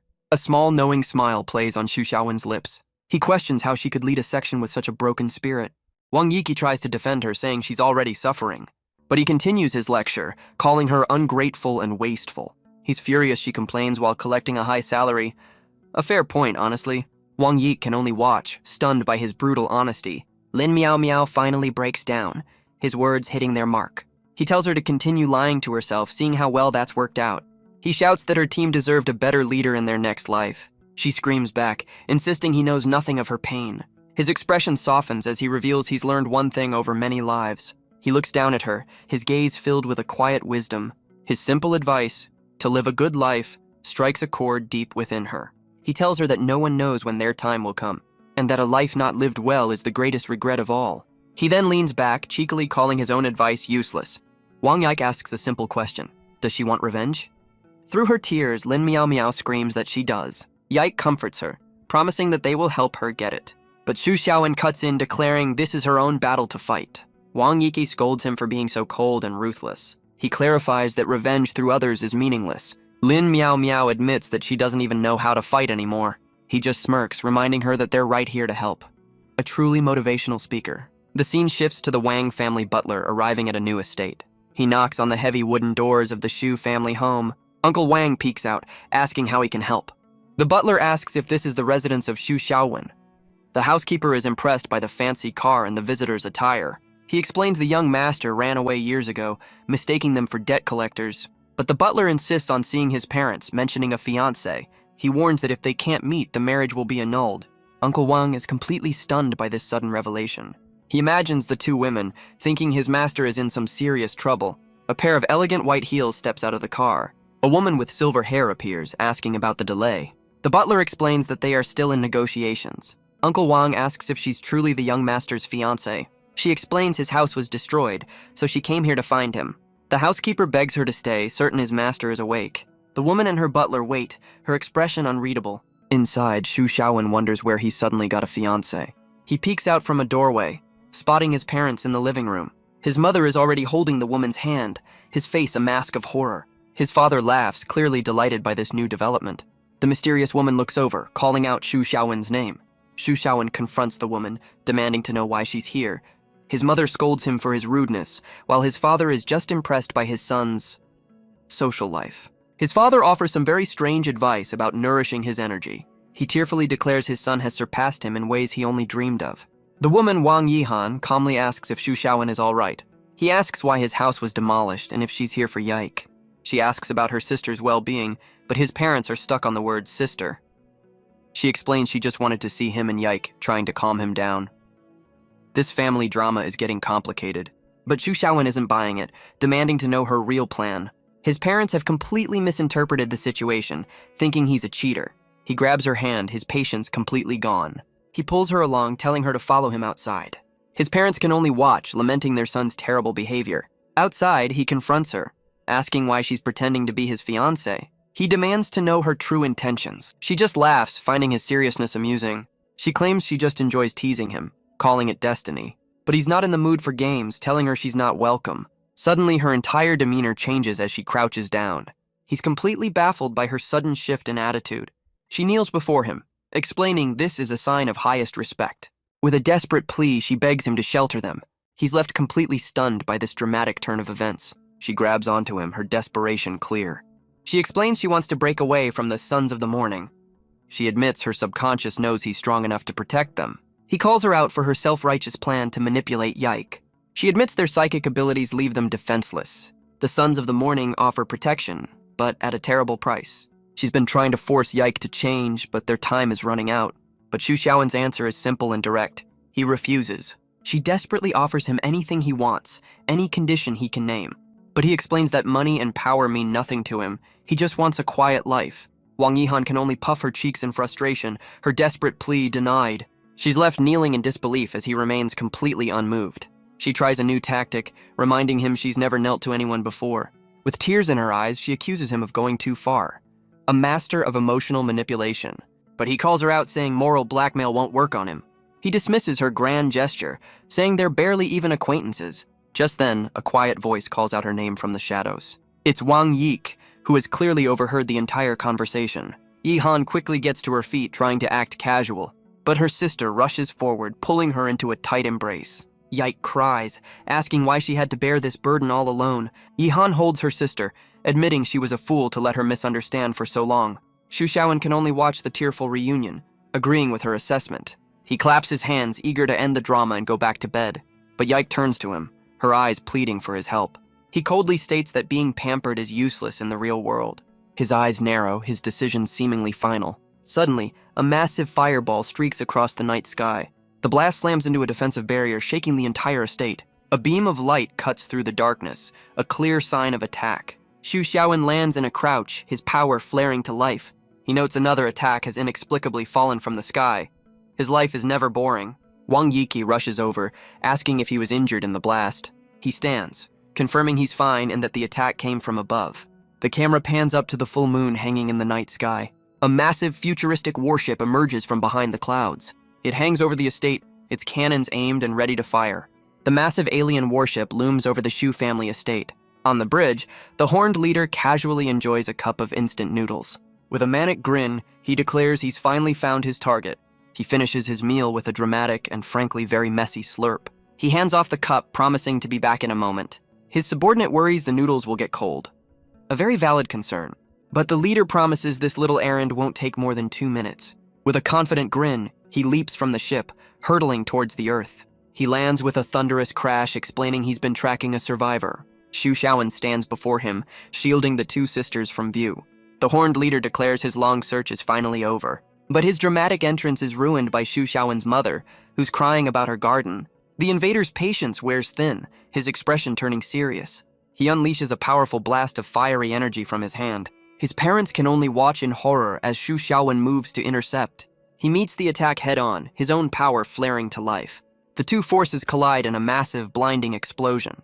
His parents are left completely stunned by their son's hidden abilities. Xu Xiaowen tells them to find cover, promising to explain everything later. The horned leader stands in the molten crater, excited for a real fight. He asks if Xu Xiaowen is the strongest man in the world, but our boy just looks away, completely ignoring the question. The invader is furious at being so casually dismissed. Xu Xiaowen explains that claiming to be the strongest is a bad idea. He warns that such a title is a death sentence. He would know. The horned leader seems taken aback by the familiar warning. A memory flashes, showing his younger self making that exact claim. He recalls being warned by his elders of the danger in those words. Enraged by the memory, he demands to know who Xu Xiaowen is. Xu Xiaowen just looks tired, asking what he wants if he doesn't even know his name. The invader is furious, asking why he'd say the same thing as his brothers. Xu Xiaowen just shrugs, claiming it's a complete coincidence. But his expression hardens as he says it's time to do some calculations. The horned leader smirks, ready to settle the score. He changes his mind, deciding to capture the boy for interrogation.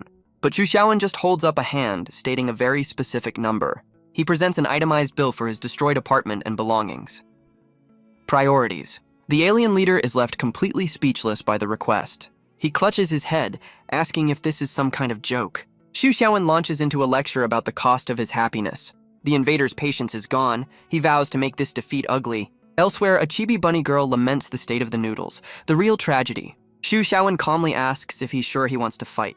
The horned leader is certain, declaring he will defeat him. But our boy holds up a hand, asking for an answer to one question. The leader scoffs, believing he's just stalling for time. Xu Xiaowen asks for his name, wanting to know his opponent's identity. The invader proudly introduces himself as He San, the strongest there is. Xu Xiaowen clutches his head, realizing this just got more complicated. He San smirks, offering him the glory of a swift defeat. Our boy despairs, wondering why the universe is so ungrateful to him. He's furious, shouting that his 25th birthday is just days away.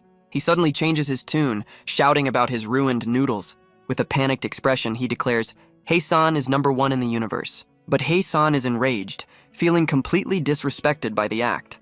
The scene shifts to a futuristic city, the M79 Nebula. A young boy with horns runs through a hall, calling for his father. He grabs the man's leg, tearfully explaining his brother is missing.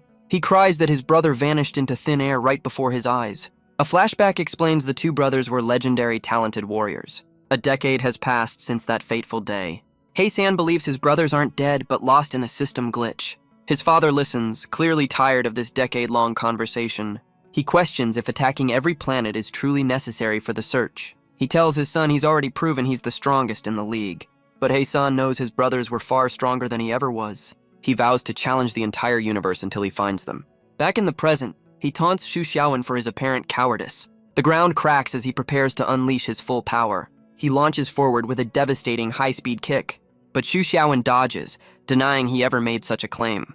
He-san is stunned by his opponent's incredible speed. He gives chase, but our boy stays just out of his reach. The invader's frustration turns into a grim determination. The two of them clash in a blinding flurry of attacks. Xu Xiaowen catches his fist, flanked by two familiar shadows. He-san stares in shock, demanding to know who he is. Xu Xiaowen calmly asks what answer he's even looking for. The invader asks if he knows the names He Yi and He Er. Our boy feigns ignorance, completely lost by the question. He-san proudly introduces his family. Creative naming wasn't their strong suit. Xu Xiaowen just shrugs, claiming he doesn't know them. But He-san refuses to believe it's all just a coincidence. Xu Xiaowen sighs, offering to forget the money just to end this. He knows this guy is strong, but also incredibly difficult to handle. He's getting a headache, wondering if his opponent is all muscle. Enraged, He-san accuses him of toying with him. He's never seen anyone dodge his attacks with such ease. A strange excitement begins to build within him. He grins, realizing this is the same feeling he got from his brothers. He-san throws his head back, laughing with pure battle lust. He grins, declaring this is the feeling he's been searching for. Xu Xiaowen is completely unimpressed, noting his very standard villain monologue. The invader vows to defeat him and learn the truth about his brothers. Our boy asks him to drop the strongest title, insisting he knows nothing. He-san launches another attack, which Xu Xiaowen easily dodges. Xu Xiaowen's expression hardens, his patience clearly wearing thin. He leaps through the air, weaving through the flying debris. He lands gracefully, ready for his opponent's next move.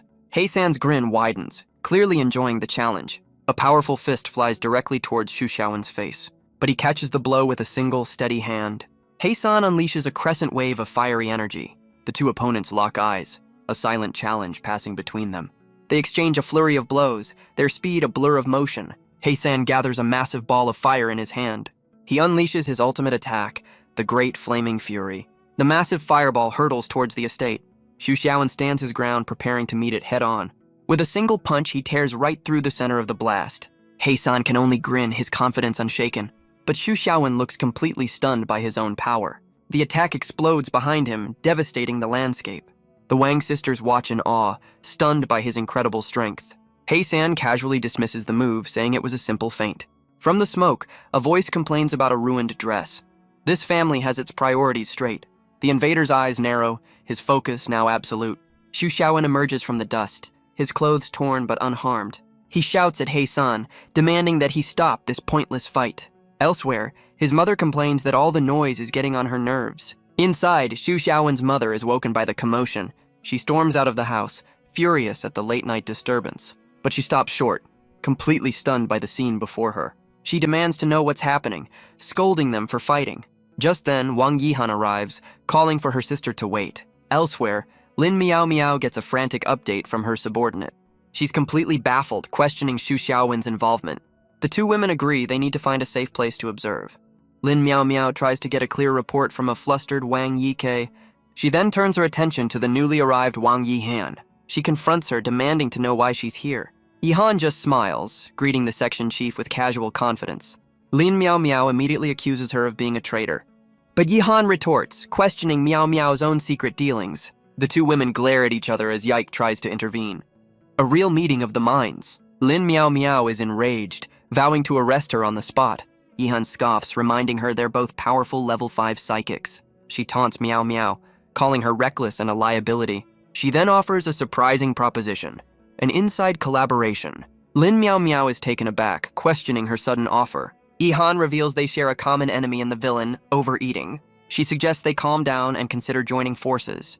But Lin Miao Miao's eyes are filled with suspicion and distrust. Yihan dismisses her doubts, saying the offer is a simple courtesy. But their tense negotiation is cut short by a flying pillow. Lin Miao Miao and Wang Yike can only stare in shock. Yihan urges them to retreat and not get in Xu Xiaowen's way. Back in the fight, beams of energy crisscross the battlefield. The two opponents' fists collide with devastating force. Xu Xiaowen and He San are locked in a brutal, high-speed exchange. Xu Xiaowen realizes he's trapped in a no-win situation. He San taunts him, asking if this is all he has to offer. Another powerful blast tears across the battlefield. The invader grows frustrated, wondering how he keeps dodging. The women are forced to flee from the collateral damage.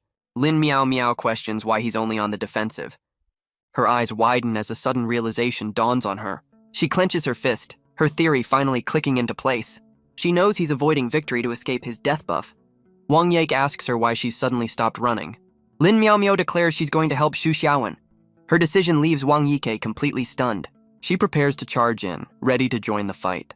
But Xu Xiaowen orders her to stay back, telling her to retreat. She confronts him, revealing she knows his secret weakness. She argues that she should be the one to land the final blow, a truly selfless volunteer. The battle continues to rage around their conversation. He considers her logic and seems to find it sound. With a snap of his fingers, a new plan is formed. He playfully calls her a genius for her brilliant idea. With a confident smile, he tells her he owes her one. Lin Miao Miao looks on, her expression unreadable. Xu Xiaowen turns to his opponent, declaring he's here to end this. He faces off against the exhausted but still dangerous invader. He San senses the sudden dramatic shift in his aura. The alien warrior braces for a new kind of assault. Xu Xiaowen unleashes a powerful punch, his fist glowing. The blow connects with brutal, unexpected force. He follows up with a devastating spinning kick. He laments that his peaceful life is once again being disturbed. He San realizes the sudden shift in the fight's momentum. He understands it was Lin Miao Miao's words that changed everything. But Xu Xiaowen gets in his face, telling him to focus on the fight. The invader grits his teeth, refusing to be underestimated. Xu Xiaowen's fist crackles with a dangerous purple energy. He unleashes a powerful, lightning-fast punch.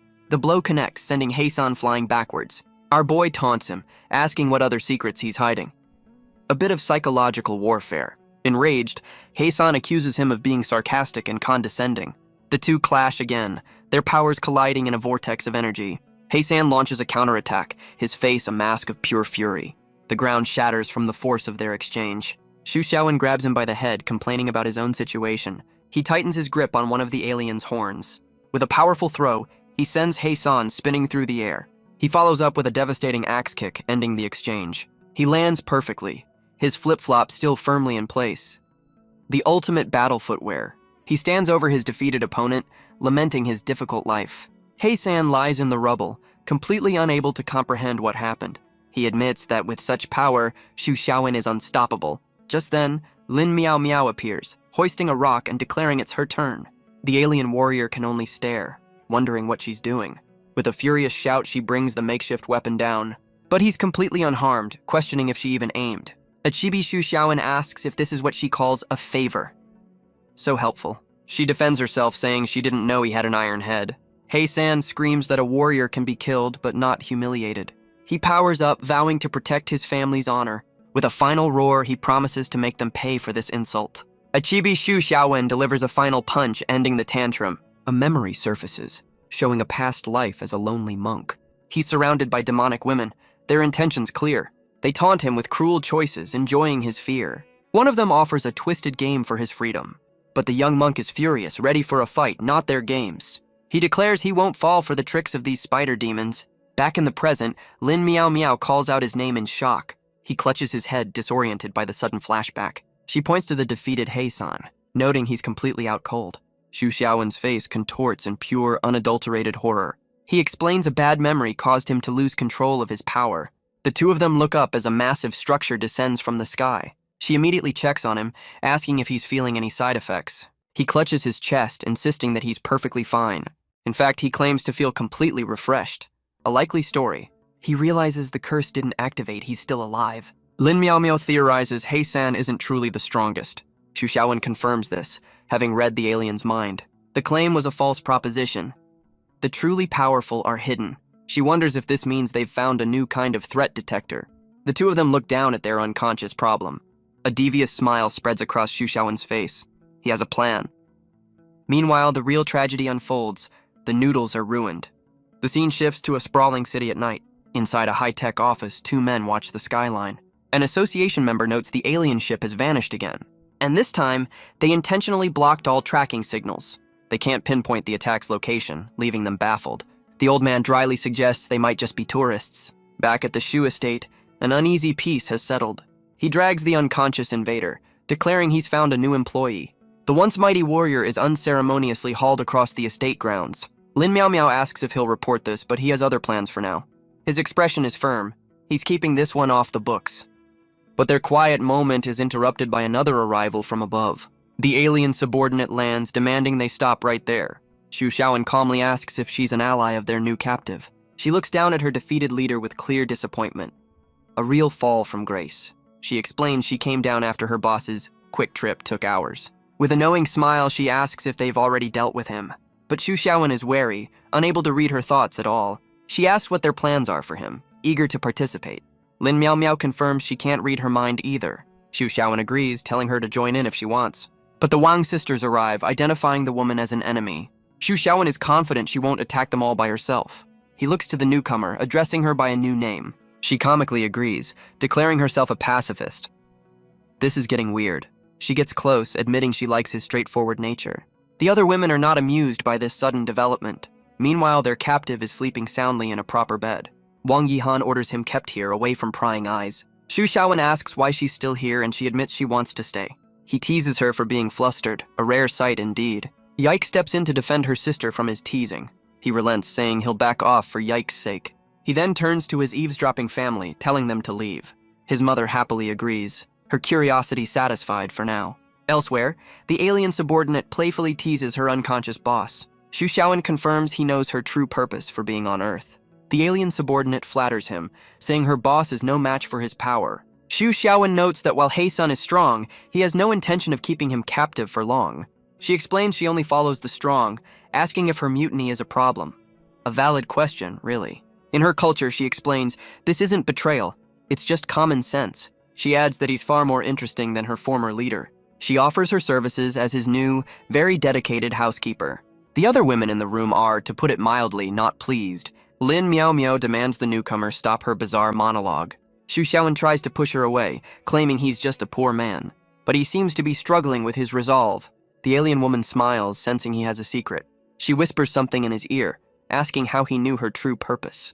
He's left completely stunned by her revelation. She insists that with her help, his life will be much easier.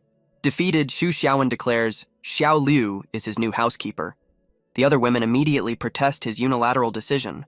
But Xiao Liu seals the deal with a celebratory kiss. Her moment is cut short by an incoming call on her wrist device. A holographic projection appears before her. The blue-haired woman from the ship asks for a status report. Xiao Liu calmly reports that their chief has been defeated. The hologram confirms the fleet's ownership will be transferred to the winner. Business as usual, I guess. Elsewhere, the defeated He-san finally begins to wake up. He's immediately greeted by a broom handle to the face. He sits up, completely baffled by his new situation. Xiao Liu informs him of his new duties, head of household sanitation. The former warrior is furious, demanding to know why he should listen. She strikes a pose, declaring her authority as the new housekeeper.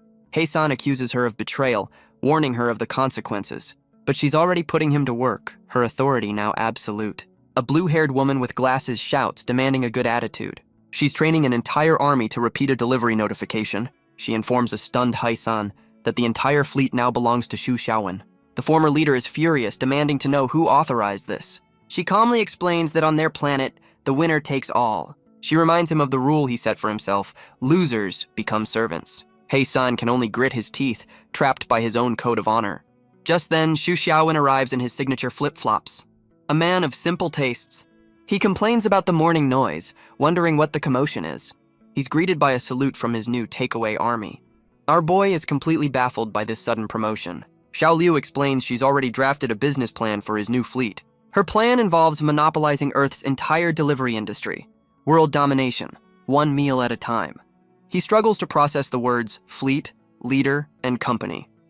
She cheerfully calls it a career upgrade, as Hei-san fumes in the background. He worries about his curse, but she assures him the company won't be in his name. She'll even manage his finances to ensure his curse doesn't activate. He asks why, of all the possible businesses, she chose food delivery. She explains it's a simple entry point for their eventual takeover of all Earth's industries. Elsewhere, two men discuss a strange broadcast linked to the alien attack. The man with glasses tells his companion to listen for himself. The phone plays the now familiar delivery notification. A rival CEO is furious about this new, impossibly efficient competition. The delivery fleet is already airborne, broadcasting orders across the city. He reflects that in all his lives, he's never seen anything quite this absurd. On the roof, Hei-san begins a dramatic, self-important declaration. He vows that he would rather die than be forced to sweep the floor. Xiao Liu offers him a simple choice: delivery or cleaning. So much for his grand defiance. She reminds him he's done the same to countless others he's defeated. Defeated by his own logic, the former warrior can only turn away in silence. The once mighty warrior begs to cook instead of clean, but Xiao Liu shuts him down, citing his terrible cooking skills. Lin Miao Miao watches the bizarre domestic dispute from afar. Her expression is thoughtful, taking in this strange new reality. Elsewhere, a pair of elegant heels clicks across the floor. Wang Yihan approaches, offering information on overeating's weakness. She claims to know the villain who killed Miao Miao's team intimately. Meanwhile, the new delivery crew gets their marching orders. A real career change for a galactic conqueror. The alien fleet takes to the skies, their new mission underway. The blue-haired commander directs her forces with dramatic flair. Xu Xiaowen can't believe they're using a war fleet for food delivery. The entire armada now serves a single culinary purpose. Back at the association, an agent spots the fleet's return. But he's baffled by their new payload, a swarm of electric bikes. The vice president immediately declares war, mobilizing all agents. But on the phone, he's already trying to pass the buck. Some things never change. He desperately lists other departments, trying to avoid responsibility. Back at the estate, Wang Yihan seems completely unconcerned. Lin Miao Miao questions her loyalty, warning of the price of betrayal. But Yihan scoffs, seeing no reason to serve a coercive master. Lin Miao Miao reminds her that Xu Xiaowen hasn't agreed to anything. Yihan gets close, suggesting they could all work together. Flustered, Lin Miao Miao makes an excuse to check on our boy. Yihan just smirks, deciding to go back to bed instead. Her eyes gleam with a confidence that suggests a hidden plan. The scene shifts to the lavish interior of the living room, where Hei-san complains about his new, very inconvenient uniform. He sweeps as Lin Miao Miao explains the association's official term for this mess. She looks to Xu Xiaowen, asking what his next move will be. He sits calmly, considering how to handle this new business venture. Lin Miao Miao warns of the uncontrollable chaos if his identity is exposed, but Xiao Liu confidently clings to him, promising she can handle everything. She unveils a perfectly safe life plan to help him avoid his curse, a plan that apparently involves Hei-san in a maid outfit on cleaning duty. The once mighty warrior looks completely dead inside. He's then presented as a humanoid detector, blushing amidst a shower of roses. Lin Miao Miao is left completely speechless by this bizarre presentation. Xiao Liu vows to give Xu Xiaowen a life of leisure and luxury, but Lin Miao Miao questions if she can truly manage this all by herself. Xiao Liu reveals she's an advanced artificial life form from another nebula. Lin Miao Miao points out her super brain didn't predict her boss's defeat. A fair question. Hei-san insists it was an accident, vowing to win their next encounter. He's enraged by her completely unimpressed expression. She just smirks, admitting she's openly mocking him. Xu Xiaowen finally realizes why he couldn't read Xiao Liu's mind. He recalls the moment she whispered his greatest secret to him. He knows that if a third person knows, they are not to be underestimated. But his mood shifts to pure joy, a new sense of freedom in his eyes. He laughs maniacally, believing the curse has finally been lifted. Lin Miao Miao worries this will attract the unwanted attention of the association. Xu Xiaowen seems completely unfamiliar with the organization. Xiao Liu explains they're a government body that manages psychics on Earth. Hei-san grins, excited by the prospect of strong new opponents. Xiao Liu admits she can't analyze their strength without more data. Hei-san turns to Xu Xiaowen, demanding to know his secret. Xiao Liu bluntly explains his curse. Achieving number 1 means instant death. Hei-san is stunned, calling him a bug in the system. The word seems to strike a nerve with Xu Xiaowen. Hei-san reflects on the term, thinking of his 2 lost brothers. Xu Xiaowen looks up as someone calls his name from behind him. Wang Yike approaches Xu Xiaowen, asking if he has a moment. He turns to her, his expression calm and ready to listen. He asks if she slept well, and she confirms she did after a long talk with her sister. He gets straight to the point, asking what she needs from him. She explains that with their apartment gone, she plans to return home. Lin Miao Miao seems surprised by her sudden decision. She questions the plan, reminding Yike of her sister's ties to a rival group. But Yike just smiles, confident her sister will handle the marriage contract. Xu Xiaowen scoffs, pointing out Yihan wouldn't have begged him if it were that simple. Lin Miao Miao turns to him, asking for his thoughts on the matter. He recalls Yihan's desperate plea, the ultimate sign of respect in her clan. A small, knowing smile spreads across his face. He offers a simple solution. Their new employee, Hei-san, can handle any problems. The scene shifts to a peaceful, sunlit estate, a quiet garden where a new plot is already in motion. An old man sits in a chair, the president of the Sons of the Morning. He's excitedly planning his new career as a social media influencer. He seems completely oblivious to the woman standing before him. She's identified as Bao Yue, the Sin of Wrath, and she is not amused. The president proudly shows off his new profile for psychological counseling. She scolds him for his childish behavior, but he's ready to defend his dream. He claims it's all a recruitment strategy for their dwindling organization. He asks her to repeat her report, his short-term memory failing him. She informs him that Wang Yihan is trying to cancel the Ouyang marriage. The president is stunned, knowing the Ouyangs are a key ally. But his real concern is the loss of his social media manager, a man of priorities. He criticizes her bad temper, saying it's why she's still single. She coldly informs him that anyone who said that is no longer alive. Unfazed, he orders her to bring Wang Yihan to him for a direct confrontation. His expression darkens, wondering if this is a sign of betrayal. Bao Yu asks what their next move will be. The president declares they'll turn the Wang family from allies to captives. A very normal thing to say. The scene shifts back to the peaceful Xu family estate. Xu Xiaowen suggests a simple solution. Deal with the source of the problem. Wang Yike looks up, worried this will be too much trouble for him. She insists that she and her sister can find their own way. Xu Xiaowen explains he's never had friends, all for the sake of survival.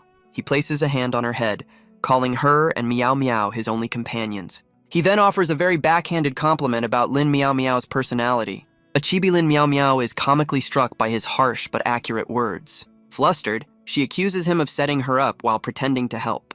He just teases her, completely unfazed by her anger. She clutches her head, completely exasperated by the situation. She turns to Yike, offering her full support and a place to stay. Yike is moved to tears by the unexpected kindness. From a doorway, Xu Xiaowen's mother watches the scene unfold. A knowing, satisfied smile spreads across her face. But the tender moment is interrupted by Lin Miao Miao's ringing phone. She answers the call, her expression immediately turning serious. She gives the caller 1 minute to get to the point or lose their salary. She then smashes the phone, claiming it broke accidentally. A classic rage quit. The voice on the other end warns her the association won't reimburse that. She quickly picks it up, trying to salvage the conversation. A chibi scene shows Hei-san being used as a battering ram, so much for his dignity. A new man enters, introducing himself as the head of logistics. Lin Miao Miao knows this by the book guy is bad news. Xu Xiaowen pulls Yike back just as the door is kicked in. The newcomer, Ning Yi, coldly apologizes for the damage. He explains he's here to bring the culprits back to the association.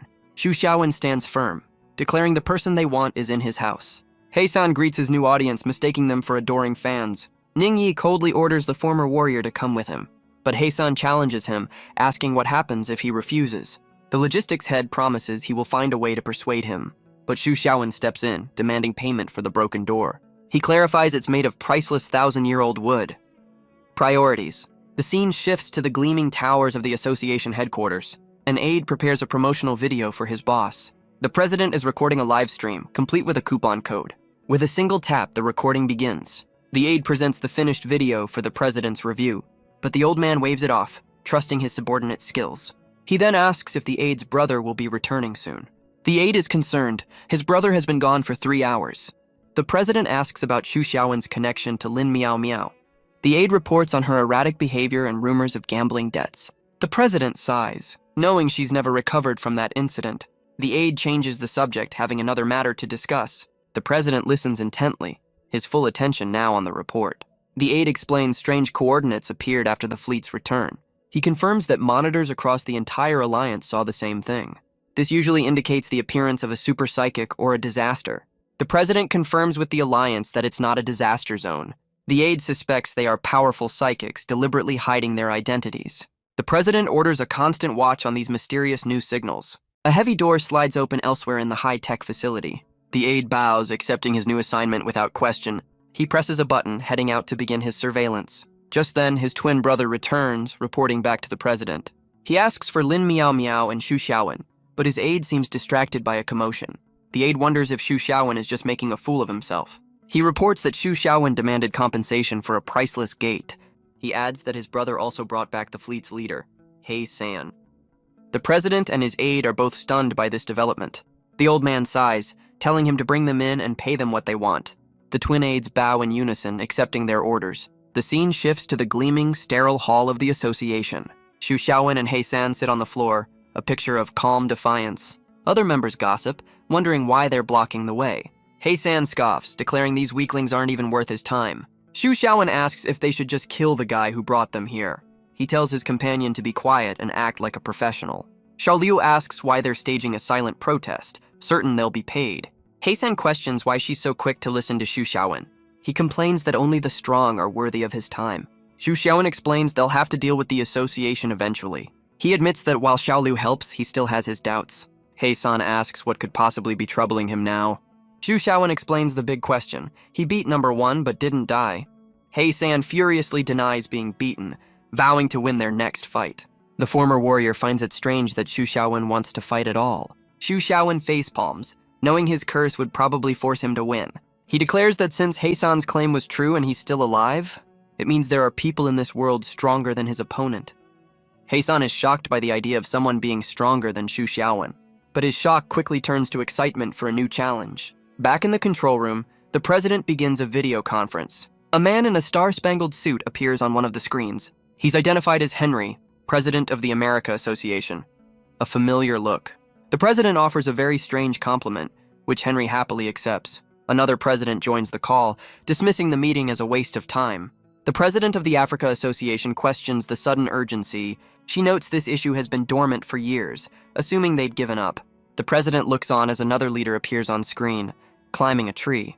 The man in the bear suit asks if they've only just found the coordinates. The president explains to the newcomer that these signals are impossible to mark. They appear and disappear at random, their location a complete mystery. The man in the bear suit asks what makes this time any different. The president reveals the coordinates are now linked to an alien spacecraft. The American president asks if the situation is under control, but the old man admits the current circumstances are hard to explain. The African president gets straight to the point, asking what he wants. He requests they form a special team to investigate the anomaly. He warns them all that the world is about to change. The other leaders listen, their expressions now grim and serious.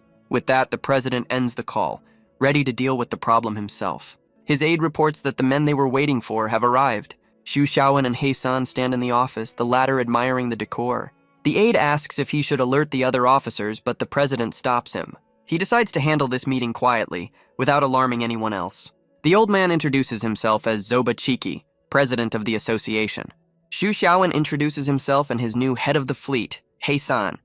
He San sizes up the president, noting he seems stronger than the others. A chibi Xu Xiaowen reminds him they were supposed to act like professionals. The president asks He San for his purpose in coming to Earth.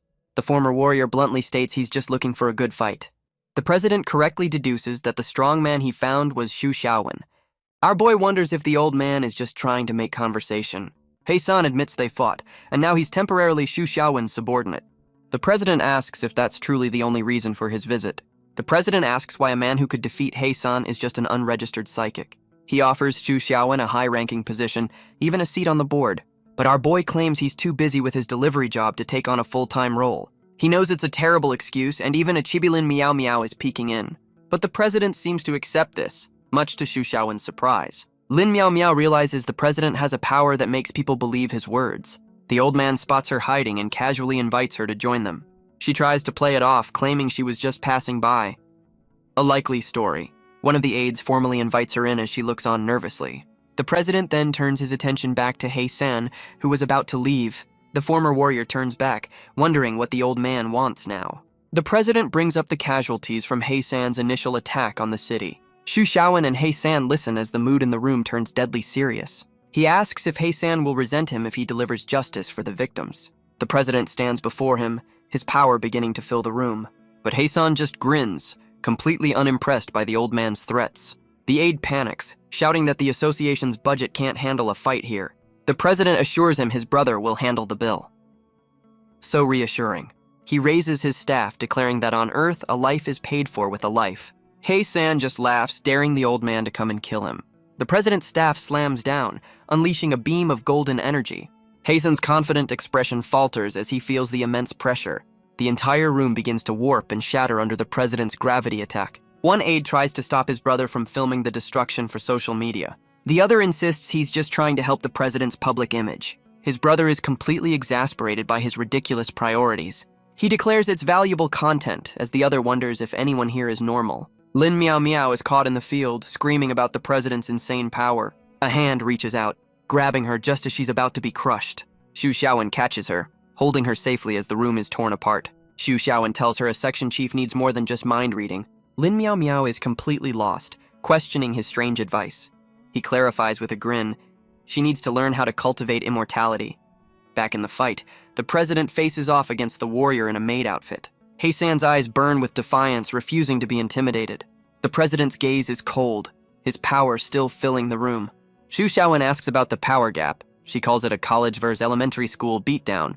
He watches intently, knowing this fight will provide valuable data. He wonders if in all his lives he's the only one with this curse. He questions if he's just a bug in the system, meant to be erased, but he pushes the thought aside, knowing now is not the time. The president grits his teeth, unimpressed by Hae-san's power. The former warrior is furious, his patience finally snapping. With a mighty roar, the president unleashes the law of universal gravitation. He even tells his aide to get the whole thing on camera, for the gram, of course. The attack shatters the room, but Hae-san seems to be holding his own. He stands firm as massive chunks of the ceiling rain down around him. With a confident smirk, he declares he overestimated the old man's strength. But the president's attack continues to tear through the office. Xu Xiaowen notes they're just testing each other with small-scale attacks. Hae-san dashes through the smoke, ready to counter. He screams at the president, asking if he's just trying to tickle him. The warrior charges forward, closing the distance in an instant. The president remains perfectly still, completely unfazed by the assault. Xu Xiaowen watches on, admitting the old man is quite sinister. The president holds out a hand, declaring his warm-up is now over. A swirling vortex of energy erupts, blocking Hae-san's attack. The old man reveals his gravity power works on more than just objects. Hae-san is caught in the vortex, struggling against the immense force. He screams in frustration as the pressure begins to crush him. The warrior is forced to his knees, pinned by an unseen weight. He grits his teeth, demanding to know what's happening to him. The president calmly explains it's a simple scientific experiment. Hae-san can only stare, his rage mixing with confusion. The old man reveals gravity is in his blood, in his very cells, and he declares that even an alien's body must obey the law. The warrior struggles, his pride clashing with the crushing force. One of the aides laments the inevitable cost of roof repairs, while his brother sees a golden opportunity for a viral video. A true influencer in the making. The two bicker, their priorities clearly on different planets. Hae-san collapses, his body feeling weak and unresponsive. His very spirit seems to lose its form, a humiliating defeat. Xu Xiaowen watches, realizing the president is far stronger than he let on. The old man turns his gaze directly towards our boy. He gives a casual wave, leaving Xu Xiaowen completely speechless. With the battle over, the president declares that Hae-san has lost. The defeated warrior calls it a dirty trick, not a real fight. The president simply asks if he disagrees with the outcome. He reminds the warrior that the winner decides the loser's fate. The old man stands over him, waiting for his answer. But Hae-san admits he can't accept this until he finds some answers. The president asks what could possibly be so important. The warrior's gaze shifts, landing on Xu Xiaowen.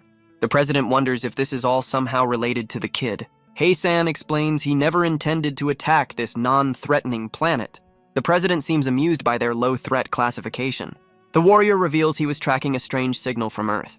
A signal from over 2 centuries ago, a shockwave as powerful as a star. The old man's expression turns serious, the timeline clearly significant.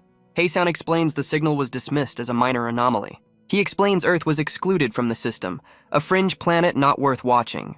The aide asks if the timing of the signal and the rise of psychics is a coincidence. The president's expression hardens as a strange energy gathers in his hand. Hae-san looks up, sensing the sudden shift in the old man's power. The energy slams into him, pinning him to the floor once again. He demands to know why the president has reactivated his ability. The old man states he's not going to kill him, for now. He tells the warrior to continue his story, as his aide films the whole thing. Hae-san looks up, asking if he can make a deal. The president warns him to be honest, as many people want him gone. The once mighty warrior finally admits that he's not as good as the others. Elsewhere, an aide wonders why the president is so focused on the past. In another room, a woman with pink hair says she's heard this story before. She explains a great change 200 years ago gave humans their powers. A flashback shows a teacher in a classroom. The origin of these abilities, a mystery. The woman reveals the association has been studying the cause for years. Her companion asks what they've found, questioning her hesitation. She explains that such projects are kept secret until they have concrete results. Back in the office, Hae-san combs his hair, getting back to his story. He explains the database was sealed, and most of his generation forgot Earth existed. But he reactivated an old machine, tracking 2 recent shockwaves. Xu Xiaowen's eyes widen, the dates hitting a little too close to home. Hae-san dismisses the first date but is focused on the one from 10 years ago. He reveals he came to Earth to find a strong man and confirm his brother's fate. The president listens, his expression unreadable. His aide asks what their next move should be. The president tells him to edit out Hae-san's confession. Gotta maintain the brand. He tells Xu Xiaowen to take the alien back, saying they'll handle the paperwork later. The old man then asks our boy to keep an eye on Hae-san for him. Xu Xiaowen questions his trust, asking if he's not afraid he'll let him escape. The president notes that Xu Xiaowen doesn't seem like an ignorant person. Our boy cheekily admits he's an expert at letting people down. The president then turns his attention to Lin Miao Miao. He tells her to stay behind, his expression turning serious. Outside, Xu Xiaowen wonders why the old man just let them go. He reminds Hae-san of the president's power, daring him to try and escape. He muses that gravity manipulation is similar to a psychic's mental power. A new idea forms as he considers how to deconstruct the ability. He decides to run a little experiment, much to Hae-san's confusion. He wants to see if he can replicate the president's power for himself. The former warrior can only stare in complete disbelief. With a flick of his wrist, he sends Hae-san flying with his new gravity power. He smiles, pleased that his little experiment was a success. He wonders aloud who is stronger, the president or the alien general. The scene shifts back to the Zhu estate, now a busy construction site. Hae-san asks what other tricks he knows, eager for a demonstration. But Xu Xiaowen admits his copied skills are weaker than the originals. Hae-san excitedly brings up a comic from his homeworld, a true man of culture. He compares Xu Xiaowen to a character, but our boy is not impressed by the name. Just then, Xiao Liu arrives, announcing they have a guest at the door. She's completely starstruck, gushing about the super beauty who's arrived. Xu Xiaowen worries she's here for his father, as his mother fumes in the background. Xiao Liu clarifies that the woman is here specifically to see him. He tells Hae-san to entertain his parents while he handles the meeting. His mother eagerly offers to teach the alien warrior how to play mahjong. Xu Xiaowen heads inside, his signature flip-flops clicking on the floor. He finds the Wang sisters, who seem to be in some kind of trouble. A woman with gray hair introduces herself as a chief investigator. Xu Xiaowen's eyes narrow, recognizing the familiar family name. The investigator, Wang Yiru, confirms she is the sister's cousin. Xu Xiaowen is left wondering if there's a third sister in this family. He decides he'll have to map out their family tree later. The cast just keeps expanding. He shakes the investigator's hand, a current of psychic energy passing between them. Wang Yiru sizes him up, noting that he is indeed a very special individual. She's stunned by his high power level, completely unable to read his thoughts. Xu Xiaowen deduces she's hit a mental wall, an anti-spy screen of sorts. The investigator turns to her cousins, telling them to stop standing so far away. But Wang Yihan is visibly terrified, her usual confidence completely gone. Xu Xiaowen watches the tense family reunion with a deadpan expression. Yiru mocks Yihan for her weakness, pointing out her nervous sweat. Yihan panics, wondering if her cousin knows about her recent schemes. She knows that if the truth comes out, she's in serious trouble. The two women stand face to face, a silent power struggle underway. Yihan can barely contain her fear, her composure cracking under the pressure. Her cousin points out she's worn that guilty expression since childhood. She places a hand on Yihan's head in a gesture of absolute dominance. In her mind, the investigator holds her tiny cousin in the palm of her hand. Yihan struggles, trying to break free from her cousin's mental grip. Yiru calmly tells her not to be nervous, not very convincing. She turns to Xu Xiaowen, asking if her sisters have been a bother. Yihan looks to him, a silent, desperate plea in her eyes. But our boy bluntly confirms that yes, they have been quite disturbing. Yihan erupts in a fiery rage, but he just teases her right back. The investigator scolds her for such unseemly and violent behavior. Yihan immediately backs down, apologizing for her sudden outburst. Yiru announces she'll be staying to personally train her cousin. Xu Xiaowen just smirks, claiming this family drama has nothing to do with him. The investigator leads her two cousins away for a private chat. Yihan's face is a mask of pure, unadulterated panic. She looks back at Xu Xiaowen, insisting he stay out of this. Yihan follows her cousin down the hall, her fate seemingly sealed. But Wang Yik's expression hardens with a newfound resolve. She turns to Xu Xiaowen, begging him to stop her sister from leaving. She explains their cousin is kind to everyone, except for Yihan. In her mind, the investigator is a terrifying figure of absolute power. Later that night, a much quieter meeting is taking place. Xu Xiaowen sits down with Heisan for a little debriefing. The former warrior casually enjoys a cup of instant noodles, a true sign of defeat. Xu Xiaowen wants to discuss what happened at the president's office. Heisan agrees to answer any questions, but noodles come first. Xu Xiaowen makes a strange comment about the brand of pickles, but Heisan is completely unfazed, declaring them delicious. With his meal finished, he's finally ready to talk business. Xu Xiaowen asks if he's truly defeated the strongest on every planet. The warrior confidently claims victory on every world he's visited. He even tells Xu Xiaowen to read his mind to confirm the truth, but he admits he only targeted planets deemed a threat by his people. Xu Xiaowen points out the obvious flaw in his logic. Heisan considers this, admitting an exception can't be a reference. He insists Earth is not a threat unless his scanners are broken. Our boy moves on, asking why he's so sure his brothers are alive. Heisan's eyes burn with conviction, declaring them invincible. Xu Xiaowen presses him, questioning his absolute certainty. The warrior scoffs at Earth's tech, explaining their scientific power scaling. He proudly reveals his brothers were the strongest in every test. The word strongest gives Xu Xiaowen a moment of pause. Heisan explains they also hold competitions and act as galactic peacekeepers. He grits his teeth, vowing his brothers have never known defeat. Xu Xiaowen asks if they have that same testing system on the ship. Just then, Xiao Liu arrives as Heisan asks for her input. Xiao Liu admits she's not sure, but offers to adapt the system for Earth. She asks Xu Xiaowen about Lin Miao Miao's psychic detector. She gets a little too close, asking if she can borrow it. A purely professional request, I'm sure. She believes it will help speed up her work on the power system. She reveals she's been analyzing Earth's data since her arrival. Xu Xiaowen looks up, asking what she's discovered so far. She excitedly tells Heisan she wants a disciple, just like in the comics. Both Xu Xiaowen and Heisan are completely unimpressed by her enthusiasm. She teases Heisan, asking if he's jealous of her attention to others. The former warrior just picks his nose, questioning her assumption. Classy. The bizarre domestic scene continues, with Heisan lounging like a king. Xu Xiaowen suddenly erupts in pure, unadulterated shock. Heisan clarifies that his only interest is in the strong. Our boy completely misinterprets this as a confession. Xiao Liu just laughs, clearly enjoying the misunderstanding. But she quickly turns her attention back to Xu Xiaowen, calling him the cutest. A chibi Xu Xiaowen endures the hug, his patience wearing thin. Her mood shifts again as she reveals she's found something interesting. She leans in, a mysterious smile on her face. With a spooky grin, she declares that this planet is haunted. She explains the planet emits strange energy fluctuations that appear and vanish. The energy pulses and fades over the moonlit estate. Elsewhere, one of the president's aides shouts that the coordinates have reappeared. But just as quickly, the signal vanishes once more. He decides to send what little data they have to the president. The data transmission is sent and completed. The president receives the incoming message. He studies the report, his expression grim and thoughtful. His aide reports that the coordinates have appeared yet again. The old man's eyes narrow, the mystery deepening with every pulse. The African president notes the signals are appearing more frequently. She suggests they all meet to discuss the coordinates in person. She asks the other leaders for their thoughts on the matter. The scene shifts to the moonlit Wang family estate. Inside, a tense family meeting is already underway. The butler peeks in, panicking about the confrontation. Wang Yiru sits calmly, knowing her cousin is colluding with the enemy. The butler worries that Yihan is about to have a complete breakdown. Nothing like a friendly family chat.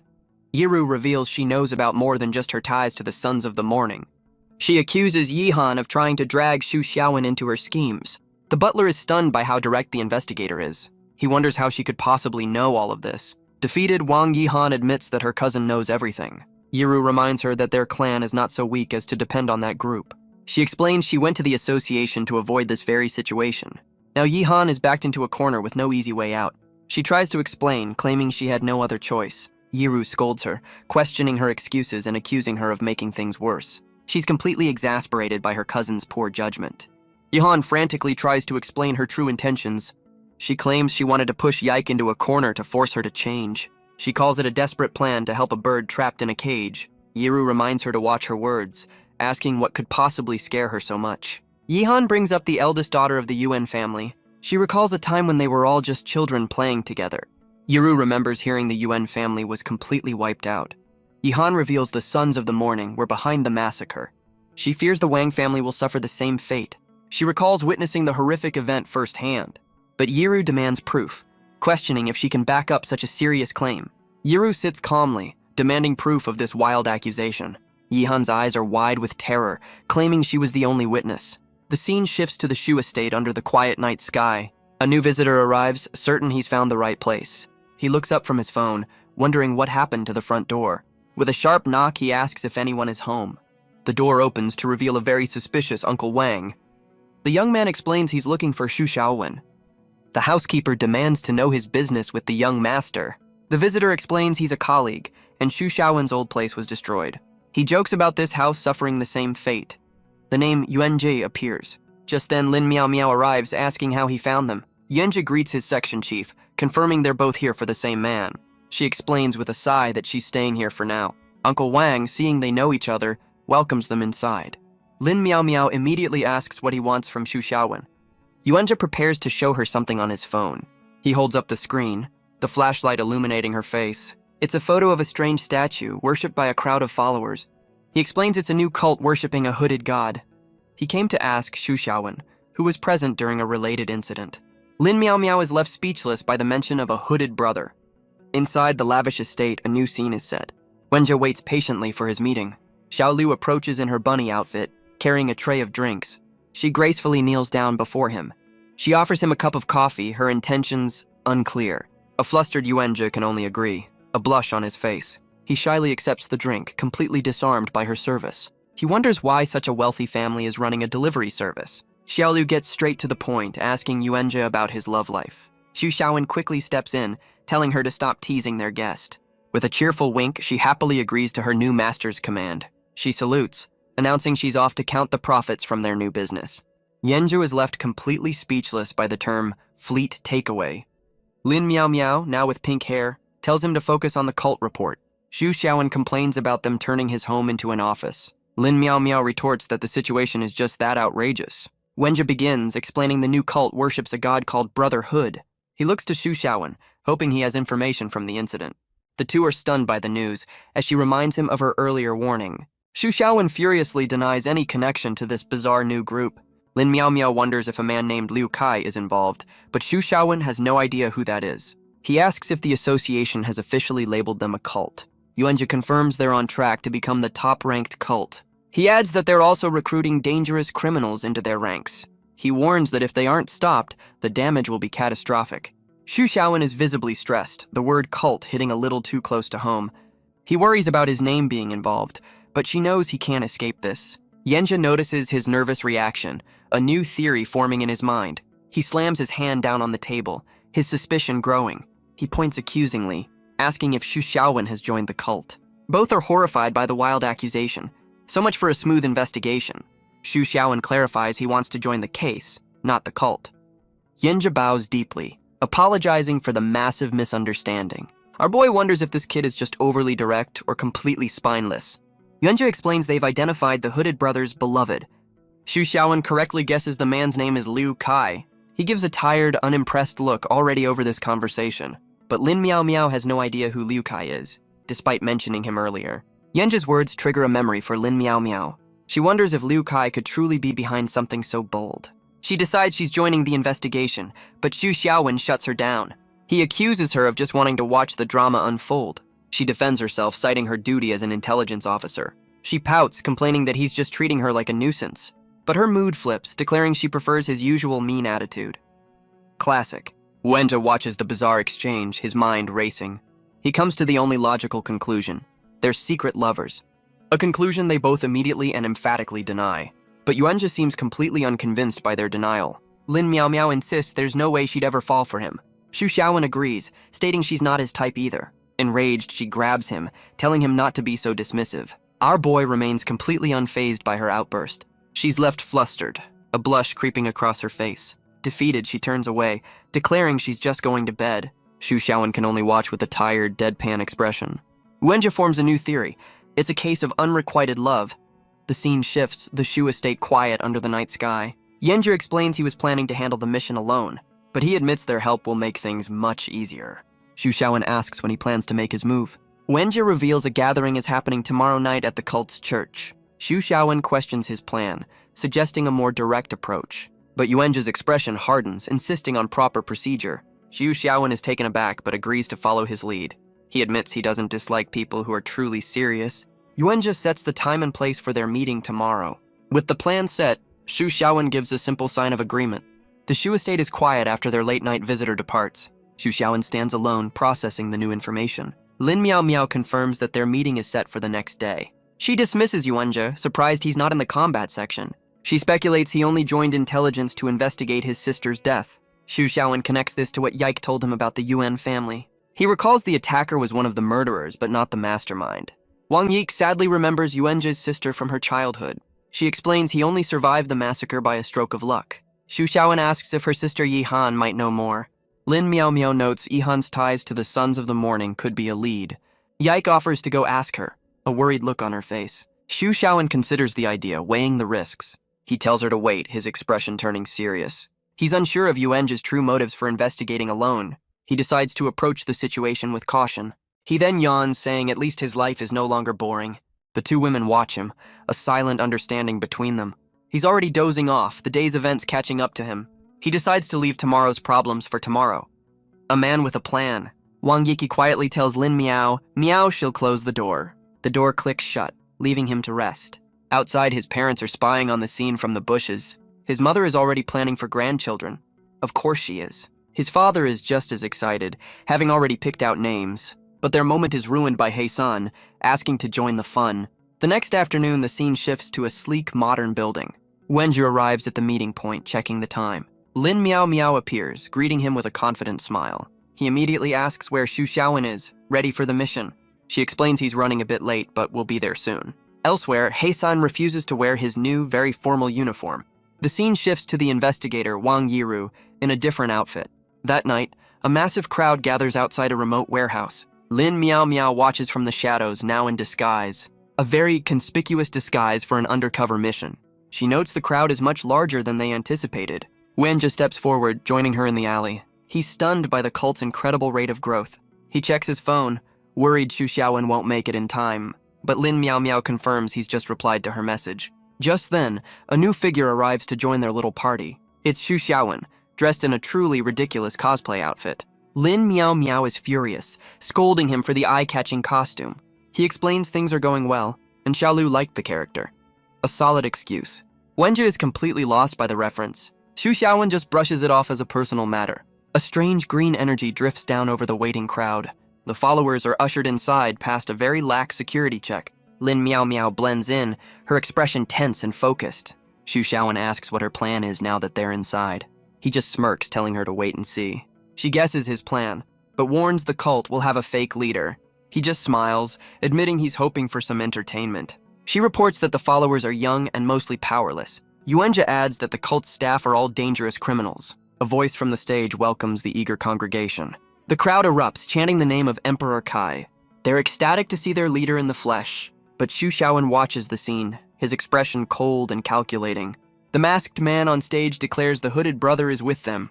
Xu Xiaowen immediately recognizes him as the man named Liu Kai. A woman in the crowd seems disappointed by his appearance. Liu Kai grips a large white sheet, preparing for a grand reveal. He raises a microphone, ready to rally his followers. The crowd shouts back a bizarre, nonsensical slogan. Our undercover team looks on, completely unimpressed by the spectacle.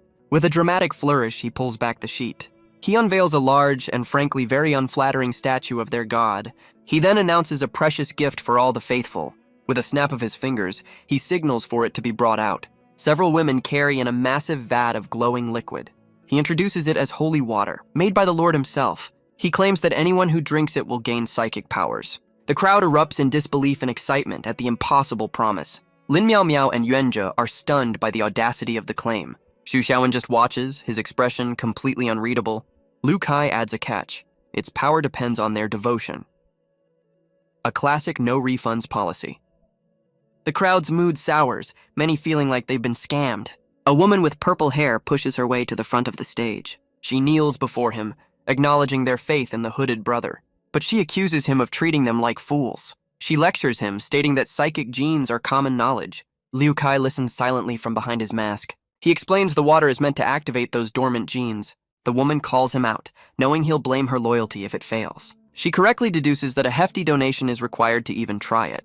He smoothly replies that donations are merely an expression of support. The crowd begins to get restless, their skepticism turning to anger. A man shouts that they should test it on someone before asking for money. Yenja admits he's never heard of holy water in his research. Lin Miao Miao questions if it's truly possible to manifest powers this way. She reminds him of the last time he pushed his own abilities too far. He clenches his fist, insisting his family's power is different. Xu Xiaowen notes that this at least proves activating genes isn't impossible. His eyes narrow. He knows Liu Kai himself doesn't have this power. A mysterious hooded figure stands in the shadows of his mind. He declares he wants to know who is truly behind this operation. A single light flickers, the tension in the warehouse building. A man in the crowd admits they've long suspected this was just a scam. The purple-haired woman agrees, her suspicion now confirmed. Liu Kai offers her a bowl, claiming their donations funded this miracle. He promises that all their efforts will finally be rewarded. She stares at the glowing liquid, her expression full of doubt. She wonders if it's just plain water, a simple trick. But his calm demeanor makes her second-guess her own judgment. With a sigh, she decides to drink it, expecting nothing to happen. She asks how long it will take, and he gives her a 10-second countdown.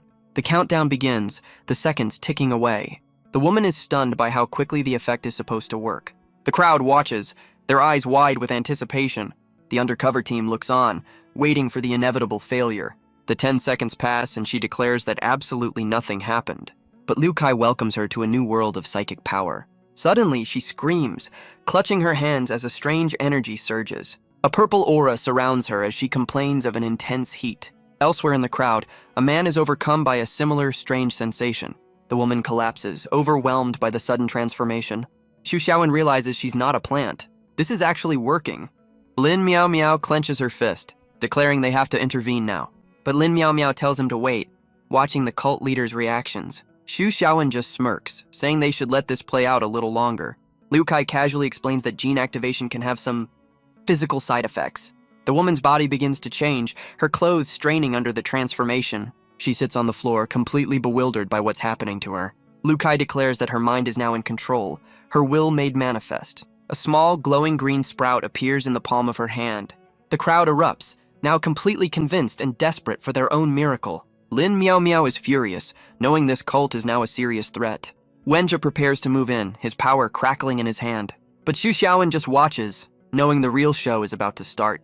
Lin Miao Miao looks on, her expression a mask of grim determination. A voice from above thanks the crowd for their attention. Something crashes down from the ceiling with incredible force. The crowd looks up, wondering who could be interrupting their salvation. A massive blast of energy erupts from the stage. Xu Xiaowen pulls Lin Miao Miao close, shielding her from the impact. The stage is rocked by a powerful, unseen force. Liu Kai demands to know who dares to interfere. A hand reaches out, demanding he hand over the microphone. A man in a floral bandana and flip-flops lands, ready to warm up the crowd. He declares that he is the real hooded brother, calling the holy water poison. Liu Kai is enraged, demanding to know who this crazy person is. The newcomer accuses him of being a snake oil salesman. The crowd is left completely baffled by this sudden turn of events. The newly empowered woman looks on, her faith now shaken. Liu Kai tries to calm the crowd, insisting the newcomer is a fake. The man in the bandana challenges him to prove it. Liu Kai declares that he himself is the proof. He proudly announces he is the beloved of Brotherhood, a well-known fact. The crowd murmurs, completely confused by this sudden, dramatic interruption. The newcomer challenges Liu Kai to produce the real hooded brother for a confrontation. But Liu Kai declares the man isn't worthy to even lay eyes on their lord. The man in the bandana accuses him of using an empty name for his own gain. He then makes a bold claim. He is the real headgear brother. Identity theft is a serious crime, you know. Liu Kai frantically tries to explain that their lord is not just a symbol, but he stops short, unable to reveal the truth of the matter. The newcomer mocks him, asking if he's finally run out of lies. From the crowd, Xu Xiaowen decides it's time to make his entrance. Lin Miao Miao questions his change of plans, but he has his reasons. He explains the holy water is too dangerous to ignore, and he has a plan. With a confident smile, he admits he's feeling a bit more daring these days. Liu Kai panics, his composure completely shattered by the pressure. The crowd's demands for their lord grow louder and more insistent. The cult leader can only mutter the word, his options dwindling. He seethes with anger, questioning why his master should even appear. The man in the bandana taunts him, asking what he's so afraid of. With a manic grin, he rallies the restless crowd to his side. The followers join the chant, demanding their true lord make an appearance. They're certain a direct confrontation will expose the imposter. Xu Xiaowen steps forward, asking Liu Kai why he's so nervous. He looks down at the trembling cult leader, his patience clearly gone. A powerful aura erupts as he commands him to bring out his master. Liu Kai clenches his fist, insisting he's not afraid of Xu Xiaowen. He claims their lord is far stronger, a symbol that transcends any one person. He stammers, trying to explain that their lord is present. Just then, another figure in flip-flops steps onto the stage. Well, this is getting crowded. It's the original hooded brother, who claims he just wanted to be left alone. He walks past Liu Kai, explaining his only goal was to spread happiness. He looks out at the crowd, wondering why they're being stopped. The hooded cult leader looks down, muttering his lord's name. The man in the bandana stands over him, asking if he's been disturbed. He smiles, saying he doesn't blame the servant, but the copycat.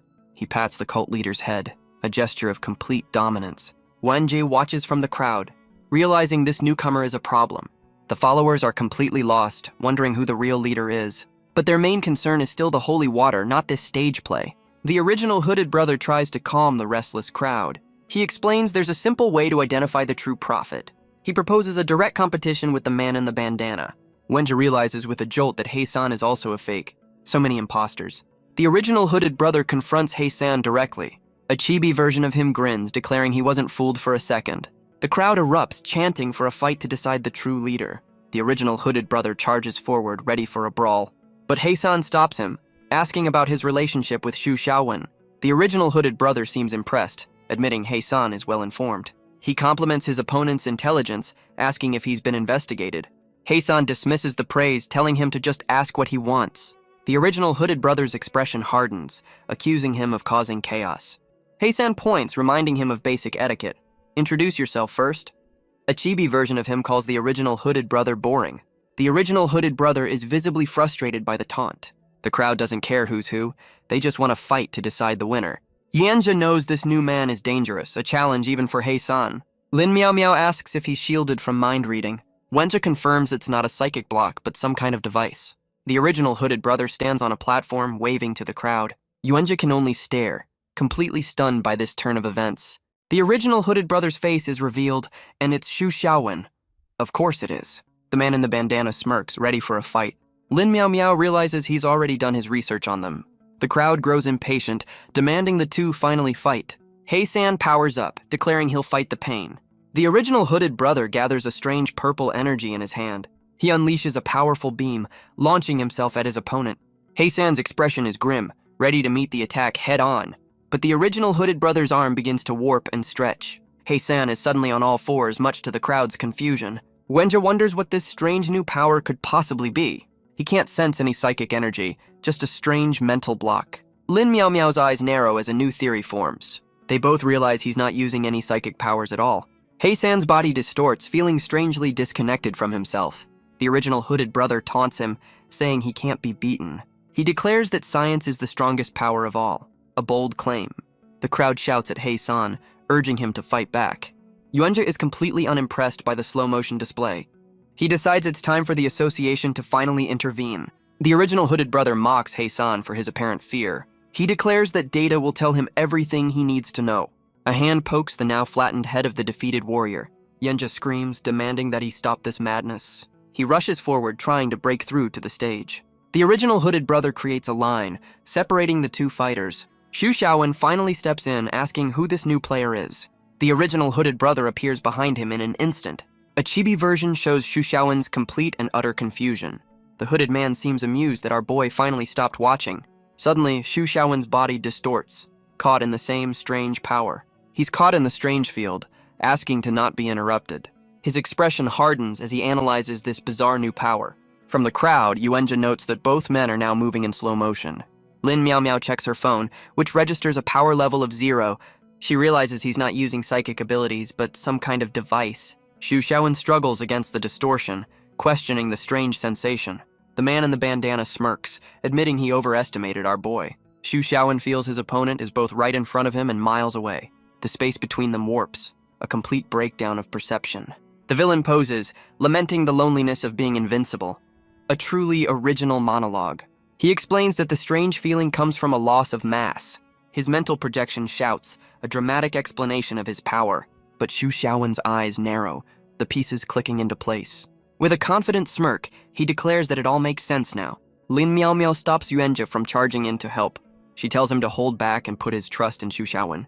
Yuanjia argues that Xu Xiaowen is a mind reader, not a fighter, but she warns him not to enter a situation he can't control. She watches the stage knowing they're facing an unknown ability. She deduces the power has a limited range, as the crowd is unaffected. Wenji prepares to attack from a distance with a lightning strike, but Lin Miao stops him again, begging him to wait a little longer. She fights her own instincts, forcing herself to trust Xu Xiaowen's plan. Wenjia stomps his foot, his patience wearing dangerously thin. Xu Xiaowen asks a simple question. His opponent isn't a psychic, is he? The man in the bandana just laughs, calling psychic powers insignificant. He declares that science is the only power that truly matters. Xu Xiaowen smirks, correctly identifying him as a scientist. He asks for an explanation, wanting to know how he was targeted. The scientist reveals that the cult leader Liu Kai told him everything. The scientist reveals he didn't expect Xu Xiaowen to be just like him. Xu Xiaowen's eyes narrow, questioning the strange claim. The villain taunts him, wondering if he'll reincarnate after this death. With a cruel grin, he asks if our boy is curious to find out. Xu Xiaowen is completely stunned. This man knows his greatest secret.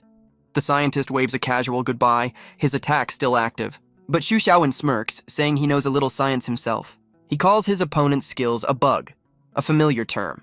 His hand distorts as he asks if gravity can bend light. The scientist is shocked, feeling the effects of a new power. Xu Xiaowen unleashes a massive beam of energy, a gravity shockwave. The scientist demands to know what he's done. Our boy declares he's fighting science with science, a bold strategy. He mentally thanks Hei-san for the inspiration. Suddenly, a new woman appears, as the scientist questions their methods. The scientist grits his teeth, calling them all cheaters. He's now completely fired up, ready for a real fight. Xu Xiaowen calmly states that his opponent's trick no longer works. A chibi version of the fight gets ready for a little interrogation. A hand holds a small spherical device with Xu Xiaowen's name on it. The device activates, glowing with a strange blue light. It clamps onto his ankles, a high-tech shackle. Lin Miao looks on with concern, but Xu Xiaowen is unfazed. The green-haired woman appears, calling him a very special bug. The crowd is confused, as the woman complains that nothing is happening. Xu Xiaowen's eyes narrow, analyzing this new, unexpected player. The woman explains she never intended to kill him. He demands to know what she meant by them being the same. She scoffs, asking if he's just pretending not to understand. She leans in, asking if he's ever wondered why he keeps reincarnating. A chibi Xu Xiaowen sweats, denying he's ever thought about it. The woman scoffs, mocking his kindergarten-level denial. She reveals the truth. Beings like them are not allowed to exist. She launches into a lecture on the universe's inevitable heat death. She explains the universe exiles entropies to delay the end. But she admits this is only a temporary fix. The end is irreversible. Xu Xiaowen cuts her off, demanding a simpler explanation. She calls him a bug, a being destined to be number one and then erased. She gets close, declaring that they are both forbidden anomalies. Xu Xiaowen is left completely stunned by this revelation. The crowd grows restless, demanding to know what's happening. She holds him close, explaining that beings like them are drawn together. She admits she's been desperate to meet him since she found him. She claims she was too shy to approach him directly. A likely story. She reveals the entire cult was just a trap to lure him out. Xu Xiaowen asks if there are any others like them on this planet. She leans against him, admitting she doesn't know. But she says all she can think about now is him. From the crowd, Lin Miao is furious at this public display. She turns away, complaining that they're ignoring the real problem. A chibi version of her screams at them to get on with the fight. Yuanjia questions her change of heart, reminding her of the plan. But Lin Miao is done waiting, her patience completely gone. The two on stage seem lost in their own world. Hei-san pops up, demanding to know more about these bugs. The green-haired woman dismisses him, refusing to talk to stupid people. The former warrior is enraged by the casual insult. Xu Xiaowen asks if she's ever met anyone else like them. She looks at him intently, declaring that he is enough for her. He looks away, unimpressed, calling the world's top scientist predictable. The green-haired woman looks on, her expression unreadable. But Xu Xiaowen questions her story, asking why she's still alive. She explains that his very presence has changed the rules. He points out that in his lives he was never the top scientist. He deduces she either cheated death or this world is a recycle bin. From the crowd, Lin Miao decides she's heard enough. The scientist scoffs, dismissing the section chief's threat. Xu Xiaowen suggests a slow interrogation to find the truth. but the scientist just calls him boring, completely unfazed.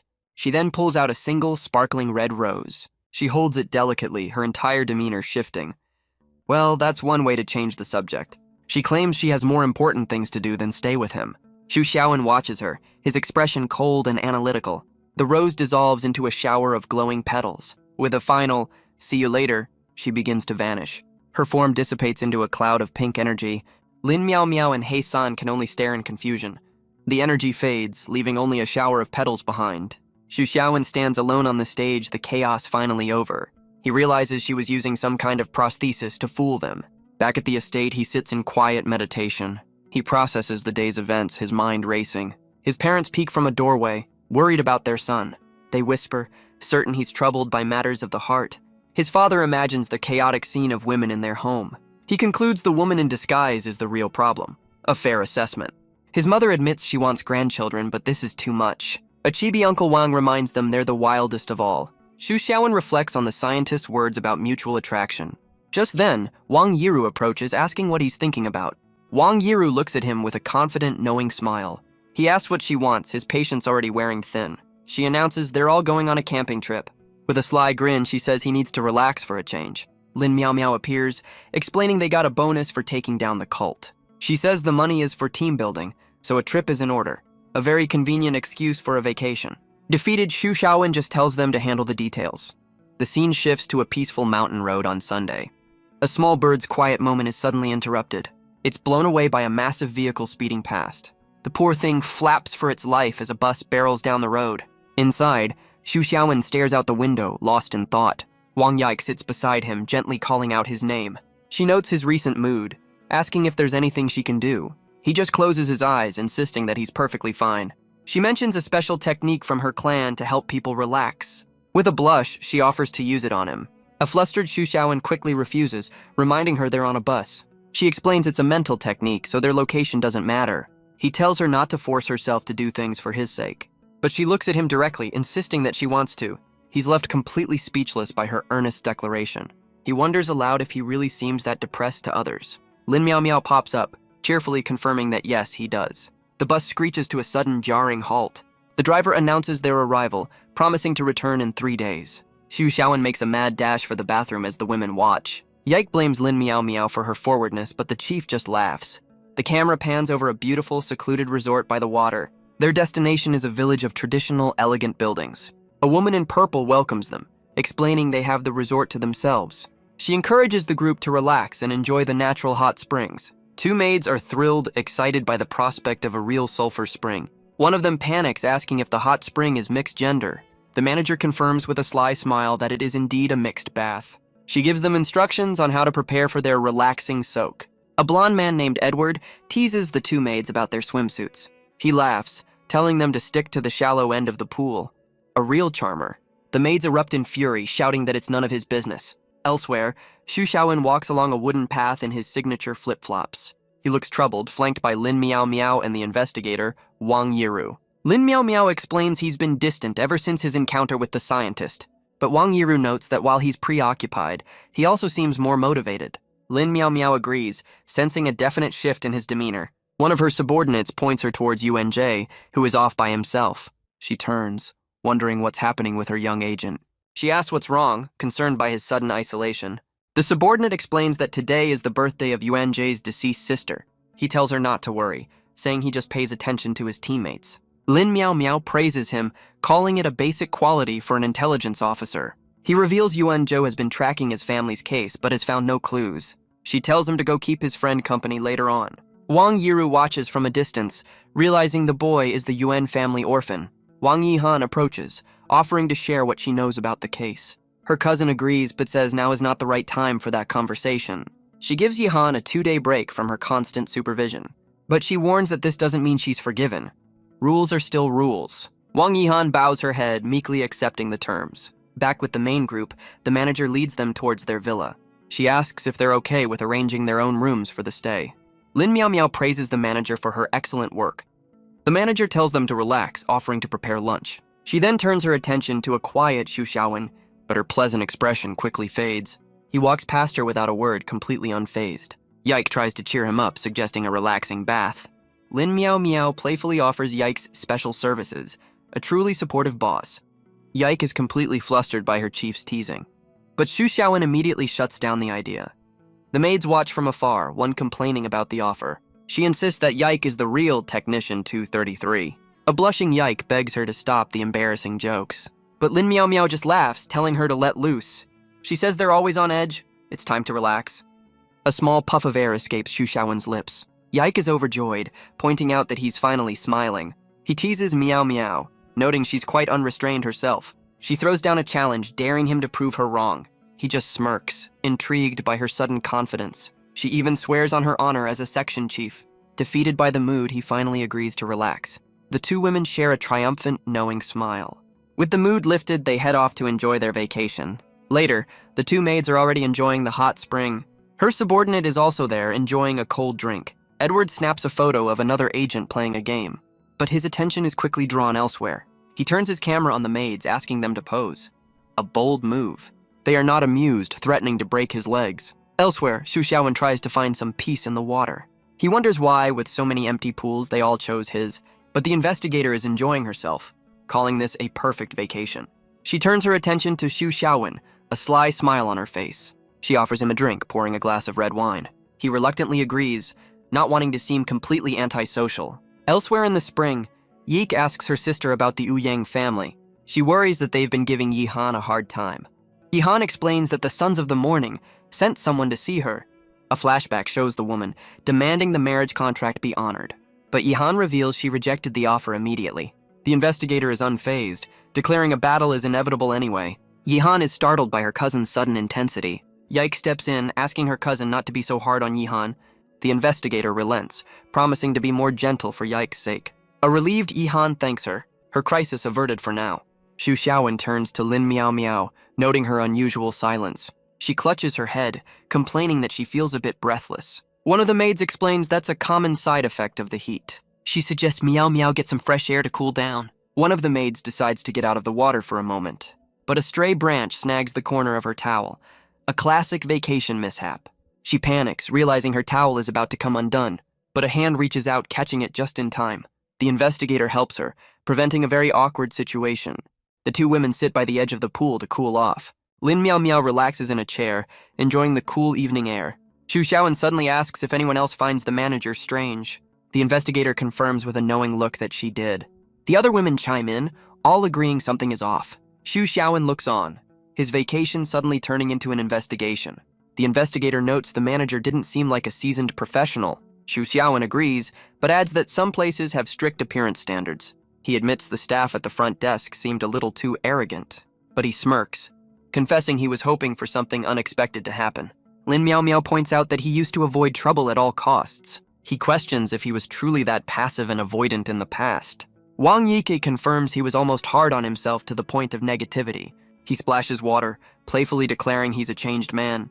With a shout, he challenges them to a water fight. The investigator and Yike are caught in the splash, completely surprised. Lin Miao Miao scolds him for the sudden unprovoked attack, but Yike rallies the others, ready for a full-scale counter-assault. Xu Xiaowen laughs, clearly enjoying the chaos he's created. Lin Miao Miao lunges forward, telling him not to run away. The water erupts as their playful battle begins. The women quickly overwhelm him, their laughter echoing through the spring. A truly brutal ambush. But from the shadows, a figure watches the scene unfold. It's the manager, a strange knowing smile on her face. She suggests they move on to something a little more exciting. The mood shifts as voices call out in the night. The manager approaches, her heels clicking on the stone path. She arrives with a massive platter of roast turkey. Because nothing says hot spring like a holiday feast, Edward thanks her, his camera ready for a food shot. He reaches out, ready to dig in without a second thought. But Xu Xiaowen's voice cuts through the air, telling him to wait. He stands, his relaxed mood completely gone. The manager's eyes narrow, her pleasant facade cracking for a moment. Xu Xiaowen and Lin Miao Miao stand together, sensing the woman is unaware of their powers. His eyes narrow, his vacation officially over. The manager maintains her smile, asking if they have any other orders. Xu Xiaowen calmly states he didn't order anything, preferring to eat inside. The manager plays along, accepting his excuse with a pleasant smile. She offers to help them move the food into the villa, but Xu Xiaowen politely declines, saying they can handle it themselves. With a final smile, she tells them to have fun and leaves for the night. A chibi Edward cries as the maids carry the turkey away, complaining he hasn't even had a bath yet. He throws a tantrum, defending his photography as a legitimate hobby. Elsewhere, the manager meets with her crew, who note how rich their targets look. This vacation is taking a turn. She confirms they've hit the jackpot with this group of wealthy guests. In the back, the real resort owners are tied up and gagged. So much for a 5-star experience. The manager grins, ready to put her full plan into motion. She reveals she's drugged the food, planning to incapacitate them all. One of her goons gets a little too excited about the prospect of dealing with the women. Another goon questions the need for drugs, suggesting they just attack directly. She scolds him for being a brute, insisting on a more technical approach. She explains the drug is special, only detectable by a specific clan. One of her men gets a slap for his impatience and crude suggestions. She confidently states the drug can even take down level 5 psychics. Her men cheer, completely confident in their leader's flawless plan. Inside the villa, the night remains quiet for now. A hand reaches for the door, the trap about to be sprung. Edward holds up a chicken leg, offering to test it for poison for everyone. A true hero. Xu Xiaowen watches him, a serious expression on his face. One of the maids scolds Edward for his recklessness. She questions how an intelligence agent could be so careless. A chibi version shows her unimpressed face as Edward insists it's just a normal chicken leg. Wang Yiru watches the scene, a thoughtful look on her face. She casually picks a piece of food off a plate. She tastes it, her senses on high alert. She confirms the food is drugged, but the trick is too childish for them. Adding it will just make them sleep well. One of the maids panics, telling the other not to be so ambiguous. But her friend just smiles, dismissing her concerns entirely. The two younger maids worry about what to do with all the food. Wang Yiru calmly tells them it doesn't matter. She reassures one of them, promising to protect her while she sleeps. The two maids embrace her, moved by her kindness. Yiru smiles, deciding they'll just cooperate with the scene. Lin Miao Miao wonders what kind of scene she's even talking about. Yiru declares it's time to show them her real skills. The camera pans over the quiet, unsuspecting resort. The manager watches from the shadows, deciding it's about time. She and her crew prepare to make their move on the villa. The silhouettes of the criminals sneak through the darkness. A close-up shot of a sliding door. The door slides open with a quiet click. Edward watches the entrance, sensing their arrival. He clutches his face, feigning the effects of the drug. An Oscar-worthy performance. The criminals peek inside, seeing their targets seemingly incapacitated. The manager signals for her crew to be quiet. She introduces herself, explaining she's here to borrow their belongings. Her eyes narrow as she gives the order to tie them all up. One of her goons asks if a normal rope will even work. Not the brightest bulb. The scene shifts to the quiet villa under the night sky. One of the goons grins, thinking this was an effortless job. He looks over the seemingly helpless women on the floor. Another goon expresses his own crude intentions for later. The manager dismisses their comments, judging the women's character by their clothes. She looks over the scene, completely unaware of the trap she's walked into. A flashback shows the two maids pretending to be asleep. Wang Yike explains that her cousin Yiru's ability is different from her sister's. She explains that while they create illusions, Yiru can visualize reality. The investigator closes her eyes, her mind becoming a clear mirror. A purple energy surrounds her, a glowing pyramid forming in her hands. She channels her power, reflecting the world as she sees fit. With a sharp gaze, she declares the entire mountain is now her domain.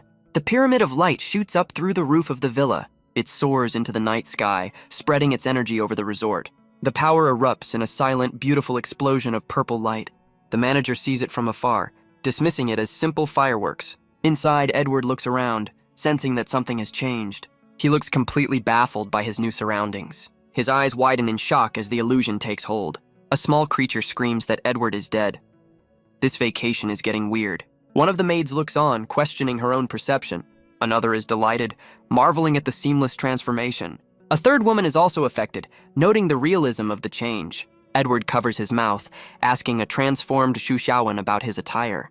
A chibi Edward is completely smitten by the sight. The transformed woman complains about the sudden physical changes. She then turns to Edward, wondering why he's unaffected. The real Xu Xiaowen, now a muscular man with long hair, offers a theory. He calmly explains that his ability doesn't work on idiots. A truly scientific explanation. The chibi Edward is enraged by the casual and probably accurate insult. One of the transformed women looks down at her new body in disbelief. A blushing, transformed Yike realizes she's become a boy. Someone adjusts their new clothing, still getting used to the change. The transformed woman tells the others to look at her discovery. She asks what the two of them are doing, her curiosity piqued. The transformed Lin Miao Miao grins, confirming there's something to see. The woman looks down, making a very surprising discovery about her new form. The transformed investigator explains she's only altered their enemy's perception. But her transformed cousin finds this whole situation to be a terrible joke. A chibi version of the investigator scolds her, and Yihan quickly apologizes. Yihan sighs, realizing her cousin is just looking for some entertainment. But the transformed Lin Miao Miao seems to be enjoying herself immensely. She reveals a surprisingly muscular new form with a triumphant laugh. But her excitement quickly fades into a comical gloom. A real roller coaster of emotions. The investigator explains this is a chance for her cousins to learn about illusions. She warns that if the mind is controlled, the body is easily destroyed. Back in the present, one of the goons has already chosen his target. He grins, warning his companions to keep their hands off. He looks down at one of the women, who appears to be completely helpless. But the illusion has changed her appearance, much to his confusion. Another woman with glasses lies nearby, seemingly just as vulnerable. The manager is completely exasperated by her crew's unprofessional behavior. She scolds her men, telling them to hurry up and get the job done. She clutches her head, her patience clearly at its limit. But a devious smile suggests she has her own plans for the night. The quiet villa is now the stage for a very strange confrontation. A hand reaches for a door, ready to enter the room. One of the goons carries a woman over his shoulder, thinking his plan is working. He unceremoniously tosses her onto a nearby bed. A grotesque grin spreads across his face as he prepares to make his move. He leans in close, completely unaware that his target is wide awake. But his expression suddenly shifts from confidence to pure shock. The woman is now sitting up, her eyes burning with a furious energy. He screams in agony, begging for her to let him go. She just smiles, calmly asking him to make a choice. The terrified criminal has no idea what she's even talking about. But she declares he's taken too long to answer, her patience gone. The goon's face contorts in pure, unadulterated agony. With a single powerful kick, she sends him flying. The dust settles, revealing her standing over the defeated criminal. The transformed Lin Miao Miao notes more enemies are on their way. In another room, a different scene is about to unfold. The manager stands over the seemingly helpless Edward. She seems to have her own plans for the young agent. But Edward is wide awake, a cold sweat on his brow. This is not the vacation he signed up for. He laments that he never wanted to look so childish. The manager prepares to make her move, her intentions clear. She warns him that the consequences will be very serious. But he's had enough, ready to fight for his life. A massive electrical blast sends 2 more goons flying. A hand crackles with power from behind a shattered door. The transformed Yike now understands her clan's reputation. But Chibi Shu Xiaowen suggests they be sent to jail for lasagna. Justice is served. The quiet night is shattered by the sounds of battle. Shu Xiaowen's patience is clearly wearing thin. He clenches his fists, ready to end this charade. The rest of the team gathers, their own fights concluded. The manager finally arrives, asking how things are going. She grins, asking if they found the experience exciting. The entire team glares back, completely unimpressed. The situation has escalated far beyond a simple robbery. Elsewhere, the real resort owners are finally freed. The owner thanks the manager, completely unaware of the truth. The grateful couple clings to her, calling her their savior. The man is terrified, but the manager just seems amused. But his wife scolds him for his wandering eye. The criminals are now on cleaning duty, a fitting punishment. The manager gives a tearful and completely unconvincing speech about the evils of crime. She's led away in cuffs, the team watching as their bizarre vacation comes to an end.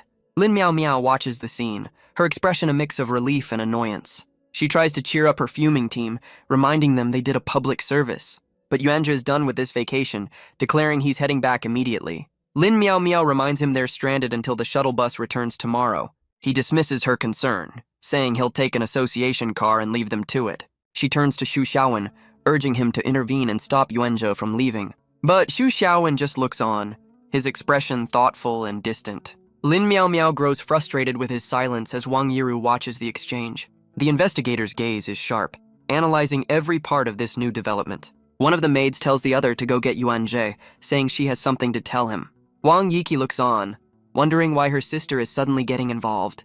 Wang Yihan stands beside Shu Xiaowen, her intentions still a mystery. She approaches Yuanzhe, revealing she knows who was truly behind his family's tragedy. Shu Xiaowen calls her out for eavesdropping, but she just brushes it off. He just smiles, noting that she seems to have changed quite a bit recently.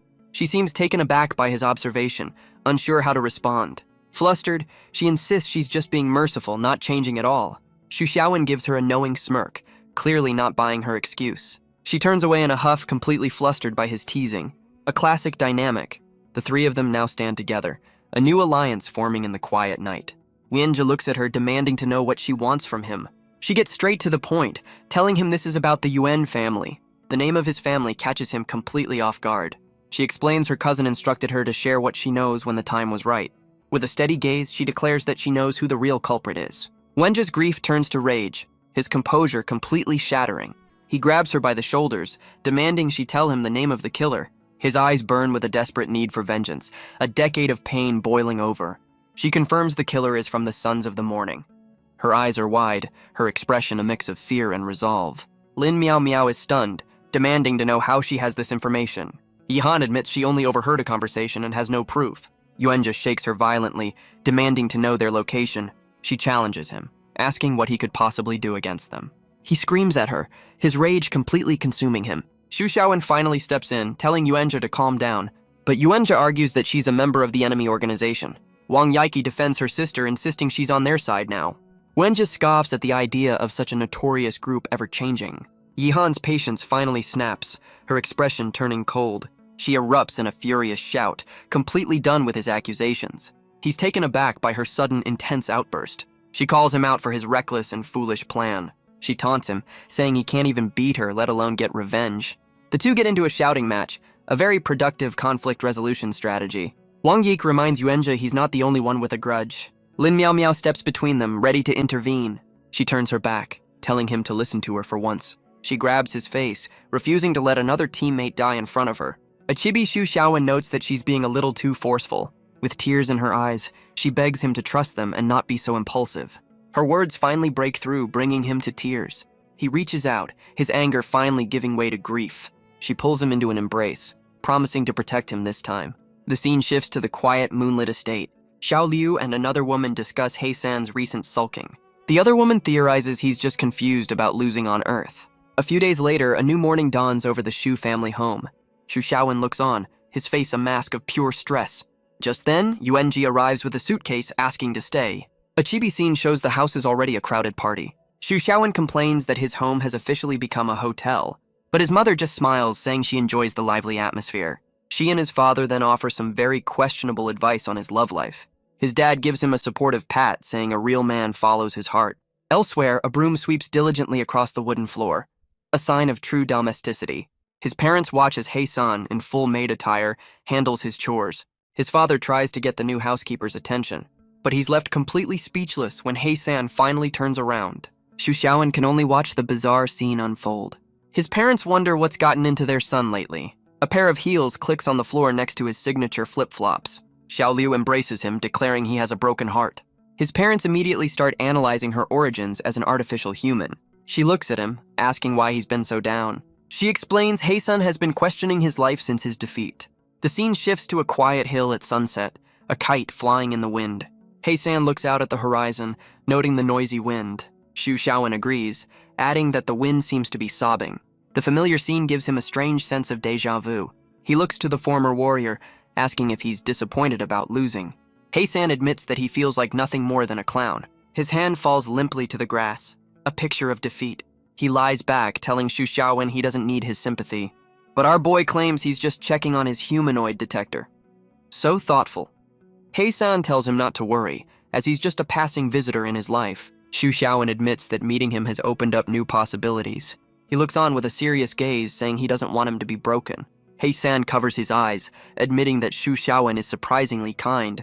Our boy offers a backhanded compliment, calling him strong but brainless. He uses a strange parable about elephants and ants to make his point. Xu Xiaowen tells him some lessons must be learned on your own. The warrior's expression softens, a single tear rolling down his cheek. As Xu Xiaowen leaves, he tells him to head back before the wind picks up. The scene shifts to a quiet, traditional estate somewhere else. A blonde woman leads an unseen visitor through the garden.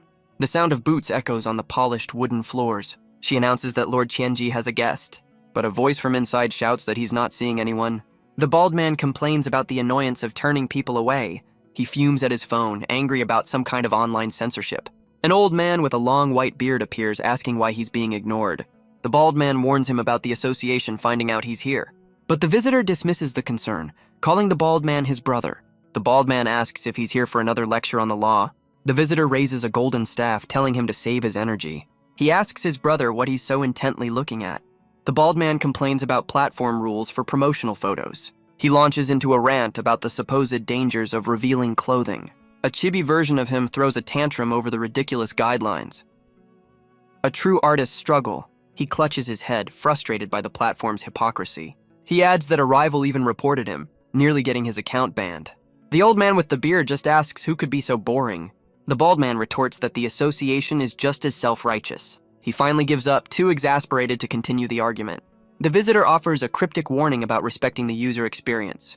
He tells his brother he's been cynical since he was a child. He takes a sip of his drink, saying one must adapt to the times. The bald man demands to know why his brother is here. But the visitor offers a drink, claiming it's just a family visit. He takes a long sip, his patience clearly wearing thin. The bald man warns him again to save his lectures. He declares they walk two very different paths in life. The visitor's eyes narrow, questioning that very statement. He accuses his brother of being behind the Yuan family massacre. The bald man scoffs, demanding proof for such a bold claim. A classic, "Where's your evidence?" defense. He grins, saying even their brotherhood is subject to the law. The visitor recalls the association's move against the overeater. He crushes his cup, declaring they both know the truth. But the bald man just laughs, deflecting all responsibility. The visitor asks if overeater would act without direct orders. He questions why they, as old men, are meddling with the young.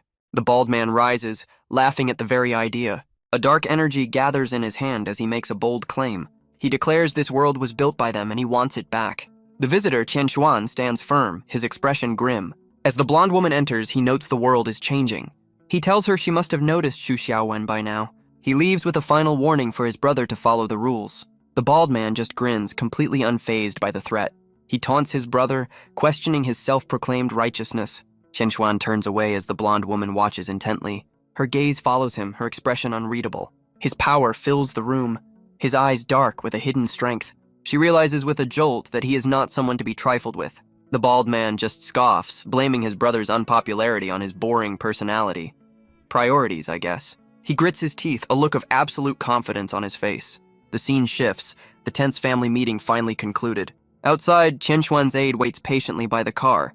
He's given a new order: drive to Xu Xiaowen's house, not the association. The car speeds away, leaving the tense meeting behind. Cao Xuan muses that his brother's group won't last much longer. The scene shifts back to the peaceful grounds of the Xu estate. Inside, Yuanjia shares a memory of his sister with Xu Xiaowen. He recalls her simple dream of having picnics in the countryside. She wanted to become a cloud, drifting freely in the sky. Xu Xiaowen listens quietly, enjoying a cone of ice cream. Yuanjia admits he never actually wanted to avenge his family. In fact, he used to wish they would be destroyed, a wish that came true. But he insists his sister was a good person who deserved to live. Xu Xiaowen asks if he has something he truly wants to say. Yuanjia challenges him, telling him to just read his mind. But Xu Xiaowen explains he doesn't like prying into people's secrets. He yawns, adding that knowing too much can shorten one's life. Yuanjia just laughs, saying our boy is strong enough to live forever. But his expression turns serious, a new confession on his lips. Xu Xiaowen waits, his gaze steady and ready to listen. Yuanjia looks up, his eyes filled with a dark memory. He reveals the Yuan family was conducting twisted human experiments. Elsewhere, the scene shifts to a quiet, traditional room. An old man sits peacefully, enjoying the moment. Suddenly, a banana is thrown directly at his head. The banana inexplicably bursts into flames upon impact. The man, now revealed to be a powerful psychic, tells his guest to stop the games. A large, muscular man grins, demanding to see Wang Yihan. He stands with his crew, ordering her to come out immediately. The old man's eyes narrow, sensing these visitors are bad news. He calmly informs them that Miss Yihan is not at home. The old man stands firm, ordering the intruders to leave at once. But their leader just laughs, mocking the idea that Wang Yihan isn't home. The old man's hands ignite with power, ready to defend the estate. He declares they'll have to get through him first, a classic last stand. But the battle is over before it even begins. His defiance silenced off-screen. Elsewhere, a young woman in white is stunned, asking how this could have happened. She clutches a wooden box, her hands trembling with shock. In tears, she cries out, unable to process the sudden tragedy. Wang Yike comforts her, furious at how their guardian was treated. She turns to a man with a ponytail, the weight of the situation settling in. A finger points to a figure wrapped in bandages. Uncle Wang is still alive, barely. He laments that the posthumous portrait he prepared is once again useless. He grieves for the destroyed mansion, blaming his own lack of power. The loyal guardian apologizes for failing his masters. The young woman in white vows revenge, shaking him as he cries out in pain. She mistakes his agony for a roar of shared fury. He's just in a lot of pain. The man with the ponytail watches the bizarre scene with a deadpan expression. Uncle Wang's very soul seems to be leaving his body from the ordeal. The man comically concludes that the two must share a deep, mutual hatred. The young woman clenches her fist, furious she wasn't there to help. Wang Yihan's voice cuts through the grief with a cold observation. She declares the Wang family's wicked ways have finally caught up to them. She warns that their enemies will continue to exploit any weakness they show. She holds up a tablet, revealing a new, devastating development. The Ouyang family has released a statement, officially cutting all ties. Yihan smirks, imagining the Ouyang patriarch's shock at the news. The young woman in white looks on, her expression hardening with resolve. Wang Yike apologizes, taking the blame for this entire mess. But Yihan tells her sister that this isn't her fault. She declares they can't be puppets forever. The cycle must be broken. Wang Yihan insists that her sister's feelings are not wrong. But Wang Yike takes the blame, claiming her blindness has hurt everyone. Yihan can only look on, her heart aching for her sister's pain. But their cousin, Wang Yiru, declares that since war has been declared, they will fight. Elsewhere, one of Lin Miao Miao's subordinates urgently calls for attention.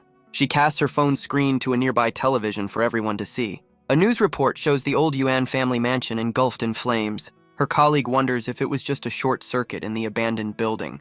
But Yuanjia knows better, declaring it must have been arson.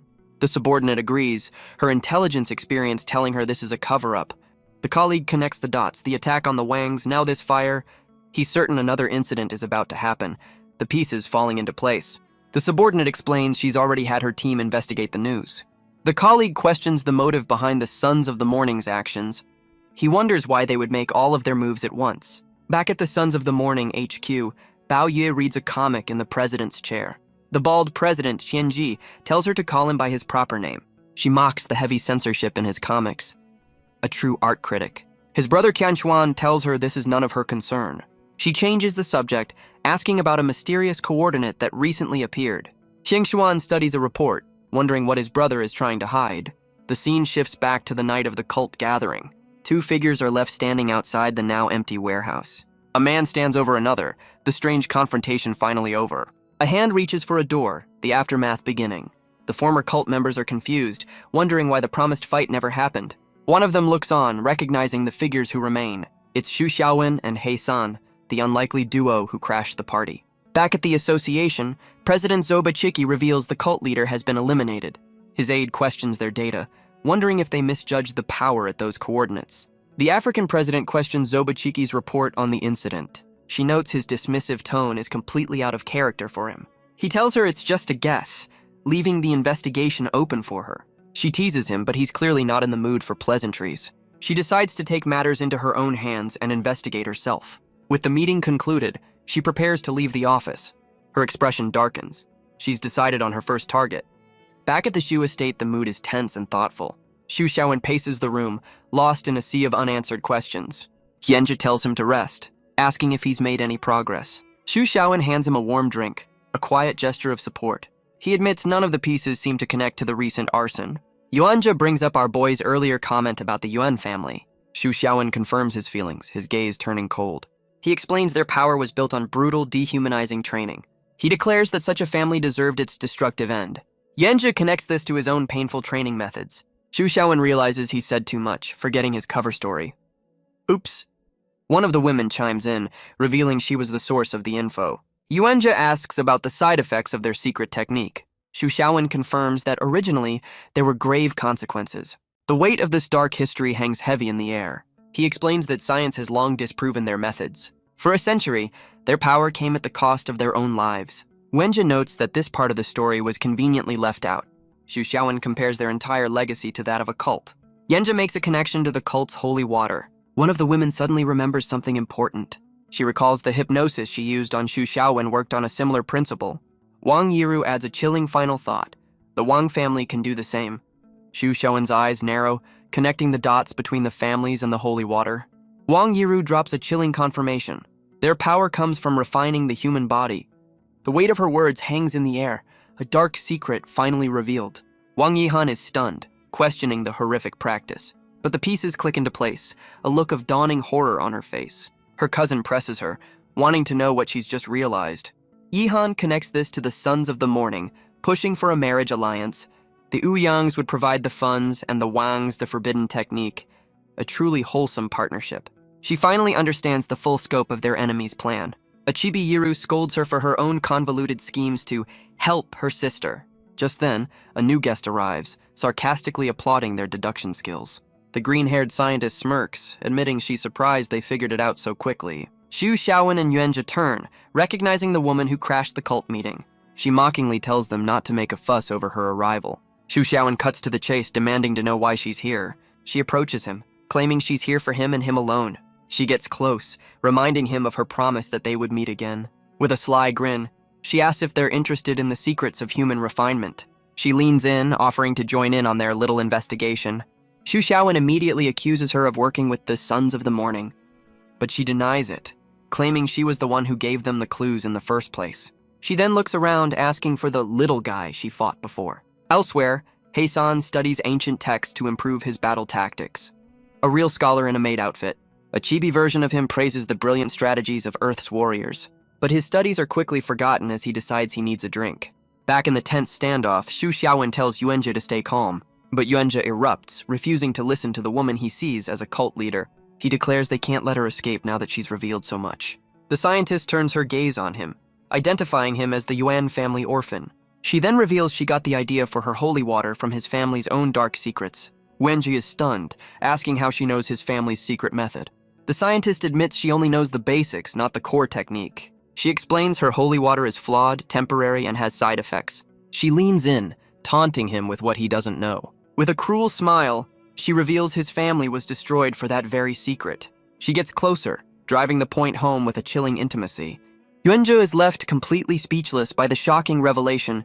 She explains the technique grants power without shortening one's life. A priceless secret. She notes that, of course, the Sons of the Morning would kill for it. Yuanjia's hand crackles with energy, his grief turning to pure rage. He realizes his sister died for this as the scientist feigns sympathy. He grabs her wrist, his patience completely gone. But Xu Xiaowen steps in, stopping her with a firm grip. The scientist just smirks, asking if she can't show a little pity. Wenji's eyes are wide with fury, his composure shattered. He clenches his fist, the truth finally sinking in. With a furious roar, he vows to kill them all. He lunges forward, his power surging as he attacks the scientist. His fist flies through the air, aimed directly at her face. But Xu Xiaowen intercepts the blow, blocking the attack. He holds Yuanji's fist, stopping the reckless assault. Wenjia looks at him in disbelief, questioning his actions. The scientist watches with a smug, knowing expression. Genja demands to know what Xu Xiaowen is doing. He furiously accuses our boy of protecting this monster. He shouts that she used hundreds of people as test subjects. Xu Xiaowen calmly tells him to stand down. He still needs answers. But Yuanjia ignores him, demanding they take her down now. Lin Miao Miao appears, telling him to think before he acts. The scientist teases Xu Xiaowen, warning him against such impulsive behavior. She holds up a calculator, declaring the probability of his success is 0. A chibi Xu Xiaowen begs her to stop making things worse. Lin Miao Miao steps forward, demanding she say something useful. She grabs the scientist, reminding her she has the right to make an arrest. The scientist just smirks, mockingly agreeing to cooperate. Lin Miao Miao grits her teeth, her patience wearing thin. She erupts, telling the woman to stop talking about her subordinates. The scientist calmly explains she needs samples for her experiments, a perfectly reasonable request. She claims this is the only evidence she'll present in court. She adds that since she's not a psychic, she's outside their jurisdiction. Lin Miao. Miao is stunned by the claim that she has no powers. The scientist explains she has scientific ways to counter psychics. With a confident gaze, she declares that science is invincible. Lin Miao Miao points out she's carrying a weapon that exceeds legal limits. The scientist plays innocent, asking for proof that she's ever hurt anyone. A chibi Lin Miao Miao fumes as the men look on, terrified. Xu Xiaowen asks why she's here if she's not with their enemies. She wants to know how far their plans have progressed, dismissing the holy water issue. She proudly declares that she is a scientist and the work must continue. She throws her arms wide, lamenting their lack of scientific spirit. Xu Xiaowen questions if she has any sense of right and wrong. She gets close, saying she only cares about getting what she needs. She questions the point of applying human morality to beings like them. She tells him not to drag her into his game of pretending to be human. She leans in, explaining that she needs all of their help. Xu Xiaowen is immediately suspicious, asking about her conditions. She warns them that their enemy, Zuoye Qianxun, is not easy to deal with, but she offers to tell them exactly how to defeat him. Xu Xiaowen and Yuan, she listen, their expressions grim. She insists this isn't an empty threat. Strength alone will not be enough. The scientist lays out her terms with a confident smile. She'll help them win, but only by using the scientific method. The The scene shifts back to the now very crowded Shu estate. A luxury car pulls up to the front gate. It's adorned with a rather ostentatious cobra hood ornament. An aide opens the door, revealing a new, powerful visitor. The president of the Africa Association steps out, impressed by the grounds. She walks towards the entrance with an air of absolute authority. The main door to the house slides open to greet her. A flustered Uncle Wang is stunned by the unexpected guest. He asks if she's another one of the young master's visitors. This is becoming a full-time job. She cuts to the chase, asking if the old man can read minds. He nervously denies it, claiming it's just years of experience. She smiles, noting that Xu Xiaowen is a very popular man. With that, she walks past him and into the house. Elsewhere, Xiao Liu tends to the flowers in the garden. She sees the newcomer, asking if she's here for the daytime party. Xiao Liu watches the woman pass, her expression unreadable. Her eyes narrow. She senses this new arrival is dangerous. She briefly considers warning Xu Xiaowen about the visitor, but she decides her flowers are more important. A woman of simple pleasures, Uncle Wang approaches the living room looking concerned. He announces the new arrival, sparking jealousy among the other women. Xu Xiaowen looks up, wondering who could possibly be here now. He comes face to face with the president of the Africa Association. She introduces herself as Cripella, saying she's heard much about him. But her formal greeting turns to shock as she recognizes his face. Xu Xiaowen is just as confused by her sudden reaction. She accuses him of being a heartless man, her voice full of emotion. She lunges forward, embracing him and vowing not to let him escape again. She tearfully begs him to come home, certain he's her ex. Xu Xiaowen is completely baffled by the sudden, intense reunion. The scientist and Yuanjie can only stare, stunned by the drama. The other women in the room are equally shocked by this new arrival. She tackles him to the floor, refusing to let him go. She holds him close, repeating her desperate plea. Our boy just closes his eyes, trying to process the chaos. This is not how he planned his evening. A chibi version pushes her away, insisting she has the wrong guy. But she seems unconvinced, still calling out his name. Her gaze then shifts to the other women in the room. A chibi version shows her putting the pieces together. She concludes that he's found other women in her absence. With a cold expression, she pulls out a strange metallic flute. Her eyes glow as she prepares to play a deadly tune. She unleashes her power, summoning massive metallic snakes. The serpents immediately begin to ensnare the other women. The Wang sisters are caught, completely helpless against the attack. Another woman is also trapped in the constricting coils. Even the scientist is caught, looking more annoyed than afraid. The room is filled with their cries as the snakes tighten their grip. Creepola's expression is cold, her ultimatum clear. She threatens to kill them all if he doesn't come with her. Xu Xiaowen tries to reason with her, still insisting it's a mistake. The scientist calls out the president's name, trying to intervene. She reminds her of the association's rules against such actions. But Creepola declares this is a private matter, beyond any rules. She grabs the scientist's chin, her threat now personal. A flash of energy slices through one of the metal snakes. Xu Xiaowen finally steps in, declaring that's enough. The scientist and Yuan just stare, as she wonders if he's using this chaos to his advantage. Wenjia wonders why the scientist was the only one not targeted. She coolly informs him he's not even in the same league as the other women. Wenjia is left fuming at the backhanded insult. Creepola looks up in disbelief, asking if Xu Xiaowen just struck her. He clarifies he was only stopping her, as the others bicker in the background. The powerful president suddenly collapses to her knees. She bursts into tears, lamenting that all men are worthless. Well, this is a turn. Xu Xiaowen kneels down, trying to reason with the distraught woman. He insists he's never even been to Africa, let alone met her before. She looks up, her eyes filled with tears, questioning his words. A chibi Uncle Wang confirms his master is too broke to even leave the city. With the drama hopefully over, Xu Xiaowen tells her to release the others. Lin Miao Miao struggles in the coils, demanding to be set free. With a wave of her hand, the metal snakes finally release their captives. Creepola offers a quiet apology for the massive misunderstanding.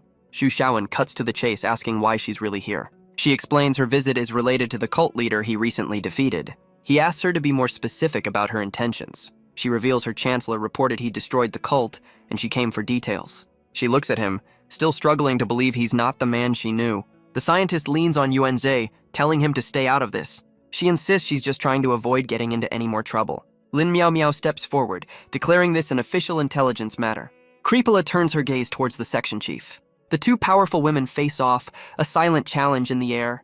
Lin Miao Miao is furious, reminding the president of her authority here. A chibi version of her erupts as Xu Xiaowen tries to de-escalate. Creepola changes the subject, asking about the special coordinates. Xu Xiaowen looks on, completely unfamiliar with the term. She notes his ignorance, explaining it's a secret known only to a few. She offers to share the details, but only if he promises her one thing. But Xu Xiaowen immediately shuts her down, not interested in making deals. The scientist quickly pulls him aside for a private and very chibi conversation. He turns to her, wondering what this is all about now. She urgently insists that he must accept the president's offer. He's completely baffled as she begs him to just promise first and ask questions later. She explains this information is crucial for both of their futures. He questions the connection, but she insists he has to trust her. Defeated by the peer pressure, he stands before the president. With a tired sigh, he reluctantly agrees to her condition. Her one condition, he has to be her boyfriend. Of course it is. She embraces him tightly, overjoyed by his acceptance. Xu Xiaowen just stares ahead, his soul having left his body. A chibi version of him tries to escape her grasp, ready to leave. He clutches his head, getting a strange feeling of déjà vu from this whole scene. She offers to lead him away to discuss the top-secret details. But her path is blocked by two of the other women in the room. They tell the president to keep her secrets as she has no authority here. Creepola is furious, accusing them of trying to steal her new man. Xu Xiaowen looks on, his patience completely gone. He tells the president to go back, the Wang sisters standing with him. The scientist has a headache, wondering what is wrong with this woman. She realizes this whole plan has backfired, her chance for clues now gone. Creepola's expression hardens, her anger returning. She crosses her metallic flutes, ready to unleash her power once more. The metal snakes reappear, swarming around the scientist. The scientist screams, caught completely off guard by the sudden attack. A serpent begins to coil tightly around her body. Creepola holds her flute, asking if they truly take her for a fool. A snake's head looms over her, its tongue flicking out menacingly. She accuses the scientist of hiding the special coordinates right here in the house. Creepola then turns to Lin Miao Miao, questioning her failure to report the coordinates. The section chief is left completely speechless by the sudden accusation. Xu Xiaowen realizes with a jolt that Lin Miao Miao already knew about this. Creepola smugly explains this is the only reason she came here directly. A quick message confirms the president is here for the coordinates. The plot thickens. She approaches the trapped scientist, demanding to know what's so special. The scientist struggles against the coils, telling the president to let her go. Creepola dismisses the coordinates as just an ordinary person with no powers. She taunts the scientist, saying she must know why she's special. The scientist denies everything as a snake gets uncomfortably close. Creepola turns to Xu Xiaowen, admitting she wasn't sure who the target was at first. The scientist furiously accuses her of cheating. But Creepola just smiles, saying it was a 50-50 chance. A real professional. The scientist erupts, complaining that her equipment is now completely broken. Xu Xiaowen asks if the association is also in the dark about the coordinates. Creepola admits she only knows a little, but finds the whole thing interesting. Wang Yiki mutters that it's no wonder her man ran away. She's full of tricks. Wang Yiru glares, her arms crossed, clearly unimpressed by the visitor. Her eyes reflect Creepola's image, her focus absolute. Wang Yiki looks to her sister, confused by the sudden tension. Creepola begins to lecture Yike on the difference between reality and illusion. A purple energy gathers around her arm, a subtle display of her power. Wang Yiru asks if she wants to go deeper, as a chibi Yike looks on nervously. She explains the key is to hide your intentions from your opponent. She tells Yike to let Creepola act according to her own perceived reality. The two powerful women stand ready, a silent battle of wills underway. From above, Xu Xiaowen watches the tense standoff unfold. He looks completely exhausted by all the drama. A man needs his rest. A transformed Xu Xiaowen complains about how annoying they both are. In her mind, Creepola confronts the man she believes is her ex. The illusionary figure mocks her for being self-centered. He coldly states he left because he couldn't stand her anymore. The words hit hard, and the powerful president breaks down in tears. The illusion holds her, asking if this is what it took to get the truth. Back in reality, Xu Xiaowen is completely lost by this sudden turn. He watches as Creepola lovingly talks to a stone pillar, a truly riveting performance. The Wang sisters look on, one hiding her face in secondhand embarrassment. Lin Miao Miao can only stare, questioning what is happening to the president. A chibi version shows the bizarre scene. A powerful woman hugging a pillar. In her mind, she begs him to come back, abandoning her mission. She confesses she only came to the city because she was bored without him. With a desperate plea, she promises to be the perfect wife if he stays. The illusion pushes her away, telling her it's time to go back. Xu Xiaowen and Yuanzhe are left speechless by the entire ordeal. With a final wave to the pillar, Creepola finally departs. She gets in her car, ordering her aide to take her back to Africa. Her aide looks on, confused, as she leans against the car in a daze. She rests in the back seat, vowing they will never be separated again. Back inside, the pillar she embraced now lies shattered on the floor. Xu Xiaowen asks if the association will be covering the repair costs. A man of priorities. The scene shifts to the bustling city under a clear blue sky. Kripala's luxury car navigates through the downtown traffic. The nervous aide keeps his eyes on the road, trying to ignore his boss. He asks what's wrong as she begins to stir in the back seat. Her eyes snap open, the illusion finally starting to break. A final vision of her ex flashes before her eyes. Back at the estate, Wang Yiru explains the illusion worked because Kripala was caught off guard. She adds that once an opponent realizes the deception, the power fades. Kripala finally understands she was trapped in a powerful illusion. Kripala leans back in her car, calling the whole affair a disgrace. But a sly smile reveals she's impressed by the team's skills. Her aide asks about the airport, but she orders him back to the hotel. She gives him a chilling warning to never speak of what he saw. The terrified driver quickly promises to be selectively blind and deaf. A wise career move. Kripala looks out at the city, vowing this isn't the last time she'll see Xu Xiaowen. Back at the estate, a quiet morning follows the chaotic night. Wang Yihan reflects on the nature of her family's power. She realizes that reality and mental illusions are two sides of the same coin. Her cousin Yiru confirms it, explaining their clan's mastery over consciousness. Elsewhere, Xu Xiaowen's signature flip-flops mark his arrival. He finds the scientist, noting she's now a target of the association. She scoffs at the idea, asking if he really thinks she's afraid. He just wants a smooth partnership to uncover the mystery of the coordinates. The scientist listens, her expression unreadable but attentive. Xu Xiaowen extends a hand, ready to form a temporary alliance. She accepts, clarifying that she simply doesn't respond well to threats. He announces to the others that she's joining their team. This should be fun. The scientist looks on, clearly thrilled by this new arrangement. The scene shifts to a quiet dockside retreat. A lone fish splashes in the calm water. The bald man, Qianji, notes that their recent actions have likely drawn attention. He sits with his subordinates, calling the situation a complete mess. The large man, Overeater, is confident they've covered their tracks. The blonde woman scolds him for his messy eating habits. He erupts in anger, comparing her to Wang Yihan. The blonde woman reveals their attack on the Wangs only succeeded because Yihan was away. Overeater's face contorts with rage at the mention of his failure. He empties a bag of food into the water below. The fish swarm in a chaotic frenzy, a mirror of the coming conflict. Qianji looks on, asking his two subordinates if they can ever get along. Bao Yu quietly admits that she was in the wrong, but Overeater just laughs, saying she deserved the scolding. Qianji reminds him to maintain their image as a prestigious organization. Overeater's expression hardens, clearly not taking the advice to heart. Qianji compares their bickering to the fish fighting for scraps in the pond. He warns them not to be as brainless as the creatures below. The two of them listen, the tension still thick in the air. A truly inspiring leader. Overeater questions why they left the Wang family alive after the attack. Qianji explains the Wangs are a family the association wants to protect. He says their goal was to remind Wang Yihan who's in control and drain their resources. He then gives a new order, a thorough investigation into Xu Xiaowen. Elsewhere, a woman with long black hair hides behind a rock, eavesdropping. She wonders what Lord Qianshuan is secretly discussing with the others. She watches the meeting, frustrated that she's been left out of the loop. She bites her finger, her anxiety growing with every passing moment. Her expression is a mix of worry and deep-seated frustration. She tries to calm herself, questioning her own frantic thoughts. A chibi version of her insists she's not part of his family and shouldn't care. She sighs, calling herself self-indulgent for getting so worked up.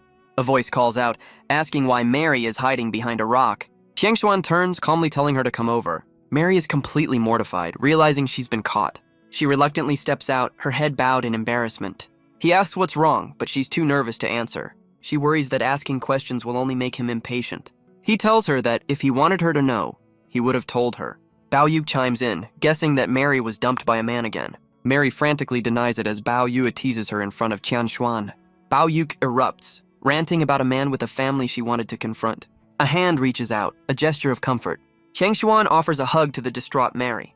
She cries out his name, her heart clearly broken. She embraces him, vowing the man who wronged her will pay. With a manic grin, she declares her curse is about to take effect. A chibi Qiangshuan praises her, much to the confusion of the others. Overeater steps in, asking Mary for her opinion of him.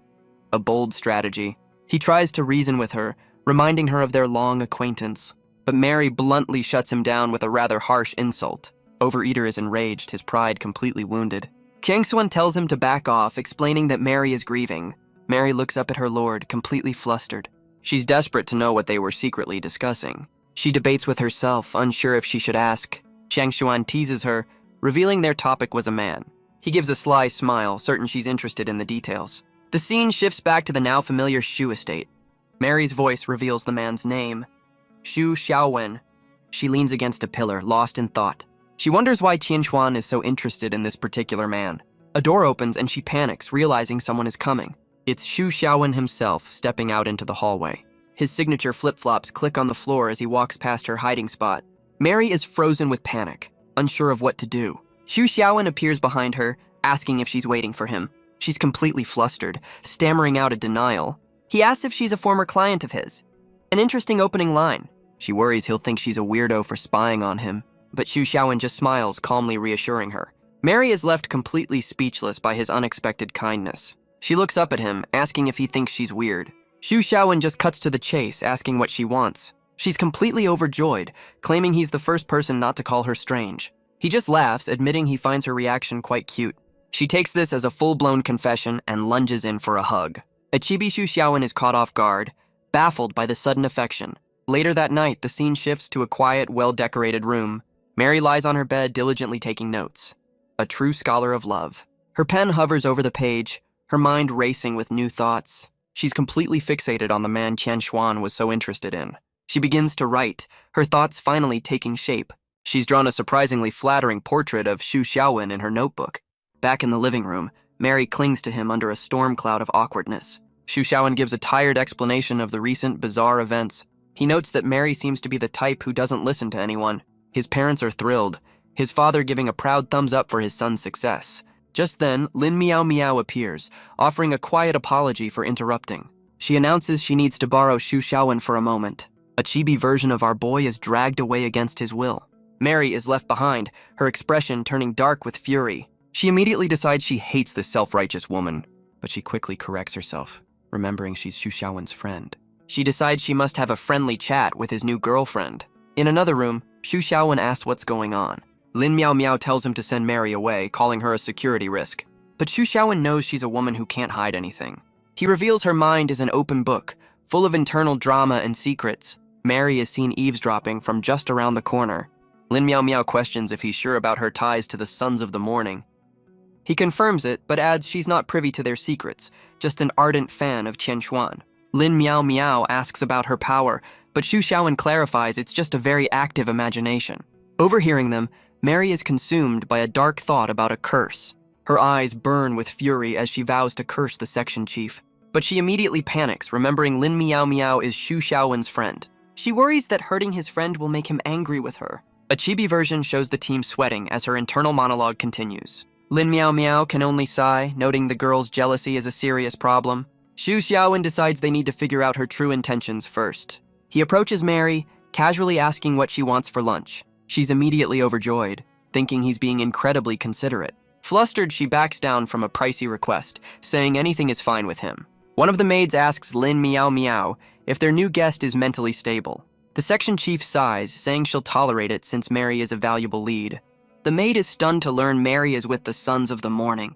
She can't believe a member of the enemy group just walked into their home. Lin Miao Miao changes the subject, asking about the Wang sisters. The maid reports that the clan elders have returned to the estate. She explains that Wang Yiru is accompanying Yihan to her trial. Lin Miao Miao tries to reassure her, saying Yiru will protect her. But the maid worries Yihan is in a very difficult situation. Lin Miao Miao reminds her that Yihan must take responsibility for her choices. The maid turns away, her concern for the Wang sisters still evident. The scene shifts to the Wang family mansion, now a smoldering ruin. A woman's voice screams Wang Yihan's name in pure rage. Inside the wreckage, Yihan kneels before the furious clan elders. She sits silently, accepting the consequences of her actions. An elder scolds her, saying a young girl was never fit to lead. She points to the destruction, blaming Yihan for the family's downfall. Wang Yihan takes full responsibility, refusing to make any excuses. Another elder demands she step down and let someone more capable take over. Wang Yihan kneels, accepting her fate and placing herself at their disposal. An elder gives her an ultimatum: give up her position or reconsider her choices. She suggests Wang Yiru take over as temporary matriarch, with Yihan as her apprentice. But the investigator refuses, stating her duties with the association must come first. The elder insists, telling her to stop making excuses and accept the responsibility. Another elder takes charge, ordering everyone to focus on rebuilding the mansion. Yihan desperately begs her cousin to agree, seeing this as her only way out. Wang Yiru looks down at her, her expression cold and unreadable. Yihan's pleas continue, claiming the stress will keep her from sleeping.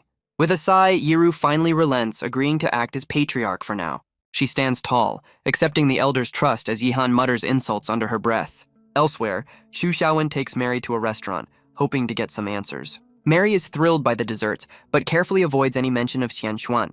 Xu Xiaowen watches her, his patience clearly wearing thin. He offers her a dumpling, a simple gesture to keep the conversation moving. Mary is immediately smitten, her overactive imagination kicking into high gear. She interprets this simple act as a profound declaration of love. Of course she does. Xu Xiaowen decides to just play along for now, hoping to get the information he needs. He gives a small, knowing smile, letting her believe whatever she wants. A chibi version of him wishes he couldn't read her chaotic, love-struck mind. She happily eats the food, completely lost in her romantic fantasy. Her thoughts immediately jump to naming their future children. She proudly announces the poetic name she's already chosen for their firstborn. Xu Xiaowen is horrified, realizing things are escalating way too quickly. But she insists 8 hours is more than enough time to plan a family. She continues her detailed fantasy, even coming up with a nickname. She imagines their son will be just as handsome and dominant as his father. Our boy is completely baffled, wondering what her inner world is even made of. He's so stressed by her internal monologue that he can barely function. With a sly grin, he asks if she's a psychic too, testing her reaction. With a confident grin, Mary reveals she's a level 6 psychic. She immediately backpedals, asking about his level with teary eyes. Xu Xiaowen calmly replies that he's only a level 4. He internally notes the first step, feign weakness to gain sympathy. Mary frantically insists she wasn't trying to show off her power. She explains a level 4 is useless in the association, but not to their enemies. His internal monologue continues. Express helplessness to get more information. Our boy wonders if he even needs to play these games with her. Mary laments that she's only ranked 2nd among the 7 deadly sins. She reveals the top-ranked member has no psychic abilities at all. With a smile, she offers him a place in the Sons of the Morning. Xu Xiaowen's plan reaches its final step. Ask for her true purpose. Mary is taken aback by his direct question. He plays it off, saying he was just confused by her teasing. He realizes she's not just a simple fangirl.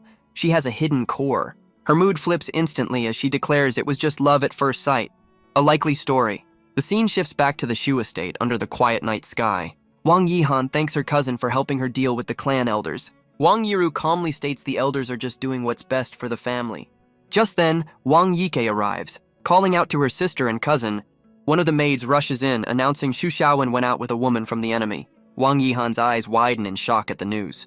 The maid describes the woman as short, dark, and gloomy. Yihan wonders if she's nervous, but the maid clarifies it's more like inner drama. With dawning horror, she asks if the woman's name is Mary. The maids confirm it with a terrified shout. Yihan panics, declaring Xu Xiaowen is in grave danger with one of the 7 deadly sins. One of the other women seems less concerned, questioning the threat to Xu Xiaowen. Yihan explains Mary's power as a special kind of curse. A dark vision of Mary appears. Any man who earns her grudge meets a terrible end. She leans in, declaring that they're getting married soon. She clings to a horrified Xu Xiaowen, promising her lord will love him like a son. Our boy is completely stunned, realizing she's not joking in the slightest. He fights every instinct, trying to keep his hands from pushing her away. Mary is completely lost in her fantasy, eagerly awaiting their wedding day. Xu Xiaowen can only sweat, trapped in this incredibly awkward situation. She gets closer and he wonders what this woman's deal is. A chibi version shows his utter panic as she puckers up. She asks if he doesn't like her expression unreadable. He stammers, trying to explain this is about more than just like. She accuses him of being like all the other men who abandon her. He tries to explain it's not disgust, but he's clearly uncomfortable. A chibi version of him cries, afraid he's about to lose his composure. Her eyes glow as she threatens to curse him if he refuses her proposal. The scene shifts to a flashback, revealing a bit of Xu Xiaowen's past. 20 years ago, he was known for telling ghost stories to scare other kids. After several school transfers, his parents just gave up on him. His mother asks why he's so interested in such dark topics. She worries that his strange hobby will make it hard to find a girlfriend. Oh, the irony. A chibi version shows his parents arguing over who's to blame for his tastes. His mother wonders what kind of normal child is so obsessed with horror. He explains that he only likes to watch one specific kind of movie. He sits wrapped in a blanket, watching a scary film on an old television. He explains that horror helps him relieve the stress of his reincarnation curse. But there's another more personal reason for his fascination. He loved hearing the movie's ghost use a gloomy voice to curse people. It was a magical phrase that he found completely irresistible. The ghost on screen delivers her iconic, terrifying curse. The movie shows a cartoon man rushing desperately for the restroom. The curse's final, messy result is heavily censored for the audience. Mary strikes a pose, offering a very different and much sweeter kind of curse. The memory reveals his childhood obsession with the horror icon, Xiaojun. Back in the present, the mood in the restaurant is about to get very strange. Xu Xiaowen's eyes light up, eagerly asking if her power is a curse. Mary is completely thrown off by his enthusiastic reaction. He grabs her hands, asking with genuine excitement how she plans to curse him. She can only stare, wondering why he seems to be looking forward to it. He then makes a very specific and very bizarre request. He asks her to deliver the iconic and rather messy curse from his favorite movie. Mary is completely lost, having no idea what this man is talking about. He explains she's the spitting image of his childhood goddess. He insists that as a level 6, she can surely replicate the line perfectly. She's now convinced that this man is absolutely, certifiably not normal. Xu Xiaowen tries to leave, his strange request unfulfilled. But she grabs him, threatening to use her curse if he rejects her proposal. He stammers, trying to explain that they're just not compatible. She calls him out, reminding him he was just planning their family. He's caught in his own web of lies, unable to respond. She declares they're from different worlds, a convenient excuse to back out. But Xu Xiaowen sees an opportunity, making a bold counteroffer. He declares he'll join her organization if she just curses him properly. Mary panics, telling him not to join the villains. The irony is palpable. She makes a run for it, with our boy in hot pursuit. He calls after her, just wanting to relive a childhood memory. Left alone, he sighs, disappointed by the uninteresting outcome. Elsewhere, a figure resembling the movie ghost turns with a furious glare. Her eyes burn with a cold, vengeful anger. At another table, a man shivers as his friends joke about him seeing a ghost. Mary, now in full costume, sits silently beside the terrified man. Her gaze is cold and menacing. She's found a new target for her curse. The scene shifts to a grimy, forgotten back alley. A pair of rats scurry across the cracked pavement. Two figures walk past, their footsteps scattering the rodents. It's Xu Xiaowen and the scientist, heading towards an unknown destination. He reflects on the cult, unimpressed by their get-rich-quick scheme. The scientist notes the surprising location for a lab, but it feels familiar to her. She remarks on the popular story of a genius rising from the slums. Xu Xiaowen dismisses the idea, saying it's easy to get ahead. But he adds a grim caveat: it's also easy to die. The scientist's hand finds a hidden panel in the wall. She lifts a heavy manhole cover, revealing a secret entrance. From below, they announce their arrival to the darkness. She gives him a cryptic warning to live this life well. With a swift kick, she sends the cover sliding away. She flips down into the hole, telling him to close the door behind him. Xu Xiaowen watches from above as she disappears into the depths. He's completely unimpressed by her terrible joke. He spots a small rock propping the heavy lid open. With a flick of his signature flip-flop, he kicks it away. The massive metal cover is sent spinning into the air. He drops down into the darkness, following her lead. The cover continues its arc through the air. It slams back into place, sealing them inside. Xu Xiaowen lands with a powerful thud, ready for what's next. The scientist questions his courage, asking if he fears her trap. She gives a slow, mocking clap, impressed by his boldness. They now stand in a sleek, futuristic laboratory. He just smirks, saying a trap from her should at least be interesting.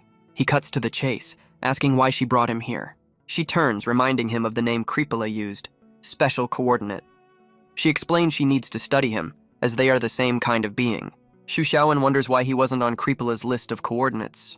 The scientist reminds him the coordinates were said to appear randomly. She approaches a hidden panel on the futuristic wall. Her hand activates a glowing blue scanner. She muses that his appearance as a special case must mean something. They enter a massive control room as she reveals she scanned Creepola. She smirks, declaring that science is the ultimate productive force. Xu Xiaowen looks on, completely unimpressed by her theatrics. She activates a device near her eye, a scanner built into her body. Her eyes glow as she explains she can track Creepola anywhere. Xu Xiaowen listens, processing the terrifying implications of her tech. She adds a caveat: if there's no network, she's out of luck. He asks the obvious question: if she scanned him too. She confirms it, pulling up his biological data on a massive screen. A long string of numbers appears, a strange biological signature. Xu Xiaowen's eyes widen, staring at the unfamiliar data. Another, slightly different number flashes on the screen. He asks what this strange indicator could possibly mean. She turns to him, a knowing look on her face. She reveals the number represents their rate of cellular death per minute. She once thought she was unique, but his data provides a reference. She can now confirm this is a common trait for their kind. Xu Xiaowen questions her use of the word approximately. a real stickler. She explains it's the only scientifically accurate term with just 2 samples. He asks a philosophical question. If they're always dying, do they truly exist? She explains their cells are also constantly dividing and regenerating. In other words, they are in a perpetual state of rebirth. She smirks, finding the idea of simultaneous death and life wonderful. But Xu Xiaowen points out this violates the law of conservation. He's no fun at parties. She dismisses his serious tone, joking that she's been to school. She tells him not to take things so seriously as he pulls up a chair. She explains this theory as why the special coordinates appear so randomly. Xu Xiaowen listens intently, processing the idea of constantly dying cells. He connects this back to her earlier lecture on the concept of entropy. He theorizes the energy from their dying cells irreversibly increases chaos. He continues, stating the world's balance depends on minimizing that chaos. He concludes their cycle of death is the world's way of maintaining order, but their kind is always struggling just to stay alive. The scientist explains that to avoid this fate, they learned a new way. Their solution, keep dying until chaos explodes. A perfectly healthy coping mechanism. Xu Xiaowen realizes this is why the coordinates are monitored so closely. The scientist adds that this outbreak is an unconscious release of power. She taps her phone, a new plan forming. She pulls up a live feed, concluding the coordinates are their kind. The screen shows Qianshuan and Kripella in a private meeting. The scientist smirks, suggesting they listen in on the conversation. The scene shifts to the quiet, traditional room from the feed. Qianshuan asks Kripella if she plans on staying in the city. She reveals a coordinate signal has appeared, and she's going to investigate. Back in the lab, the scientist seems pleased by this new development. Xu Xiaowen asks if she can replicate the association's scanners, but she scoffs at the idea. He just gives her a deadpan look, completely unimpressed by her rant. Back at the meeting, Qianshuan asks why she's so curious about the coordinates. She explains that not knowing the truth is what truly scares her. She leans in, asking if he's hiding something from her. She then questions if he's hiding something from the entire association. Qianshuan looks away, insisting he has nothing to hide. But Kripella points out that Xu Xiaowen is a special coordinate himself. She adds that she wasn't told this before her visit, her suspicion growing. Qianshuan calmly states that as presidents, they'll both know the truth eventually. Back in the lab, the scientist realizes Kripella must have known something. Xu Xiaowen notes the old man's strange expression on the feed. The scientist is certain that Qianshuan is hiding a massive secret. On the screen, Qianshuan declares that Xu Xiaowen is not a threat to society. He adds that even as a coordinate, the association is forbidden from acting. But Kripella points out that others might not follow those same rules. The scientist complains about Kripella's very aggressive version of a chat. The feed shows Qianshuan's face, his gaze fixed on something unseen. His eyes narrow, a look of dawning realization on his face. Xu Xiaowen wonders what could have possibly caught his attention. Suddenly, the monitor spikes with a strange, erratic signal. The scientist is stunned as the communication feed cuts out completely. Xu Xiaowen realizes the old man knew they were watching the entire time. The scientist is furious, unable to believe her system was detected. But Xu Xiaowen feels a strange, unsettling sense of familiarity with the president. Back in the meeting, Qianshuan turns his attention back to Kripella. She erupts, annoyed by his obvious lack of attention. He apologizes, claiming he was just lost in thought for a moment. Kripella reminds him their goals are aligned, warning him not to be careless. Qianshuan sighs, lamenting his lost chance at a quiet retirement. He decides to finally tell her the truth, knowing she won't give up. He reveals he's met Xu Xiaowen before, which is why he's been so cautious. He drops a bombshell. Our boy may be tied to the origin of all psychic powers. He admits he was keeping this theory quiet until he had solid proof. Kripella is stunned, demanding to know the basis for his wild claim. He begins to recount the story of Heisan's arrival at the association. Kripella is absolutely delighted to learn Xu Xiaowen has alien house guests. The scene shifts back to the now very famous Xu estate. Inside, the house is quiet, unaware of the high-level discussions it has caused. Back at the estate, Xu Xiaowen lies on the floor, contemplating his next move. He sits in the quiet room, lost in a sea of complicated thoughts. He wonders if he's been a little too active lately, drawing unwanted attention. The scientist's words echo in his mind as he weighs the risks of their new plan. A chibi version of him decides it's time to go back to his old, careful ways. But his quiet moment of reflection is suddenly interrupted. Xiao Liu appears in the doorway, saying she needs to talk to him. Xu Xiaowen is taken aback by her sudden, serious demeanor. He politely invites her to sit, trying to gauge her intentions. She kneels before him, asking a very direct question. Does he hate her? He looks on, completely baffled by this sudden turn in the conversation. She admits she knows her own flaws, listing them with brutal honesty. He can only stare, surprised by her sudden self-awareness. At least she's honest. He quickly tries to reassure her, telling her not to overthink things. She smiles, teasing him about how rude he is when he reads people's minds. She adds that she's not surprised he sees her in a negative light.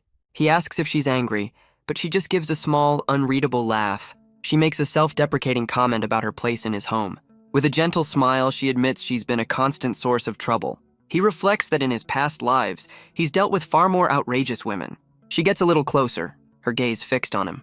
She asks if he ever found someone he liked in his many past lives. A flustered Chibi Shushawan admits he never got that far before his life reset.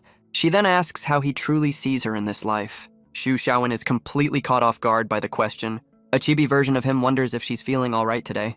She presses the question, wanting to know his thoughts on her. A sly, knowing smile spreads across her face. He stammers, admitting he's not mentally prepared for this conversation. A party popper explodes as she celebrates her successful emotional ambush. She celebrates with a shower of confetti, wishing him a happy birthday. Just then, the door to his room slides open. The entire household is there, throwing him a surprise party. Xu Xiaowen is completely stunned by the sudden celebration. Xiao Liu explains this is the first time he's ever lived past 25. She asks if he's happy, but he just looks overwhelmed. His mother admits they were worried he'd be angry about the party. He's moved to tears, finally able to accept their affection. His parents embrace him, telling him how hard he's worked. Xiao Liu watches the touching family moment with a gentle smile. She recalls her earlier question about his past lives and loves. The party is soon in full swing at the Zhu estate.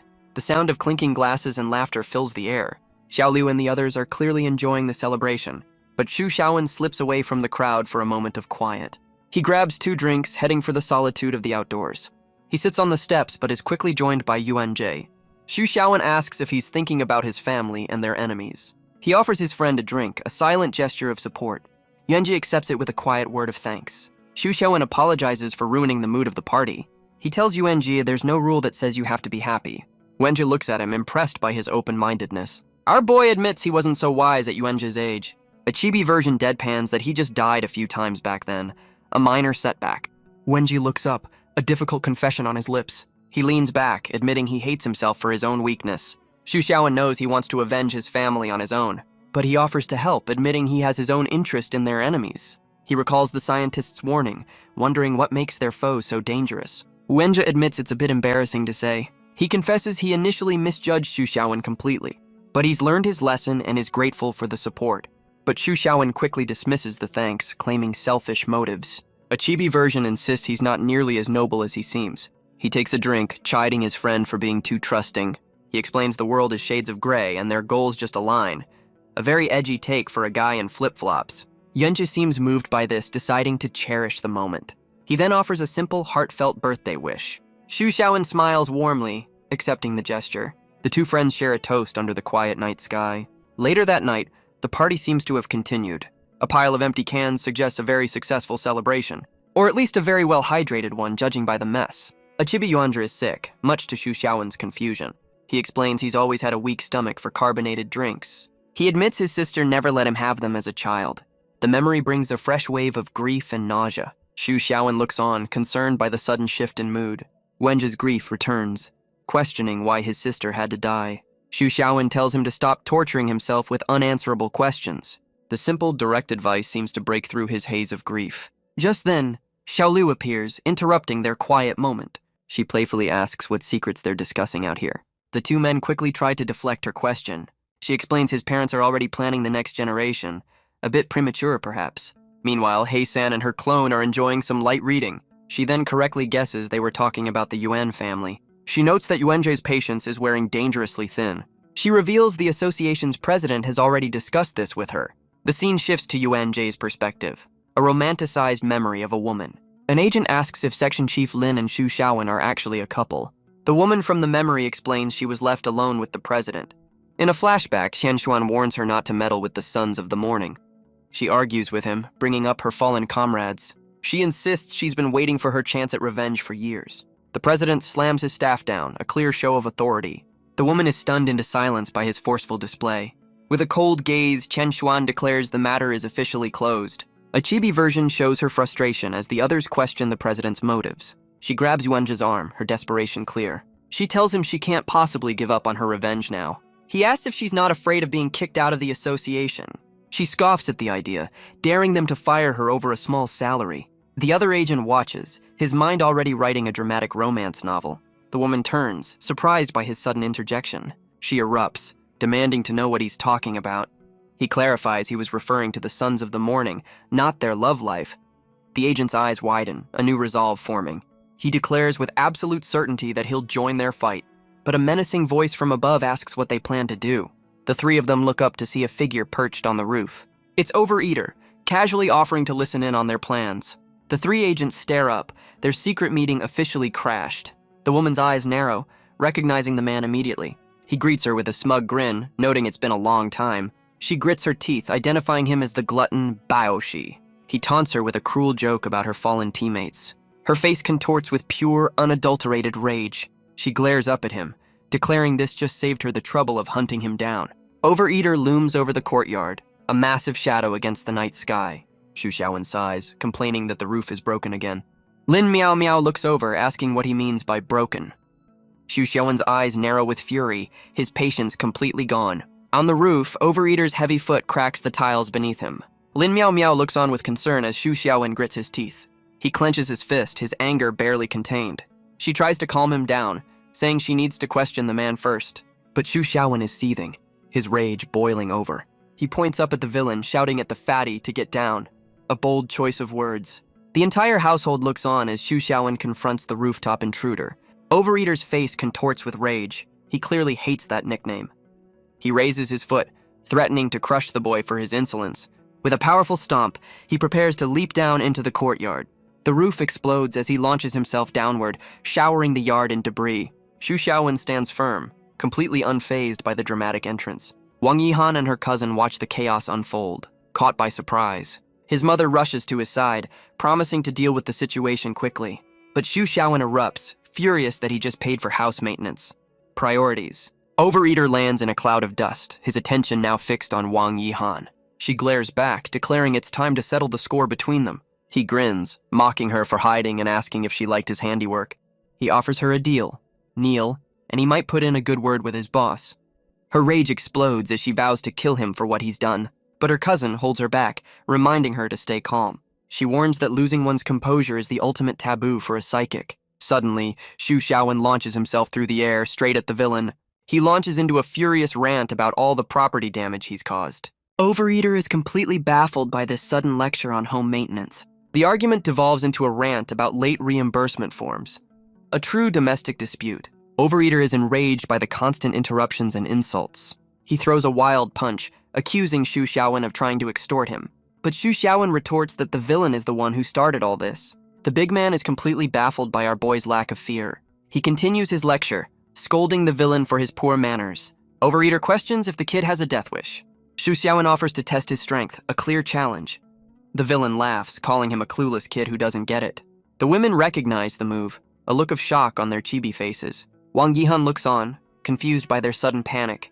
With a confident grin, Xu Xiaowen declares it's time for a lesson, but his mother shouts for him to stop, begging him not to use that technique. He shouts back in frustration, his patience completely gone. She and another woman try to hold him back, needing to interrogate the man. Overeater has had enough of their family drama. He throws a massive punch, but Xu Xiaowen catches it with a single hand. With a powerful backhand, he sends the villain reeling. A truly disrespectful move. The massive man is sent flying across the courtyard from the sheer force. He pins him to the ground with his foot, the ultimate humiliation. Xu Xiaowen looks down, his expression cold and unforgiving. He stands over his defeated foe, challenging him to get back up.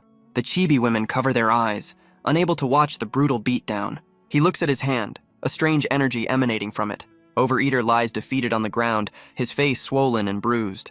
His mother scolds him, saying that move is bad for a person's self-esteem. But Xu Xiaowen just shrugs, saying that's not his problem. Cold, the women gather around the fallen villain, assessing the situation. Wang Yihan kneels, noting that the mother's anger slap must have hurt. His mother despairs, realizing her interrogation is now on hold. He tells her to ask later, reminding her to get compensation for the damages. From afar, a woman watches a lone figure on a distant rooftop. Elsewhere, Bao Yu observes the scene, questioning Overeater's sanity. She's furious that he would dare to provoke their enemies so directly. She wonders how he even made it into the 7 deadly sins. Through her scope, she admits Xu Xiaowen is surprisingly impressive. He took down a level 5 psychic with just a few slaps. She wonders if Overeater will break, but quickly dismisses the thought. A cruel smile spreads across her face as she makes a decision. She reaches for a large telescope mounted on the ledge. With a final farewell, she pushes it off the roof. So much for team loyalty. The next day, the interrogation begins at the Shu estate. Overeater wakes up, a smug look on his face, but his confidence quickly fades into confusion. The green-haired scientist looms over him, announcing he's awake. He struggles against his bonds, questioning how they could possibly hold him. He grits his teeth, realizing this is no ordinary rope. The scientist taunts him, noting his dislike for being called fat. She reveals the rope is her own invention, designed to nullify his powers. He kneels before them, defiantly claiming he knows nothing. Wang Yiru appears, calling the captured villain a disgrace. He warns Wang Yihan not to get cocky just because she has new allies. He declares that without his organization, her family is doomed, but she just smirks, calling it the natural order of things. Her eyes burn with fury as she wishes for his group's downfall. Just then, Lin Miao Miao's heels click on the floor as she enters. She stands over the captured villain, her expression cold and unreadable. He tells her not to be smug, but she says the end result is all that matters. She looks down on him, calling him as helpless as a cornered animal. He reminds her that he was the one who showed her mercy years ago. With a cruel laugh, he reveals he let her live just to watch her suffer alone. He taunts her, blaming her for the death of her former teammates. But Lin Miao Miao ignores the bait, asking who attacked the Yuan family. He erupts in fury, demanding she face his accusations. The scientist delivers a swift slap, telling him to be quiet. She pins him down, reminding him that prisoners don't get to talk so much. Lin Miao Miao presses on, asking if Chen Xuan gave the order. Yuanjia watches intently as the interrogation continues. Overeater grits his teeth, refusing to give up any specific names. He's not the sharpest tool, but he's loyal. He mocks their quest for revenge, dismissing the details as unimportant. Lin Miao Miao turns away, deciding she doesn't need his help after all. He dares her to kill him, certain he'll never break. With a cold smile, she confirms that's exactly what she plans to do. She leans in close, explaining her power goes beyond simple mind reading. He's terrified, demanding to know what she's about to do. She explains this is a cruel technique she rarely ever uses. With a manic grin, she clarifies that it's cruel to herself. Well, that's not reassuring. Her hand presses against his head, her power surging forward. Her eyes glow white as she begins to forcibly enter his mind. The villain can only stare in shock, his defiance finally broken. The room falls silent, the interrogation seemingly complete.